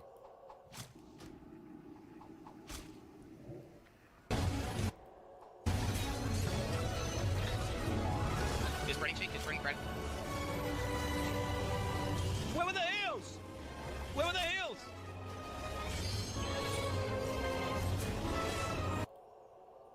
Four years later, and he's still mad. He's still mad 4 years later. That's crazy. I really... This looks terrible. Well, you should have seen the gameplay. So, what happened anyway? Did not move out of the way. So, basically, this is what happened. So, oh, no. Okay, let me go back and go to where he's alive. Okay, so you can see right here. You see these balls right here that spawn? He stood inside of the Venn diagram of balls. And he's the one calling me the femboy, by the way. He's in the ball. Can you explain that video?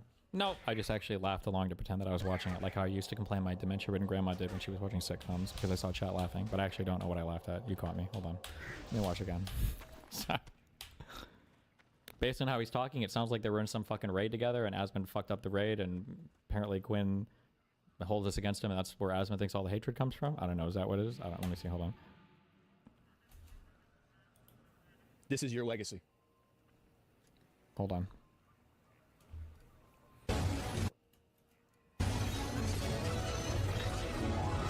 It's pretty cheap. It's pretty Fred. Where were the heels? Where were the heels? Oh, never mind. I'm guessing Quinn was in a place he wasn't supposed to be and he just got fucking murked and he's saying where are the heals even though nobody could have healed him and he was just going to die every time because he didn't move. Is that what happened? It looks like he died pretty fast and it looked like everybody else ran away and he didn't. I'm seeing everybody else running away and I'm seeing him dying in about boom, two shots. It's pretty Fred. And then everybody coming back. Where were the heels? Where were the heels?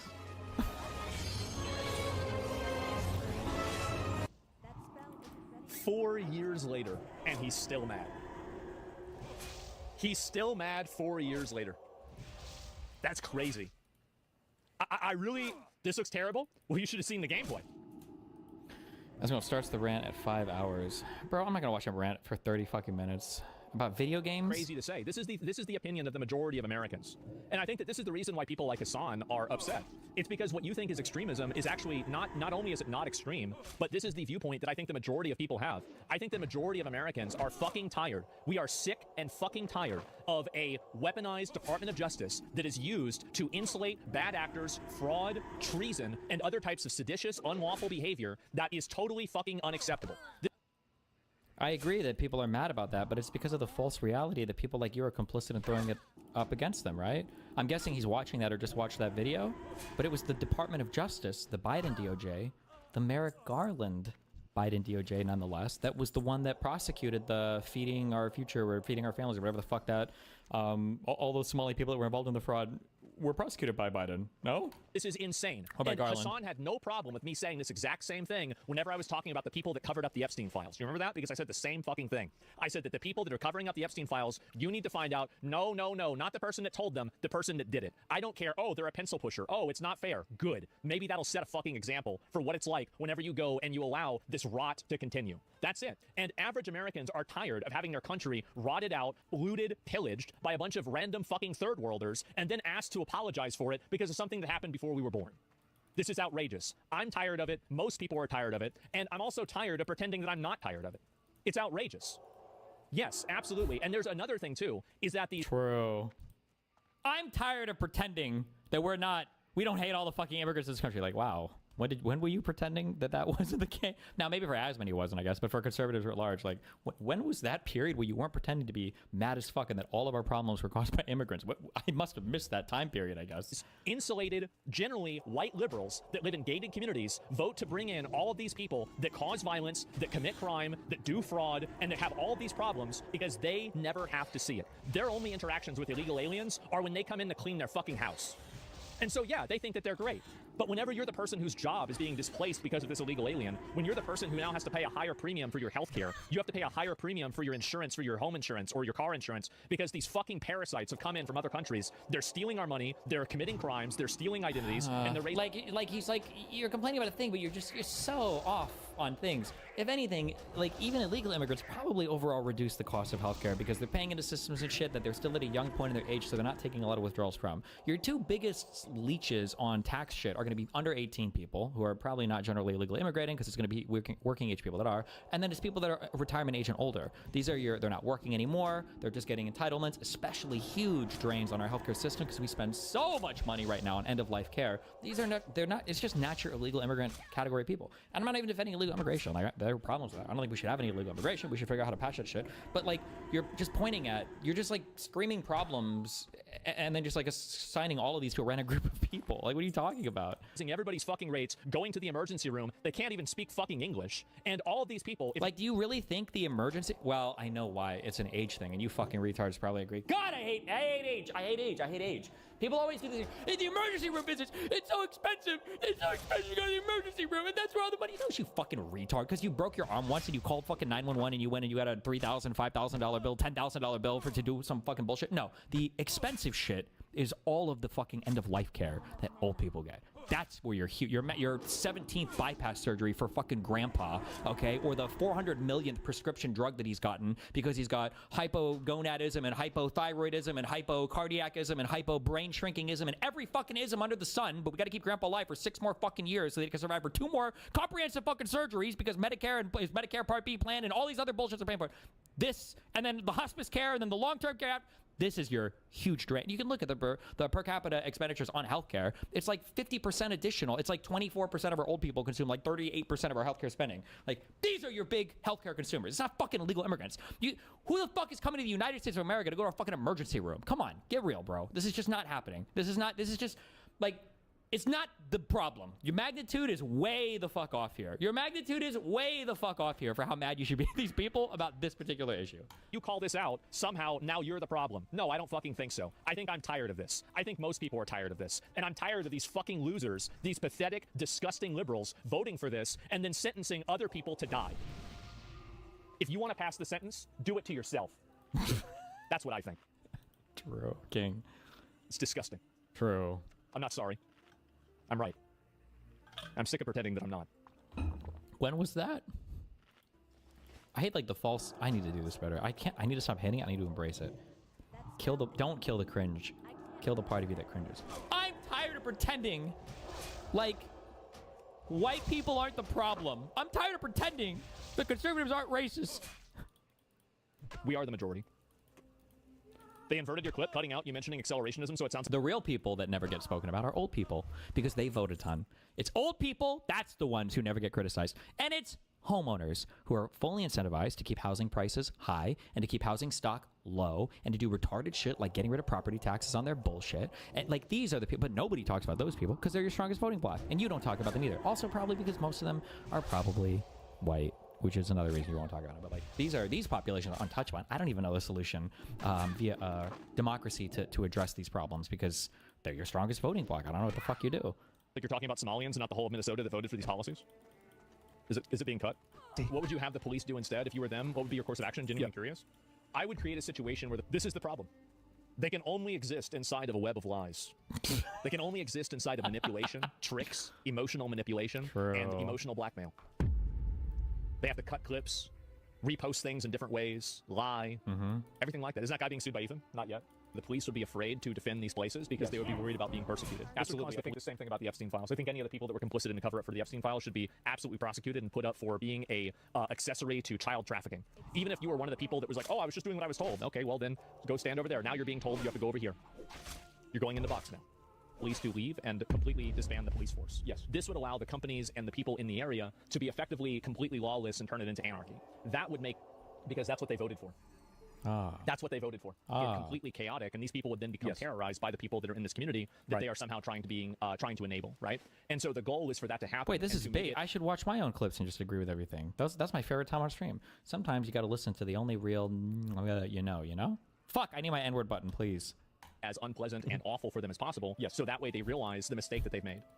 Asman says his goal for police officers to be threatened with no longer protecting Somali Americans. That is the exact opposite of what I said. True. That is the exact opposite. And by the way, there's no Americans here, okay?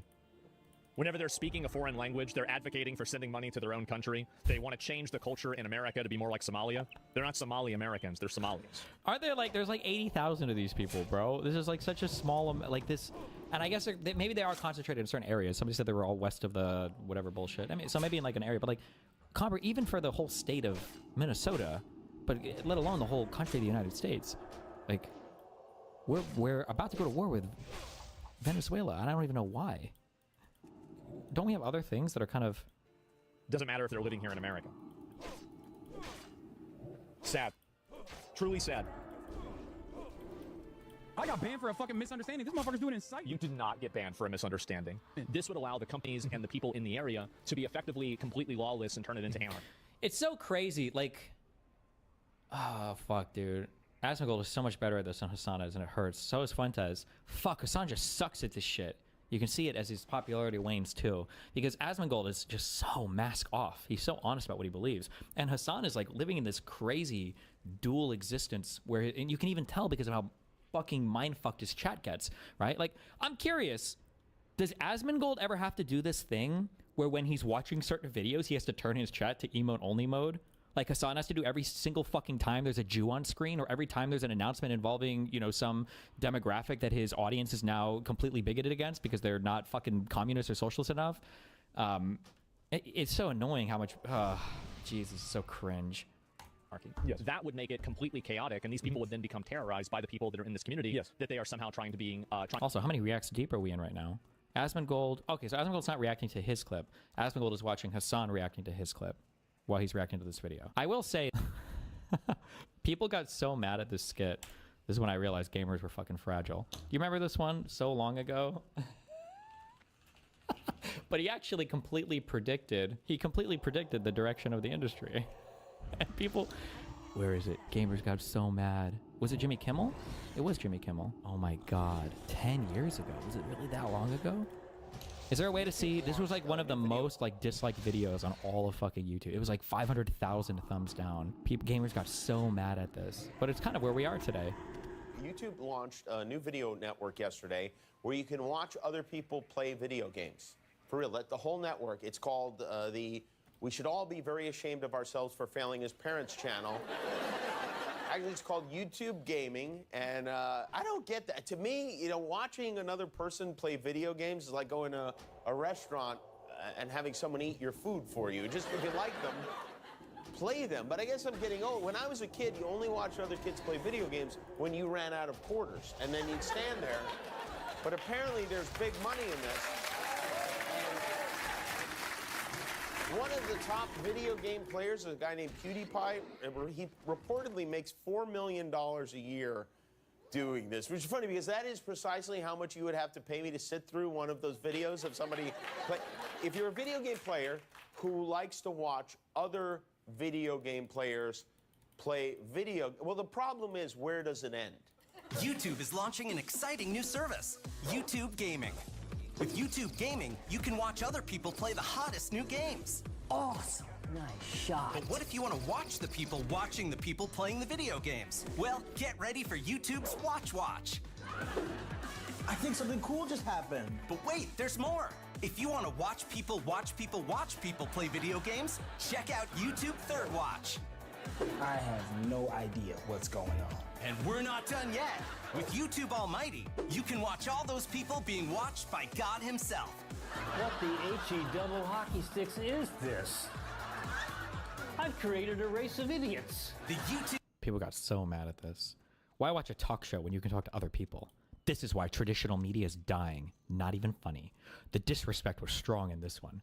Making a joke out of YouTube, then uploading it to YouTube is just moronic. The like to dislike ratio. It's beautiful. Who came to see the dislikes?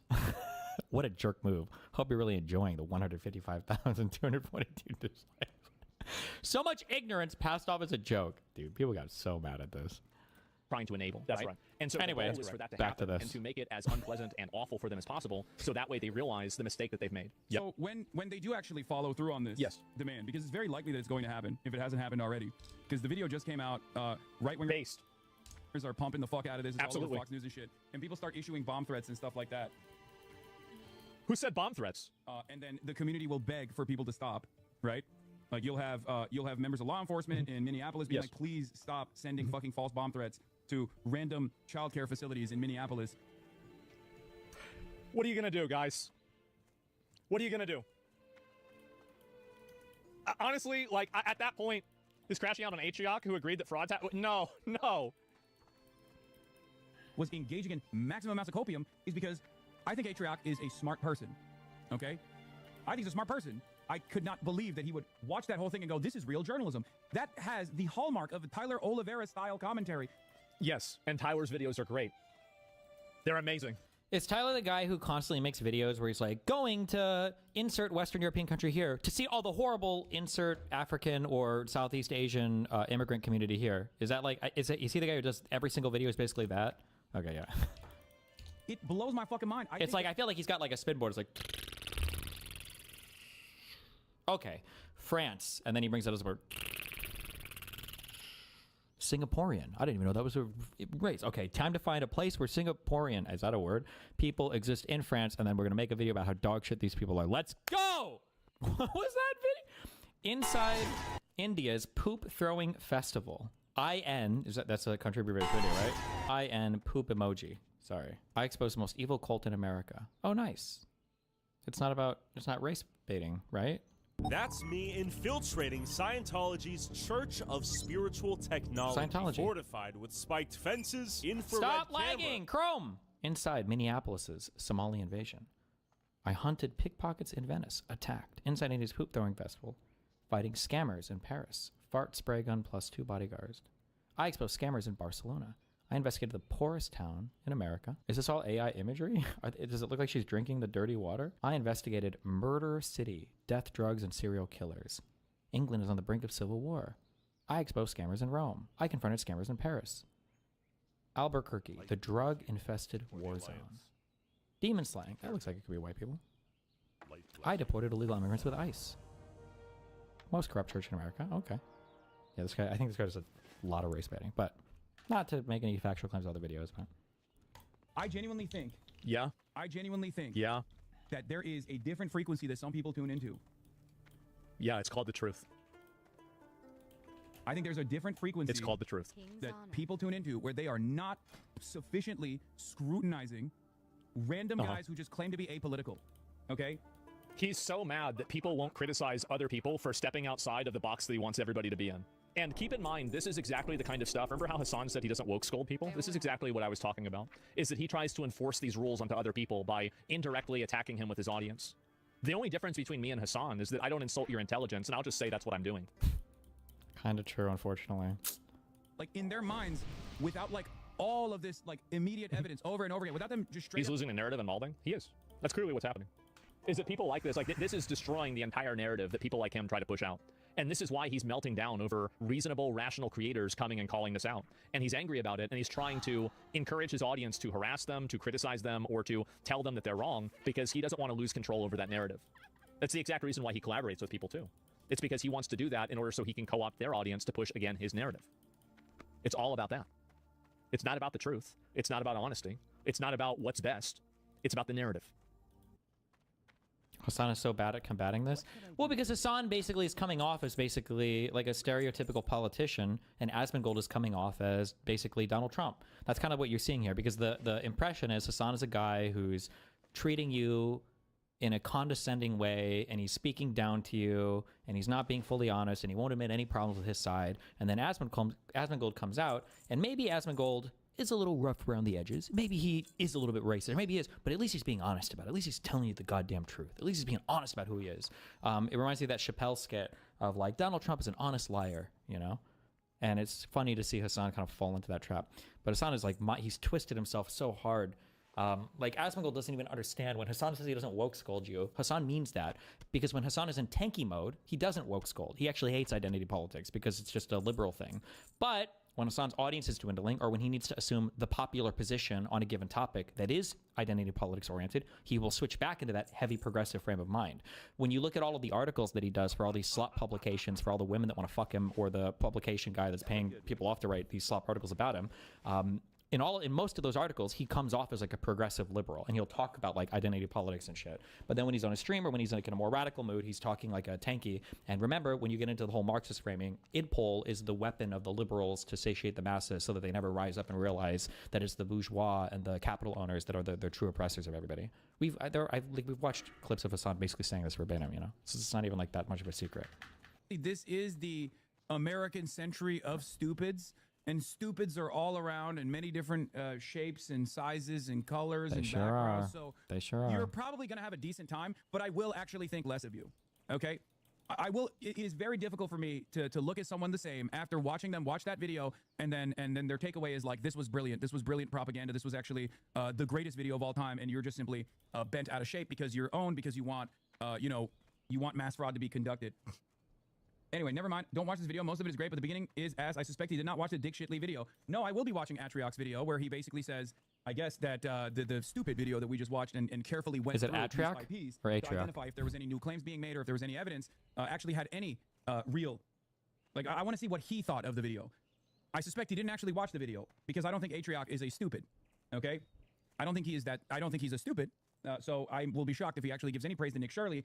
But I suspect it's partially because he didn't actually watch the video, and partially because the video did really well, and he wants to present it as like this bipartisan argument because Are you going to be live for another 20 minutes? I can go there and take a pic. I'll be here for another 20 minutes, sure. Just for you, Flopagus. They can't just outright be like, hey, this guy who's fucking drooling half the time, who is not even functionally literate, who can't even craft sentences together, is actually a fucking moron who is just leaning into the most bottom of the barrel, racialized propaganda with no new evidence whatsoever. We can't fucking have that, because swagged out white boys and quirked up white boys gotta have their fucking feelings and their racialized opinions satisfied. You gotta just always act like anytime there is a fucking dickhead white guy running around being like, these fucking Somalians are actually up to no good. Let me see their children. We have to sit there and be like, well, are there 800,000 views on this?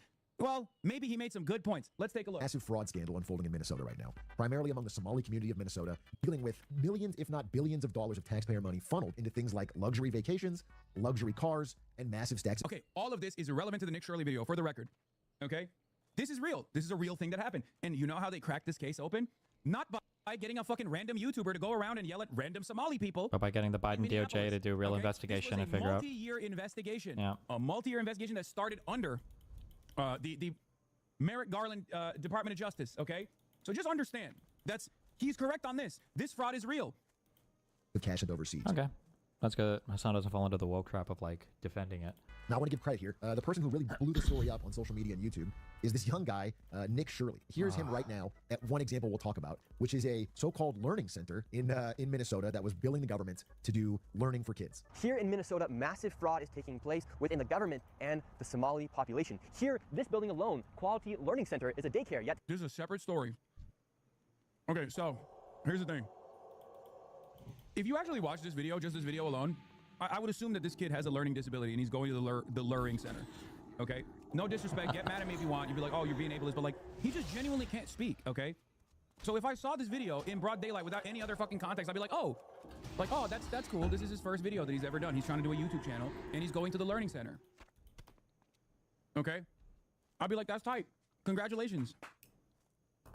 They spelled learning wrong, and they said leering. This daycare alone in 2025 has received $1.9 million from the government. And the strange things about these childcare centers is there's no one here right now. It's midday on a weekday. And if you were to try to go... Like, he doesn't even just try to describe the fact that, like, or explain the fact that, like, what is this Albee kitchen thing on the side? Is this whole building just the kitchen, and they just haven't, like, taken down the sign? Or did the daycare shrink? I don't know. I'm asking this guy's not fucking idea. Inside, it's completely closed, and the windows are all blacked out. Not a great look. Not a great look. And in the video, he goes around with this. It's actually a pretty insane tag team of like a seemingly clout goblin zoomer and like this old guy David here who's like got all the files and paperwork from 10 years of tracking this. And their combination is actually kind of beautiful. And they go around and investigate all these different. Like the files and I'm sorry, fuck. The more I listen to Atrax summarize this video, it's triggering the fuck out of me. The files and paperwork from 10 years of tracking this. Meanwhile, old guy, what evidence do you have again? I've been here over 100 times and I don't see any of the kids. Come on, man. There's 0% chance he actually watched this. He just knows that the story... I know. You want to know something? I know what went through his mind. Because the same thing that's going through his mind when he made this fucking video is the same thing that went through my mind. At first thought, because I know that there was already prior investigations that were conducted that found a shit ton of fraud. I know you think you're helping the Somalians by defending them, but you have to then take accountability for them to learn, which won't happen if you run cover for minorities and you fuck up. What a retarded fucking comment. Why the fuck would you assume that I am running cover for Somalis by defending them? And not that I'm actually part of the people getting paid off. How do you think I'm paying for my fucking lawsuit, you fucking retard? How do you think I've been able to do it without taking a stake sponsorships? Because I am part of the fraud, and all my Somali friends are funneling me money, okay? I got you thought I was getting Mossad paychecks? I'm getting, insert funny word that starts with the letter M, that means Somali paychecks. Okay, a shit ton of fraud. You immediately went, oh, here we go again. There's probably some fucking veracity to these claims, okay?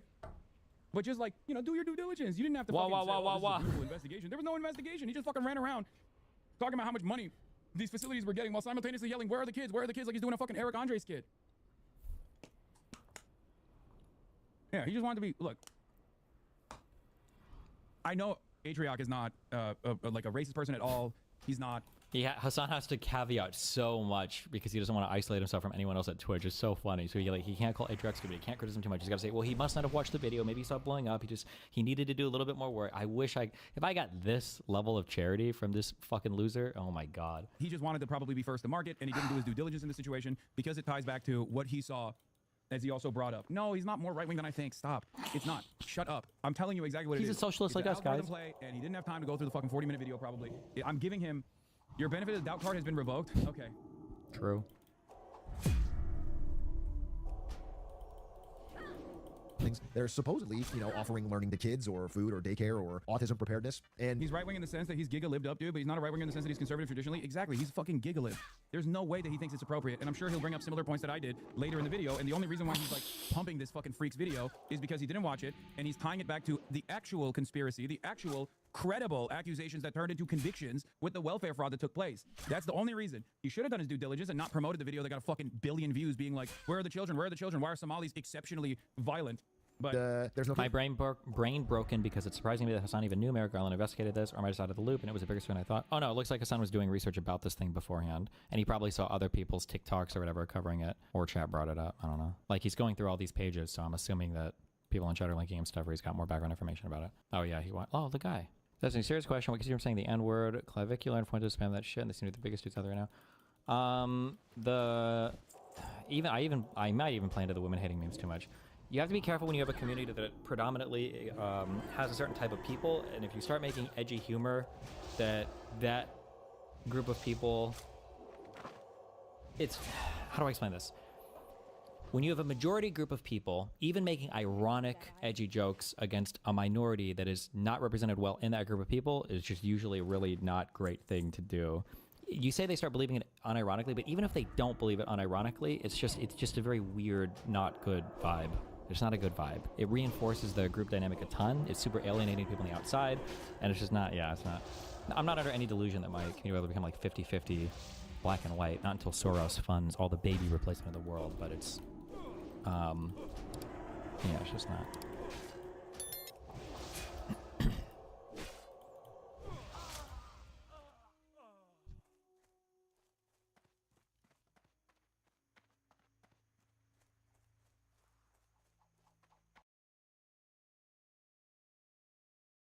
Austin, we think that we have a police report that there might be a witness stalking going on. We need to take this case up immediately. What? This is fucking retarded. Pixie and the OJ, the federal investigators on this, because this case is at a federal level with Pixie, and the ramifications are interstate, right? They cross over into Florida, so this gives federal jurisdiction clearly to investigate this. And there are legal consequences if Lauren was to lie. I often don't cover things until there's a police report, because a lot of times if you just put up some Google Doc on the internet, anybody can do that. Anybody can just make a photo, or maybe doc. Anybody can just make a police statement. Even if you lie, you shouldn't. You could get in trouble for lying, but remember, this is a matter of like time and resources. Like, are they going to come after you for every single bad police report? Like, keep in mind that today in the United States, most people get away with fucking swatting, which in my mind, not to be dramatic, but I would argue is like, basically a form of attempted murder, or as close as you can get to it. People get away with swatting people. There's no world where the DOJ is following up. And that's even the local prosecution is never following up on shit. It's just so fucking stupid. Especially because, and I'm trying to think I don't even know if this guy's done litigation or any criminal law, but I would say especially because, not to be too much of a bootlicker here, okay? I'll just show my pro cop, my aunt side or whatever. Cops, we see the worst of them on YouTube, but generally speaking, cops have like an okay, like, bullshit detector. When you call in and you're making a report, cops gonna ask you questions, and they'll generally like, okay, this is kind of fucking retarded, this is kind of actually some real ass shit, Generally, they'll figure this out. Generally, not in all cases, and some cops are pieces of shit, but just this whole thing is just, I wasn't gonna talk about this until there's some proof, but then when she filed a police report, it's like, okay.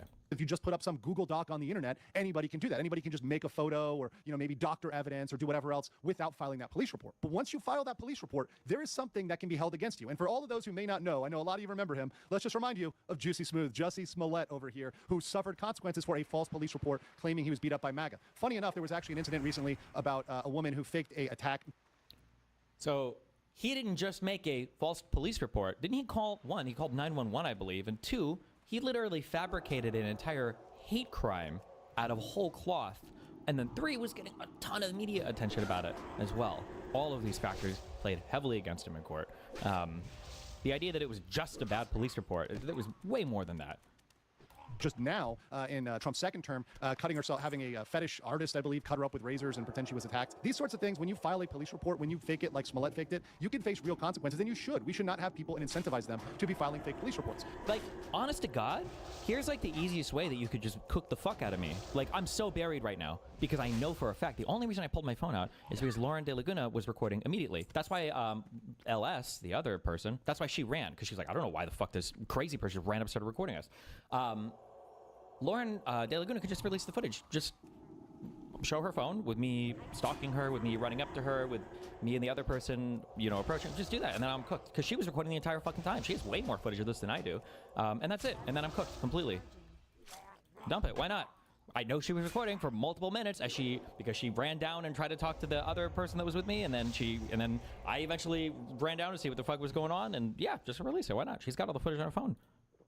So to the extent Lauren De Laguna lies on her police report, she now has consequences. So I have to take it with a level of seriousness that is more than just an empty online accusation. Then why not ask Lauren for the video to review privately?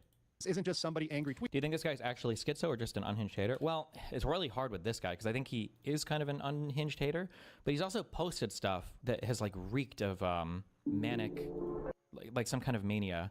This was a while ago. It was a Fast Facts one. I don't know if he still has it up or not, but oof, it was weird. Was it this one? No. It was after this. He talked about how he thought, because there were a few women with, I think it was just a few like white women in Thailand, and he was saying that they were stalking him from America and were sent by, was it like the CIA or just the US or no, it was Antifa. That was weird. People are saying he deleted that video. Yeah, because you're saying Antifa was coming after him across the ocean.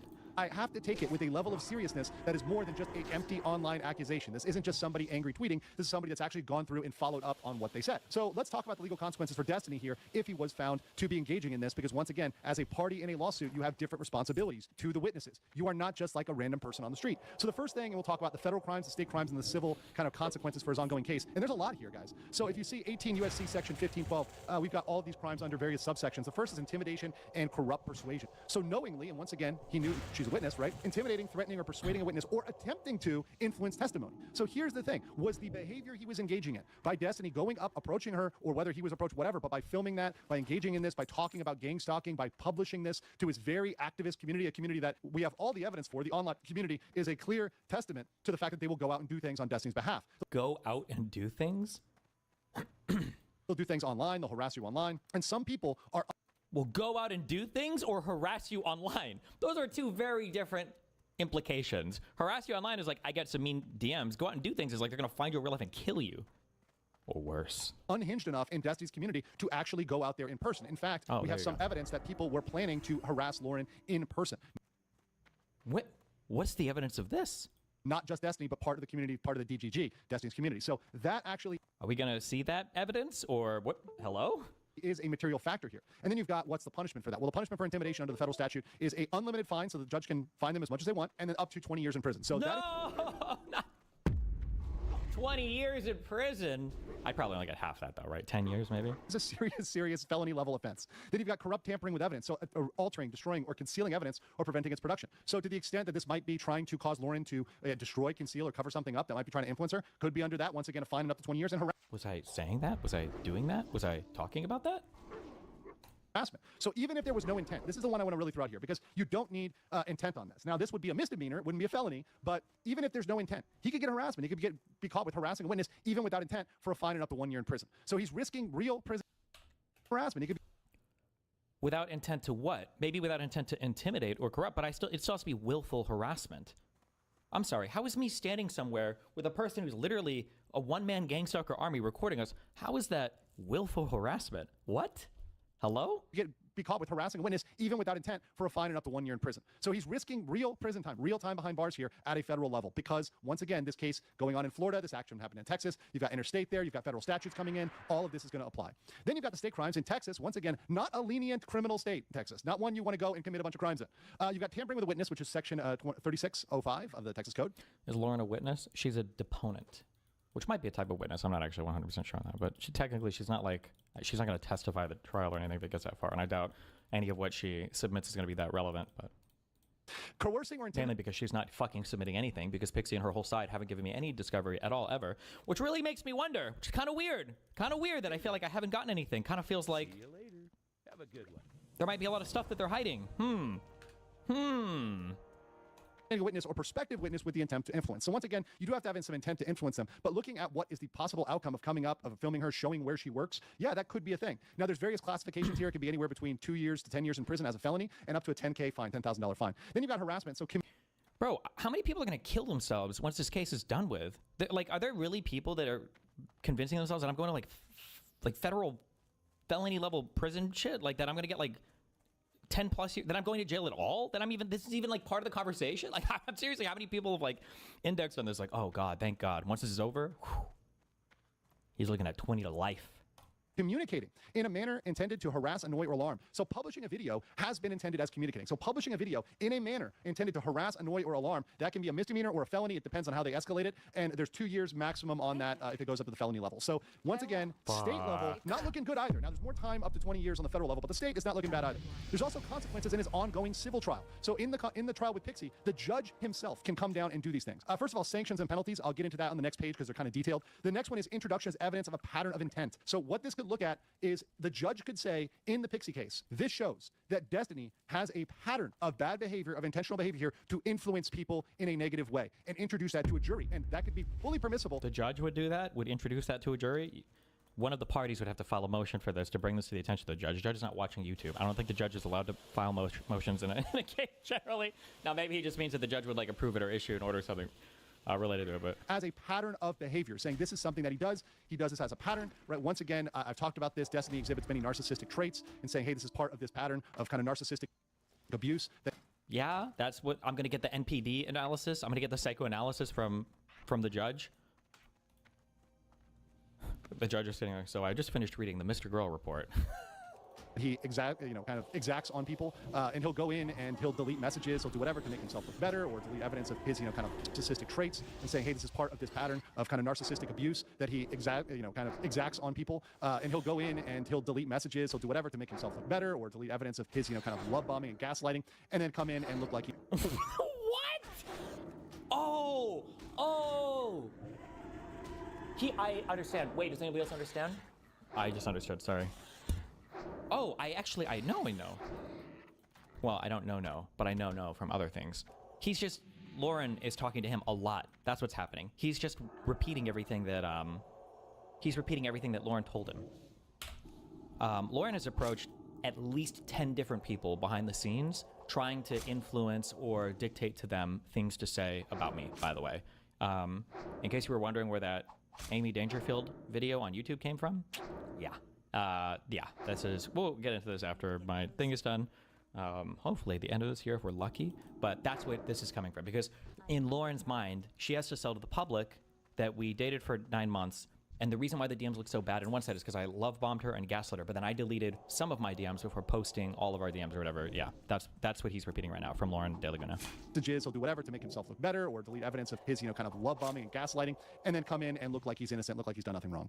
Beyond that, and I've talked about this with the Emaru case, with Miskiff, is IIED, intentional infliction of emotional distress, a very strong civil claim, and invasion of privacy. These are things that Lauren De Laguna could bring in, and she could bring those in, even on that case or on a separate case, and say, hey, listen, you are invading my privacy and you're causing emotional distress. And I think that's something that is potentially feasible under the law. Let's talk about some of the sanctions. These are real fun. So the federal court has really broad... Potential infliction of emotional distress or whatever is a civil cause of action. Lauren is not a party to our case. Are you saying that she would file a whole separate case against me?